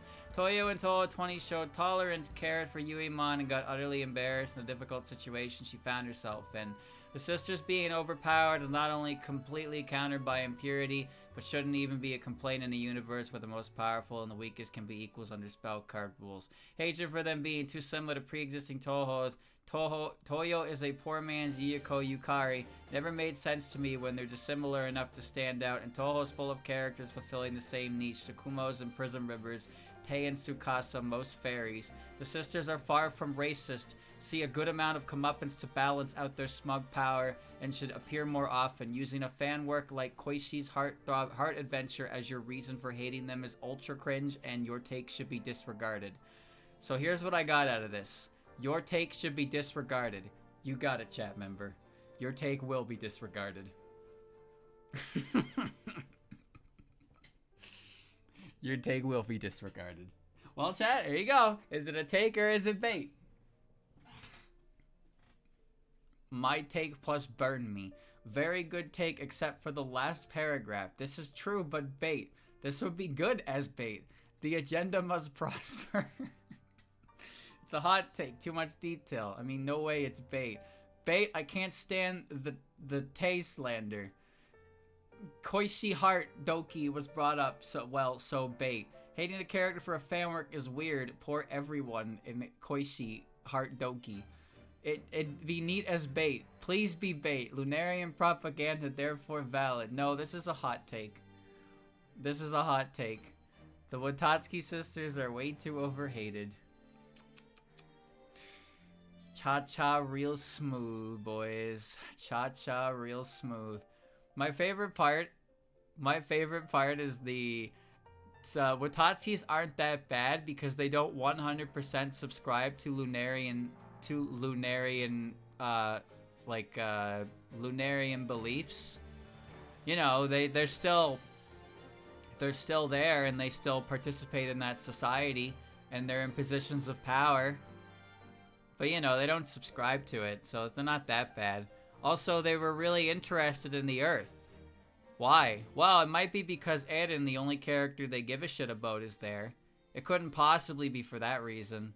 That there's no reason why they wouldn't be interested in Earth otherwise. So, you know, there you go. And then Koishi shows up to steal the show. You can't dislike these characters because they were portrayed poorly in a shitty doujin. Well, you know, that's just cope. Because you just assume that the only reason anybody could dislike the character is because of a shitty doujin. That's cope on your part. Maybe it's true for some people. I don't like them regardless. How's that, huh? Your take has no effect on me. It changed nothing from me. Fuck you and fuck you.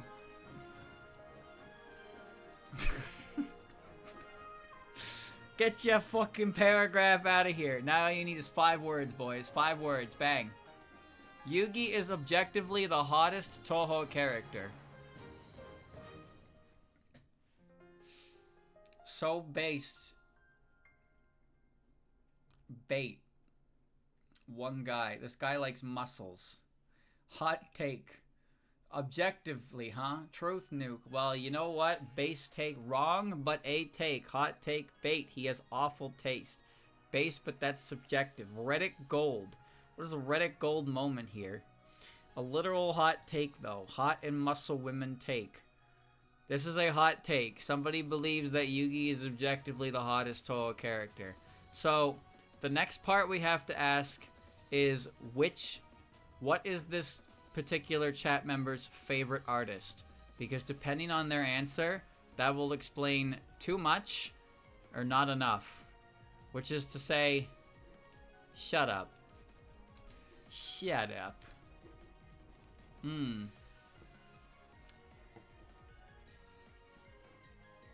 Alright.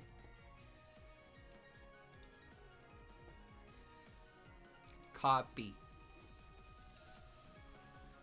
Oh, shit.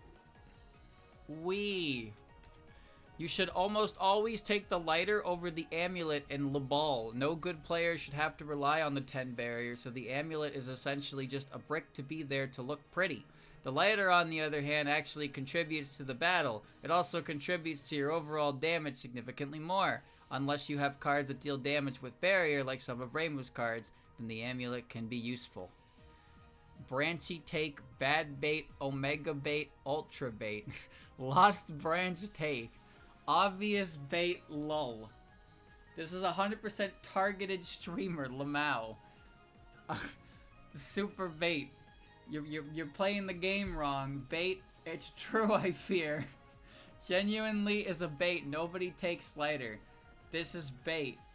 A real Le Ball player would not be able to write this coherently. Lost... Okay.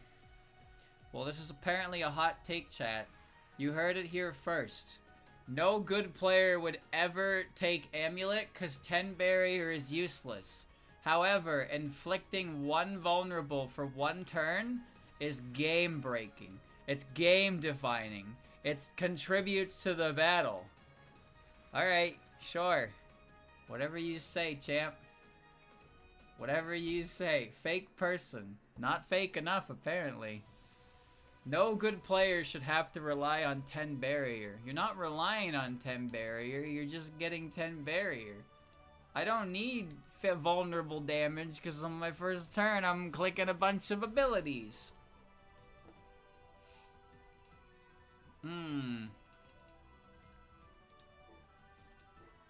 Whoa. I don't think PC98 should be considered canon for the current Windows era, and I find the characters and plot from PC98 boring. And the music is also not really that interesting. I just think that Windows is better off without being associated with PC98. Well, that's just true. Hot take. Huh? Okay, bad bait. Someone wrote this. Hot take. Hoo boy. This guy has not heard all PC98 music. Shinky, so wrong. Bad bait. Damn, he's right. So true. They are right, but it's still bait. Well, it is bait. You are right. This is bait. Whoever wrote this doesn't actually believe this. They don't actually believe this. Did you fall for it? Are you mad about it? Don't be mad. Don't be mad. PC98, the characters are plot are boring. I disagree. I think some of the characters are interesting. Some of them are boring, though. The music's pretty great. Some of the music in PC98 is fantastic. Being associated with PC98, I think it's fine. It doesn't hurt it. I don't think it hurts it. Really, I just think the people who like fawn over PC98 characters, like they're God's gift to writing when the character literally has no actual character to them, are the worst about it. No. We're running out of songs, chat. Ooh.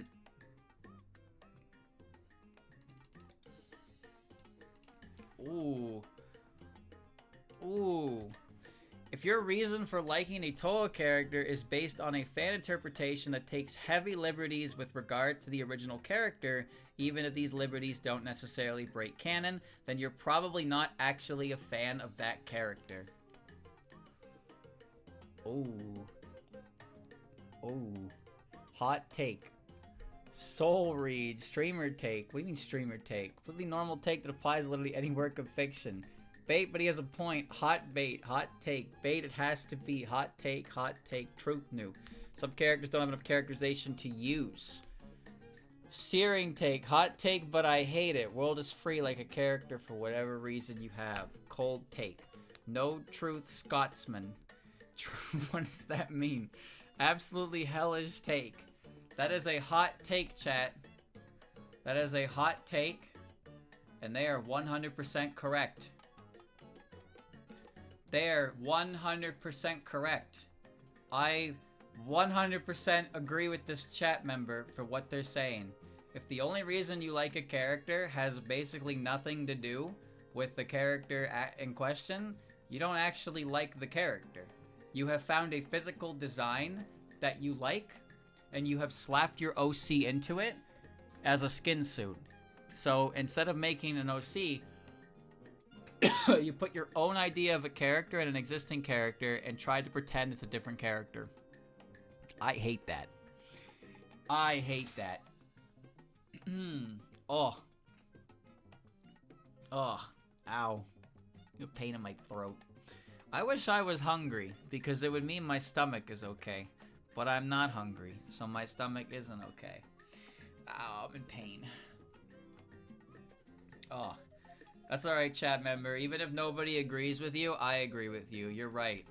If the only reason you like a character is because of heavy creative liberties, then you don't actually like the character. You like the skin that they're wearing, like a real freak. Next.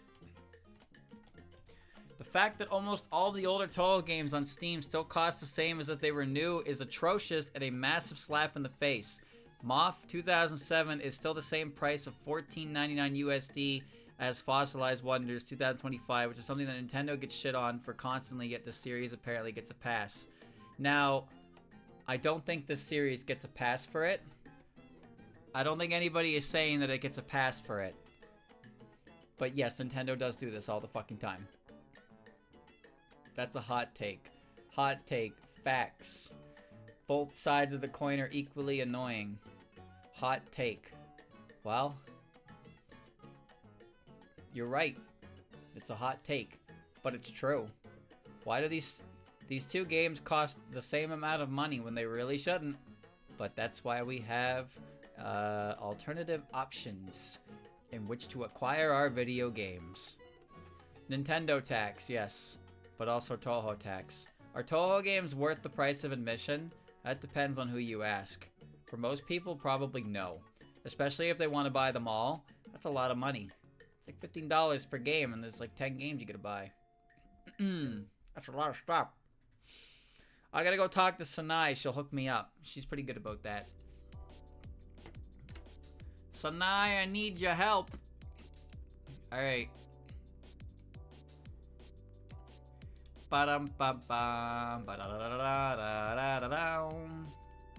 I don't think anybody's giving it a free pass. Ultimately, it's you're free to set the price however you want, and it's up to the consumer to decide if it's worth the price. The problem is the consumer has decided that the Momoyo is worth the $80 price of admission for a lower quality game than when it originally released 14 years ago. So, yeah. There you go. I find that 10 Desires is more enjoyable for a normal playthrough as Sanai than Reimu because it isn't discussed how much Reimu's trance vacuum ability and her below average bomb harm her in a 1cc. Meanwhile, Sanai's bomb is nearly as good as Marisa's and doesn't have the shitty vacuum that handcuffs trance optimization for resource doubling. Damage is a bit sucky, but but hey, it's not Moth Reimu C tier. I understood some of those words, Magic Man. I understood some of those words. I find that 10 Desires is more enjoyable when you aren't playing it. That's very true. Very true, chat member. Hot bait, haven't played Sanai. This is probably a real take, but as a TD main, this is nonsensical. TD is enjoyable and enjoyable only exists in the same sentence of TD isn't enjoyable. So true. I don't play the games. I'll just say it's a take. Sanai is very bad. Oh. Well, that's a shame. At least he's good in the 15th one. Anyway, that's a hot take, chat. And like any take involving 10 Desires, 10 Desires is a better game when you're not actively engaging with it. So, there you go.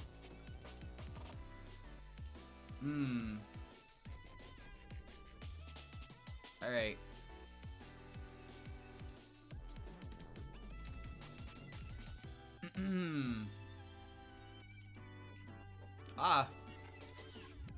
Copy. There will never be an official Toho anime. Shut up about it and stop begging Zun. What? What do you mean? Can't say that. So true. Okay, true, bro. That has to be bait. It is bait. It is bait. There will never be real anime. Never. Alright. Never. Yo, find a fucking image to cover it already. Despite the obvious issues regarding the portrayal of the characters and canon, the low barrier to entry for works like Memories of Phantasm and even Lost Word make them good ways for a complete noob to get introduced into Toho. Both are freely available and don't require a lot to get enjoyment out of. Freely, asterisk. Hot take and sadly true. Yeah. Truth nuke, hot take, Makai tier bait. Calling Lost Word freely is a strong word. Begrudgingly hot take. Truth nuke, sadly truth nuke. It's kind of true, but I don't like it. There's truth, but hot.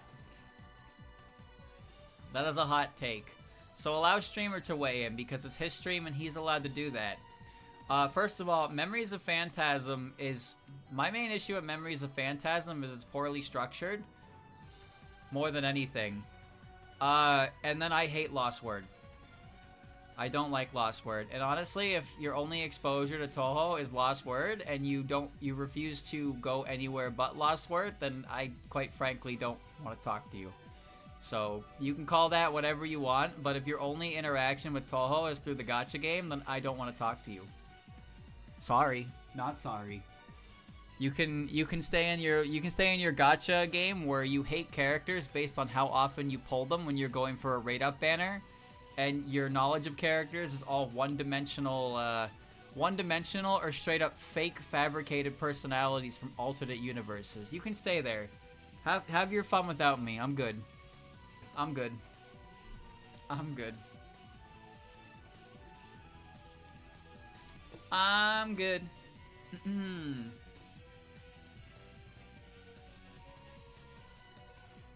Pow.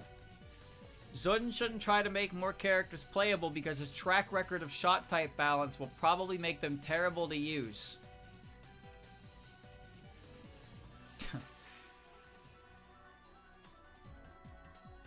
Is he right?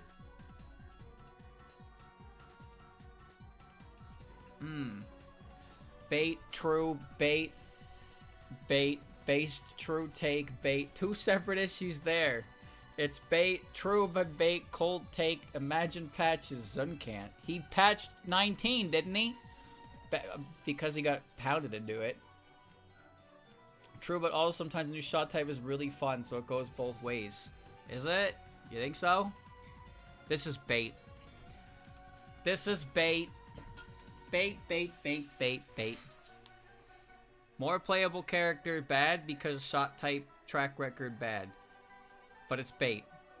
Bad shot types are fine. No, no, no, no, no, no, no. Bad shot types are not fine. Why the fuck would I play any shot type that is actively bad? Because you get clout, streamer. You get clout for winning with the worst character. I know you do. I know, but nobody wants a deliberately bad one, right? Mima fans are too damn annoying. She's not coming back. Please just shut up about Mima. Stop posting about Mima! Stop posting! Stop! True, bad bait. Bait. So true. Cold take. Absolute bait. I'm tired of seeing it. Bait. Truth supernova. Funny hee bait. Bait, she's coming back. Bad take. It is in fact bait. You are right. It is bait. Mima confirmed. I don't know, man. I do believe that the whole Mima, like, the majority of Mima's, like, relevance is just the meme of her coming back more than her actual individual popularity, though. I do believe that. Alright. Alright. Alright, boys. You guys like words? Here comes words.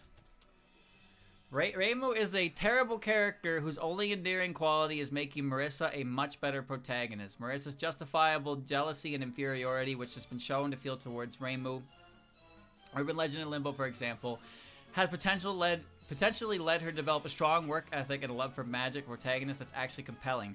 Reimu is emblematic of all boring, overpowered anime characters who rarely face adversity due to their innate gift. Her lazy and apathetic personality, which changes on a dime depending on which terribly written Zun manga you're reading, is unengaging. She appears way too often and stifles the development of real characters in Toho while being an asshole to 90% of them. If it weren't for her iconic red shrine outfit design, she'd be another tropey, bland female protagonist in the sea of mediocrity that is otaku media. I've lost where I'm going. There is no adversity since she'll ever face because she's Zun's golden child and is unironically less narratively complex than Cirno. Give the creator of Osana and some of the fandom every praise you can muster for doing the impossible, which is make this character somewhat bearable. Imagine if this is bait. Otaku media. That's every character. This shit is extremely bait. He likes writing Marisa more. What do you mean? Has to be bait, otherwise why are you into Toho in the first place? That ending seals this as bait. Reddit bait. If this is not bait, I lose so many brain cells. This is so comprehensive that it has to be bait. This is too high quality to be bait. This has got to be a copy pasta. I agree, it does read like a copy pasta. And it is in fact bad bait. It is in fact bad bait. It's very sophisticated bad bait, but bad bait it is nonetheless. That shit reads like a copy pasta though. Like like somebody found this somewhere and they saved it. They saved it on their hard drive for just this time. All right. All right.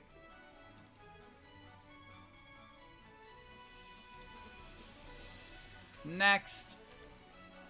Lily White is the least interesting named fairy in the series. Cirno and Clownpiece have more going on in their character. The three fairies have their dynamic with each other. Daiyousei has the one with Cirno, although mostly fanon. Even Eternity has her background as a potentially old god brought up by Okina. Lily is just a very one-dimensional gimmick about announcing spring and nothing else. Hot take and true, this bait, more Lily slander. They automatically assume it's bait because it's negative towards Lily. You know what? I think bait. Bait for infuriating chat. Bait because they know who the streamer is. Well, of course they do. But I still like Lily White. Hot take and true, I fear. It's bad bait, my guy. It's bad bait. It's bad bait. It's bad bait. When you agree with bad bait like that, you expose yourself to a crowd of very angry people. Not gonna lie, that guy's kind of right. Well, he was joking to get a rise. So now you've just outed yourself as agreeing with that when everybody around you is swinging pitchforks. So in other words, that marks your demise, I assume, right? That means you're dead, kid. See you later.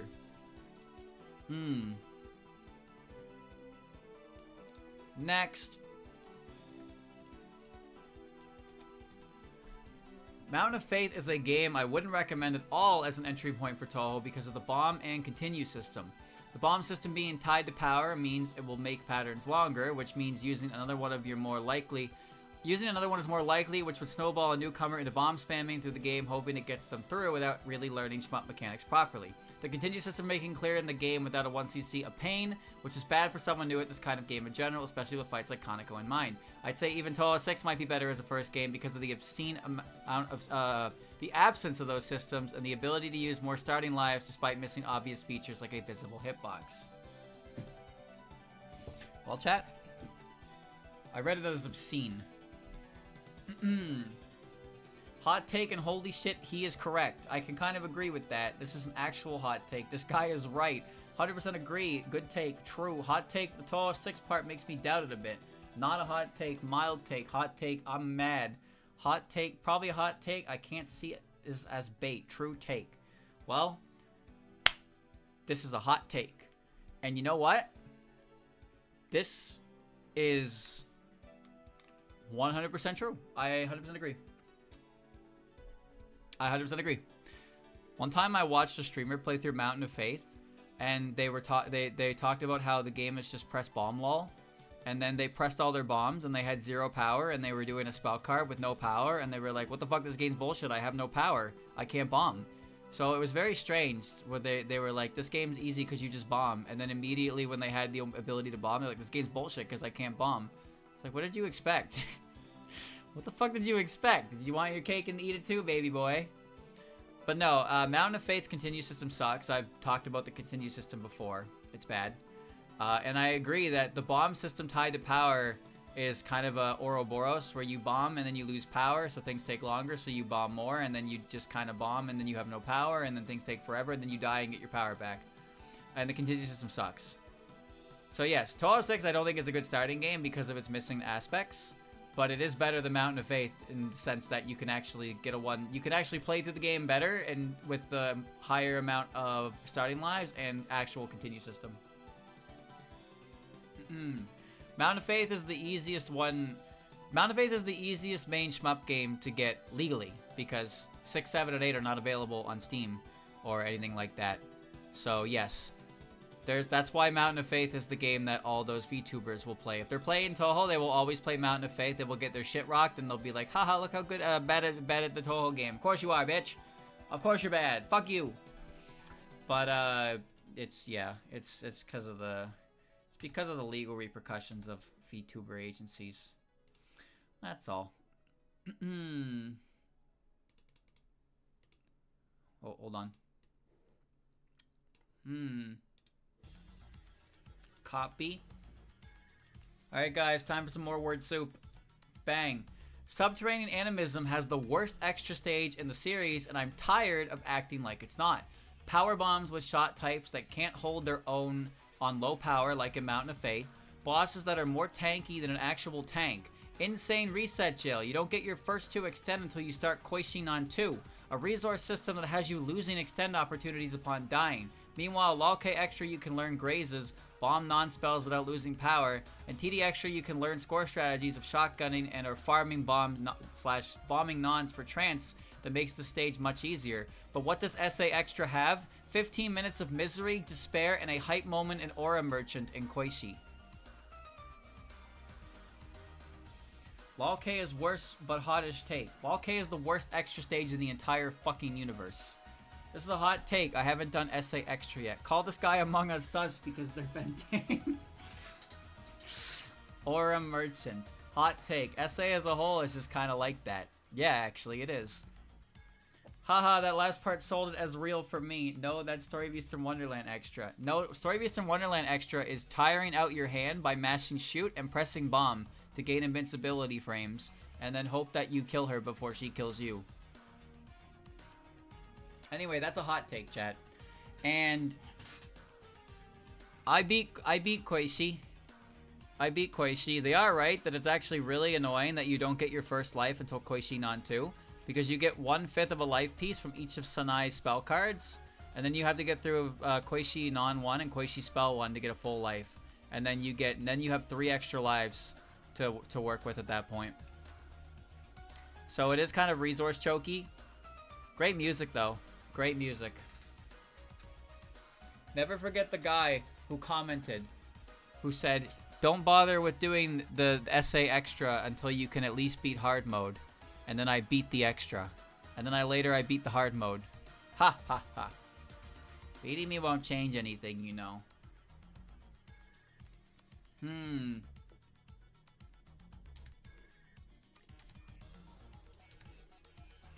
Alright.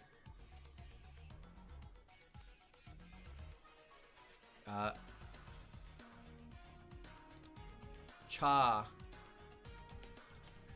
Canon personalities are generally much better than the terrible interpretations and jokes made by fanon like Alice Tenshi and Wa, compared to Masochist Tenshi. Cirno, whose only fanon trait is being dumb, shows only cameo in 15 years, and CDS still miles better than terrible Pagoda jokes. The list goes on. This is great music for this conversation. Sub-Zero take. Hot take. Facts. Hot take. A blank sheet of paper is better than poof smudge. What does that even mean? What? What the fuck kind of comparison is that?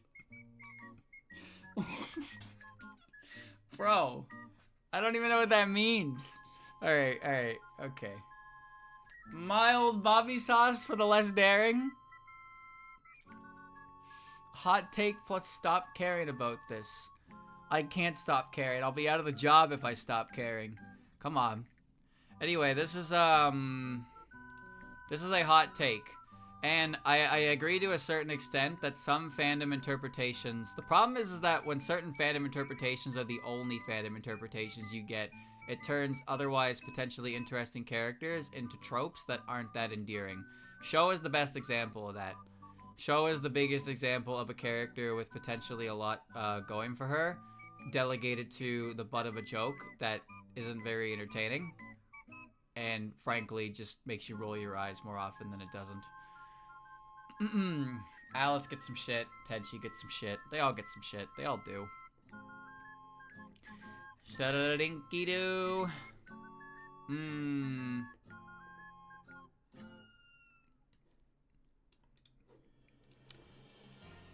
Forget where that's from. Having gotten into Toho in 2021, I don't think the sentiment of Toho games starting to decline in quality at 10 Desires or sometimes UFO is just boomer nostalgia. I am not a boomer. I think the gimmicks aren't enough to freshen things up, and UFO TD is just where a lot of people start to get tired of the same core game.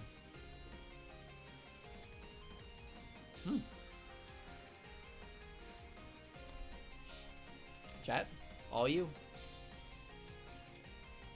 Hot take retro Sanai, you're unk. Fuck you. Bad take.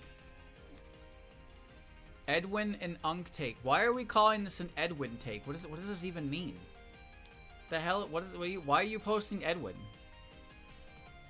Too earnest to be bait, I'm afraid. Well, you are afraid, alright.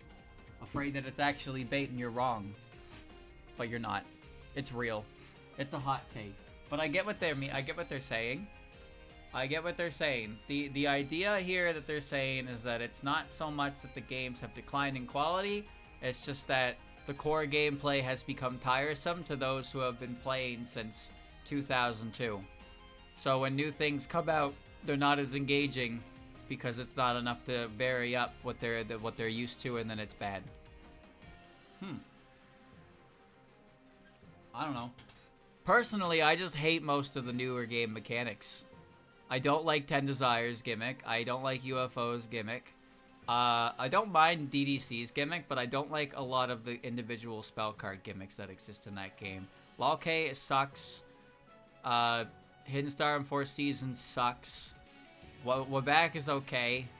Ability cards are hilarious and how game-breaking they can be. And 20 sucks.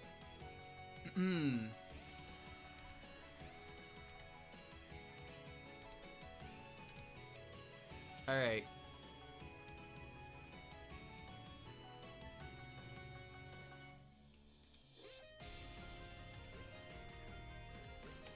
Bam.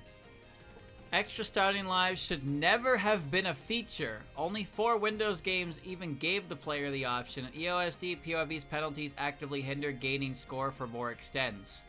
The continue system in those games already gives the player enough leeway to play the game how they want to, with the exception of Kaguya. Yeah, you don't get the 1cc, but extras don't give bonus starting lives, so what's the difference? You'd still end up having to practice and learn that stage with default settings, so why not get accustomed to that beforehand if that's your goal? It's really terrible that Mountain of Fate changed the continue system at the same time it got rid of the extra starting lives, because that combination makes the transition feel even worse when it doesn't have to. You can take my extra lives from my cold, dead hands.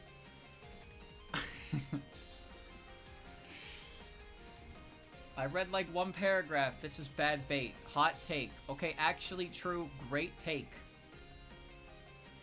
Hot take, but not having them just hurts new players. Hot take and real. Half right. Hot take. It is a hot take. And you know what? He's actually right. He's actually right. I actually agree with him. I actually agree with this take. So, at first he had me like, what do you mean take away the extra lives? But he's right about one thing. If the goal of the game is just to finish the game, you don't need those extra lives. And the extra stages themselves start you with default lives, so you have to get through the extra stages like that anyway. So it's not really a bad thing to start with default lives. And if anything, the cushion being removed from you in Mountain of Faith is actually really bad, because it makes people not want to continue playing the games.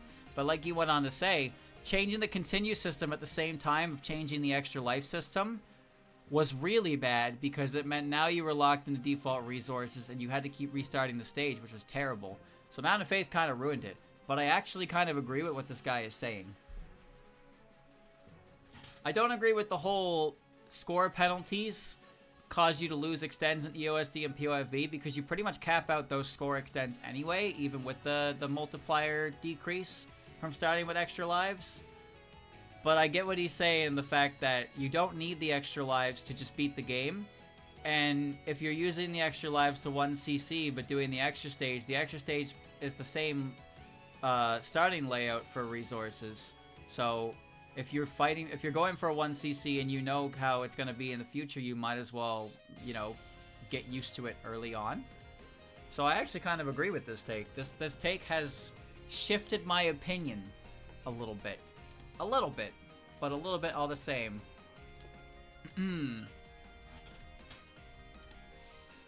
Nope.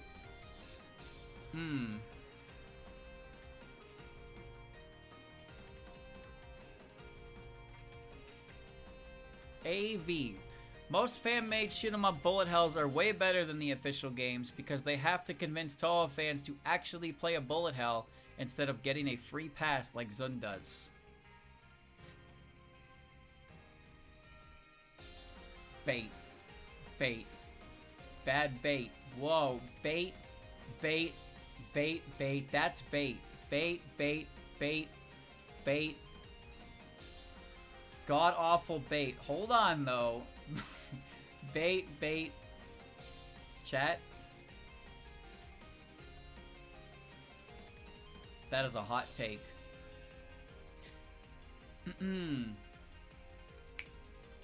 That's a hot take. Some shmups, some of the shmup games have really shitty patterns and shitty design choices. But some of them are really cool because they have more than one guy working on them. I think this guy is just really mad. I think this guy is really mad at Sun. They have to convince Toho fans to actually play a bullet hell instead of getting a free pass like Zun does. I think someone's just really mad at Zun. I can play Zun's games for free. Ha ha ha. Oh, Sanai! Come here, boy! Alright.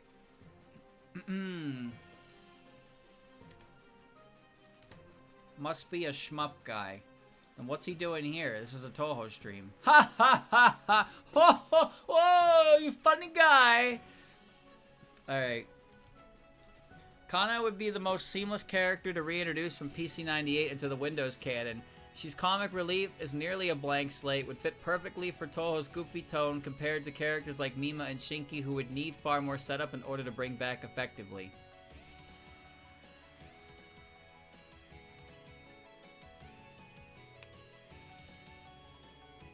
If I had to pick one.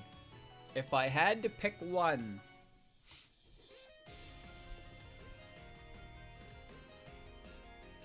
Well, this is a hot take, chat. But I'll tell you one thing. The idea that you need more setup for Mima and Shinki is laughable because Yuka exists in Toho 9. And she just exists in Toho 9. And there's no relevance to what she did in PC98 and what she does in Windows. She literally is just there in the flower fields. That's it. And she is a big name character. Kana is a random ass character. Kana is a seamless character to put in there because she's barely a character. Newsflash, that's 90% of PC98. That's why you can just assume they're all there anyway. They're all there enjoying their lives anyway. It doesn't matter. I'd rather Shinki though. I'd rather Shinki though.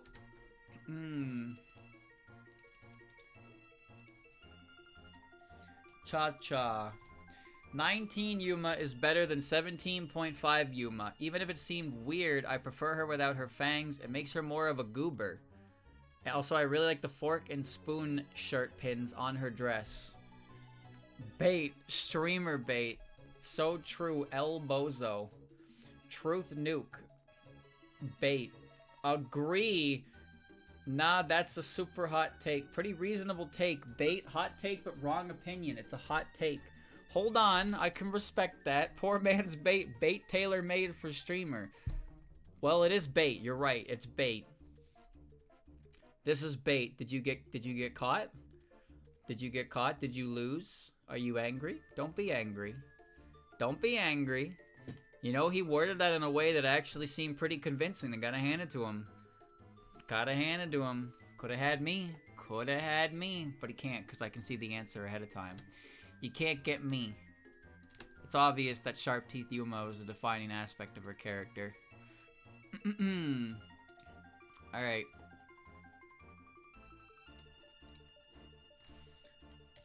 Bam.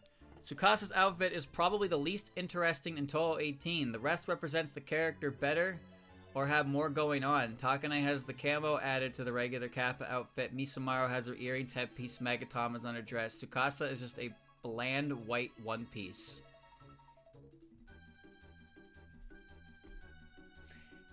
They're parachute pajamas, thank you very much. She can jump from the sky and she'll catch wind in her shoulders and her legs and she'll float down. Bait, bait, bait, bait. True take. Reasonable take. Pointless thing to complain about. Bait, no one cares about Misamaru that much. As far as 18 is concerned, it's fair. 19 adds a wee bit of depth, though, right? Her outfit makes people call her Sex Fox. True. Tsukasa is just horny bait, bad bait. Well, that's a hot take, chat. So whoever typed this out believes it. Whoever typed this out believes that Tsukasa's outfit is not interesting because it's only white clothes. Meanwhile, Misamaru's outfit is full of so much shit. And that sure got her up in the popularity poll, didn't it? I don't think so. I don't think so. Whoever typed this, they're just a Misamaru glazer. Also, they specified Takane and Misamaru, the two low characters. Well, actually, they didn't say Sanyo, so. But they said Takane and Misamaru specifically. So, you know, I think they're just upset that their characters they like from the game aren't nearly as popular as the one that is popular from the game. That's all. Yeah, that's strange. Strange, isn't it? Even in Toho 6 alone, I don't think You and Owen was her. You and Owen was her is top 3 of the best tracks in the game. I prefer Lock Girl, Spaghetti for Dead Princess, and Beloved Tomboyish Girl for sure. Debatable for Shanghai Treehouse and the Centennial Festival for Magical Girls as well. Normal take. Cool take. That's a normal take. By the numbers. Arctic, regular ass level music take. Glorp nerd. Perfectly fine take. Nothing wrong with that take. Take of all time. Room temperature take. One of the takes of all time. Well, it's a hot take, Chad. It is a take. It's not bait. Can you believe that somebody doesn't think that You and Owen is one of the best songs in the game? Where have we come? Where is the Toho fandom going? Oh, what a bad spot we're in. How do we fix this, chat? How do we fix this problem? Should I just play You and Owen 10-hour loop for the next 10 hours? Will that fix it? Will that save the day? That one's not worth talking about.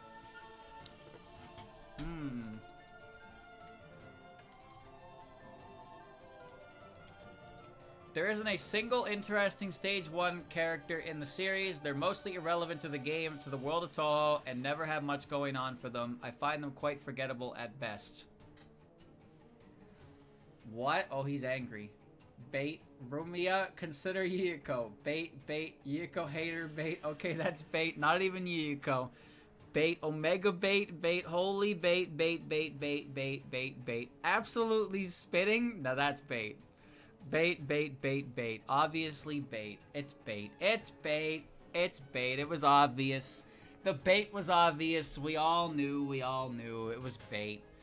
It was too obvious because they didn't say with the exception of Yuko. The fact that they didn't exclude Yuko from that made it obvious that it was bait because there's no way you would buy it. There's no way you'd buy it. If they made an exception for Yuko, it would have been more believable.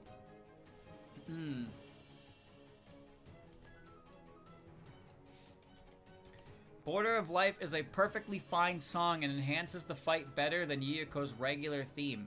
It syncs very well with her last spell, has more energy which helps it make it climactic, and the ending part looping is completely irrelevant as the game fades out by that point. It doesn't, but okay. Bait, targeted, hot take but so true, absolute truth. That's a take. Targeted at streamer again, absolute bullseye bait. Take, targeted take, hot take. Well, chat, I regret to inform you that it's bad bait, baby. It's bad bait. Border of Life is shit music. Shit, bad shit, bad shit. It sucks because you get to the end and it doesn't know how to conclude itself, and then it just loops forever, indefinitely, for no good reason, and they put it in Dankag for some fucking reason. God damn it, that's annoying. Don't get angry at me. This is a calm stream. We're only calm here, okay? I think pre-Toho 13 Zun art was better than modern Zun art. Hard to explain, but it had more charm to me, rather than current day, which feels different and less appealing, even if it is technically better.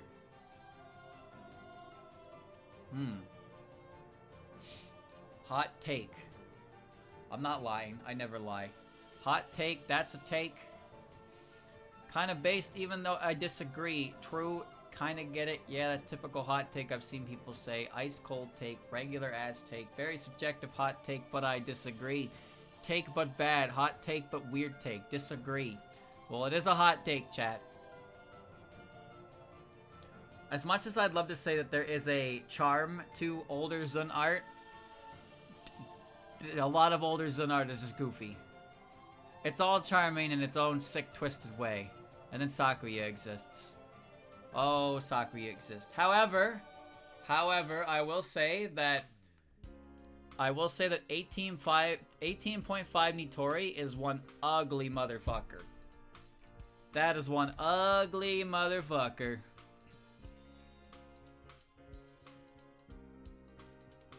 Okay.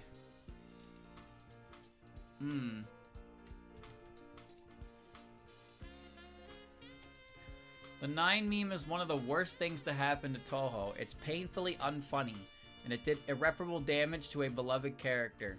Cirno has been left with exactly one interpretation in Fandom, and it's that she's stupid, which ranges from being a bit slow, dim-witted at best, to being straight up mentally handicapped at worst. It sucks that this is the only thing her character is ever allowed to be, and it's all because of a stupid meme that should have died ages ago.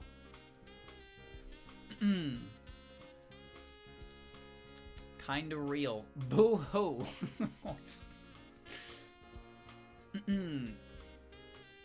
It's hot, alright. Sounds like bait. Hot take, but agreed. Well, you are right. It is a hot take. But it's true. Cirno's character is not really existent beyond a singular meme.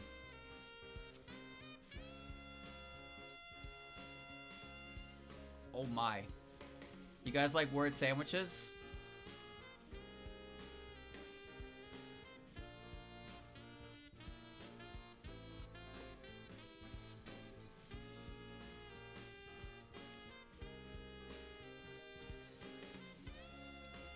Oh my god.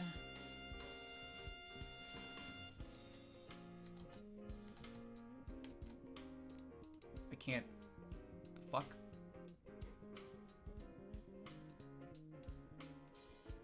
I want out of this. Yeah, just reload the changes. Hold on. Okay, there we go. Alright, boys. Get ready for the final one, because this is gonna be... This is fucking huge. Toho's Misty Izakaya. Sometimes too much content is a bad thing. Toho's Misty Izakaya is a game that's got a massive praise in the Toho fandom, and also outside of it, to the point of being one of the most popular Toho fan games ever, the ones that gets constantly recommended to the new fans, and even getting its own fan-made anime now. I myself have 150 plus hours in the game. I fell in love with it, and when I first played it, I went up until the SDM, but then got too tired and overwhelmed until I dropped the game. Then a year later, I returned to the game, started from the beginning, this time managed to reach the bamboo forest, but then again got too tired and overwhelmed, and so have dropped the game. Then another year later, finally returned to the game, this time finally managed to complete the main story and beat Kyouko, and at last delved into DLC 1 content with Forest of Magic, but then again got too tired and overwhelmed, and so have dropped the game, noticing the pattern here. Yeah, you have a short attention span. This game is way too overwhelming. People like calling Misty's Izakaya cozy and chill, but in reality, the game is anything but. It requires you to constantly keep track of tons of things all at once. You need to memorize every preferred and disliked tag of every character, every cuisine tag, every drink tag, every ingredient tag, how much money every customer has, also how exact recipes of cuisines you didn't put on the menu, and there's literally hundreds of those. But you don't need to actually memorize this. There's a journal. Yeah, I hope you really like that journal, because that's where you will spend most of the game. First, go to the customer tab and find the one you are currently serving among several dozens. Then memorize all the tags listed here. Then go to the cuisine tab, open filter, find every memorized tag there among several dozens. Hope you don't have a short-term memory issues like I do, and won't need to constantly go back and forth between the tabs to make sure everything is correct. After all, this check must this checks how much the cuisine costs compared to your customer's budget. By the way, you will likely need to do this several times for different tags, since the filter doesn't have the or search. Once you have finally finished it, have chosen the correct cuisine, memorize it exactly, memorize the exact recipe, since it likely won't be there in the menu. Then go to the ingredient tab and find the one with the tag your customer likes but your chosen cuisine doesn't contain. Oh, and did I mention that you also need to remember which tag your guests have asked for? And this is not kept in the journal. If you want to double check, you need to exit it and approach the guest with Mistia. Now, after all of those, you can finally close the journal and move on to the cooking pot. Hopefully you remember what cooking instrument you've chosen cuisine requires, and you won't need to double check it. Then manually find and pick every single inquired ingredient among 100 plus. There's not 100 ingredients in the game. That's hyperbole. Again, hope you don't have short-term memory issues, since every time you open the journal to double check, the ingredient gets reset, and you need to find and pick all of them over again. Don't forget how your chosen cuisine's icon looks like, and don't confuse it with a similar looking one, or you just wasted both the ingredients. and the time, and also the cooking instrument will be occupied for a while. Are you finally done? Congrats. That was one request from one customer. And there are going to be about a dozen more to this day. And don't forget, there's also the drinks and also what their spell cards do. And it's preferable to activate them. And also that you're on the clock. And also there are dozens of regular customers you need to serve too. And also there you need to play a rhythm game while doing all of this. Speaking of regular customers, they all have preferred tags as well. Sure, you only need to care about this while choosing today's menu, so it's much easier, right? Remember, the filter doesn't have the OR search, so you need to go through every single tag of your +5+ regular customers one by one, whilst keeping track of the overlapping tags. Also, different locations and even different levels of the same location have different regular customers, and this time the journal won't help you that much. Not only the option for location filter, but also doesn't show at location levels the guest appears. Oh, and regular customers also have their own budgets, but the journal doesn't show at all. You can't get away with just putting all the most expensive stuff on the menu. The customers just won't order anything and instantly leave. And yes, different regular customers have different budgets. Again, the journal doesn't tell you anything about it. Sure, you can be smart and spend a few hours making a separate Excel document for the purpose of keeping the track of all this. Yes, we've reached the play in an Excel stage. Very cozy and chill game, huh? Another separate tab. You need to constantly go back and forth to double check things. And also update every time you unlock a new location. Also, don't forget about the popular, unpopular tags mechanics, changing the preference of your customers every week. So that was 8 whole paragraphs of me describing the gameplay of a single in-game day. Do you now understand why I've said this game is way too overwhelming? I just can't play it for more than 2 to 3 in-game days in a single go. It makes me feel very tired and even gives me headaches. And the game is long. I believe the main plot requires you to play for 70 days until you reach Kyouko, so completing it can take a couple of real-time weeks. Speaking of the main plot, let's not forget that there's also a story out there. The quests you need to finish, some of them require you to serve specific dishes to specific customers. Hope you won't forget about those. While doing all the other stuff I've mentioned, the deadline demanding you to accumulate a quite substantial amount of money or it's game over for you. And also dialogues, a lot of dialogues, a whole visual novel chapter's worth of dialogues almost every single day, or at least it feels like it's combined with all the other stuff you need to do in the game. It's just that the main... It's just like the main game, there's also 5 DLCs, every single one adding even more locations, more ingredients, more cuisines, more customers, more dialogues, more completely separate plot lines, more are thrown to the right in the middle of the main one, even more stuff to keep track of, even more live weeks to complete the game. Misty's Izakaya pretty much requires you to play it exclusively for multiple months in a row in order to complete it. Sorry, but I just can't do this. If I can play a single-player game for longer than a week in a row without getting bored, that means I am exceptionally fascinated by it, and absolutely no fascination can last as long as this game requires. And after fascination ends, I won't be able to force myself to open the game for at least several months, and this game is not returning after a long break friendly whatsoever. You will instantly be hit with severe analysis paralysis with all the stuff it expects you to have memorized. At a late stage, my mouth is sore. So that's my rant. Misty's Izakaya would have been an awesome game if it was shorter, but the amount of content is just too much. The main game alone is already too long for how exceptionally overwhelming the gameplay loop is. For the DLCs, more than triple the amount of stuff you need to do and memorize, which makes completing the game simply impossible, for me at least. It's also some minor things I have personal gripes with, the aforementioned lack of the OR search, or the fact that Alice's spell card straight up spoils the customers from locations you haven't even unlocked yet. But the game being way too overwhelming is the main one, and I'm not even a newcomer to complex games with tons of things to keep track of. I play Paradox games, I play RimWorld, I play Factorio, I play Workers and Resources, and have hundreds of hours in all of these games, and yet Misty's Izakaya is still too much for me. Sure, if you don't find this to be an issue, then good for you. There are indeed people out there who can play a single game exclusively for many months in a row with no problems, or the ones who can return to the game after a year-long break and still perfectly remember everything, and for them this game must feel perfect. Correct even. However, I am not one of those, and consider that people you recommend this game to as perfect, chill, cozy game for new Toho players may not be as well. Oh my god. Alright, so that definitely was ripped straight from the Misty's Izakaya Steam review page. 100% that was ripped from that.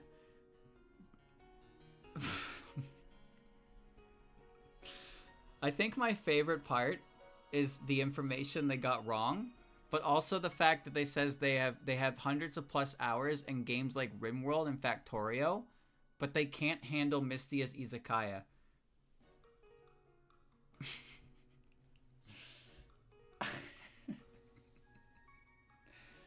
Well, chat, that is indeed bad bait, but I had to read the whole thing. The whole fucking thing. And now my mouth is sore.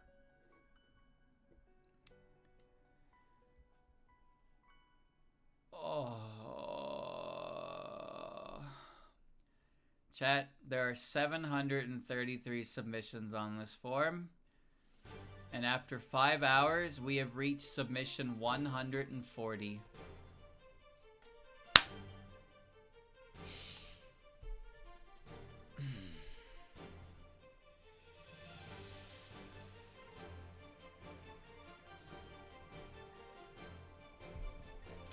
All right. Yep. We're having fun. I am actually having a great time with this, but it's been 5 hours and my mouth is sore, so I need to try and eat something now and then like die. I think that's my plan. I'd like to try some art, but I'm actually kind of worried that I'm gonna have to stop early, so I might just take it easy tonight. I'm gonna eat something, but I really need to take it easy tonight. I just got chill. I'm not feeling very well at all. Yesterday I was doing my practice when I got hit by the storm, and it fucked everything up. It fucked everything up. I finished my practice up, but I was so like separate from it that it was annoying. So I don't want to risk that again. But I need to eat because I've only eaten a muffin right now, and my stomach, I'm not hungry, but my stomach still kind of doesn't feel very good. But I need to put food in me because if I don't, it's going to be a bigger problem down the line. Alright. Well, chat, I hope you enjoyed. This is a very easy stream to listen to on the side, which is nice. But I just have the gameplay footage. We'll get some more footage for next time. We got plenty more takes, plenty more baits. Like I said, I'm having fun with it. I'm not taking it seriously. I may get, you know, I may get a little, I wouldn't say I get heated, but it's all in good fun. It's all in good fun. I'll give my opinions. Sometimes I'll give them a little more forceful if I feel a little more strongly about them. But for the most part, this is just for fun. There's no reason to get crazy over it, and that's why it's anonymous, so you don't have to sit here and take like the brunt of someone's abuse because of your opinion differing. But some of your opinions are bad, and I will tell you when that is. Alright. I like when people get caught by bait. When people get caught by bait, I giggle to myself. Because I start reading it, and I see them, and they're like, what? Unacceptable. This is ridiculous. And then they get baited. They get baited. When you get baited, that's when they get mega angry. I hope everybody's nice and not angry now. But we will continue this chat. We will continue this in the future. Maybe we resume next Saturday. But we're going to space this out. And if you think you've seen it all with the first part, trust me, we're going further down the list. And the further down the list we go, the more opinions that we get from strange people. We're gonna get some real creative submissions the further in we go, boys. We're gonna get some real creative ones. So it's only gonna get better. It's only gonna go better. It's chronological order? No, this is randomized. But considering how many were there. Considering how many were there from when it was only in Discord to how many were there when it was not only in Discord, at least 9/10 of all of these submissions are outside the Discord. So, statistically speaking, there's a lot of YouTube left in here. There's a lot of YouTube left. Alright, chat. Well, I hope you look forward to the next part, and I'll see you then.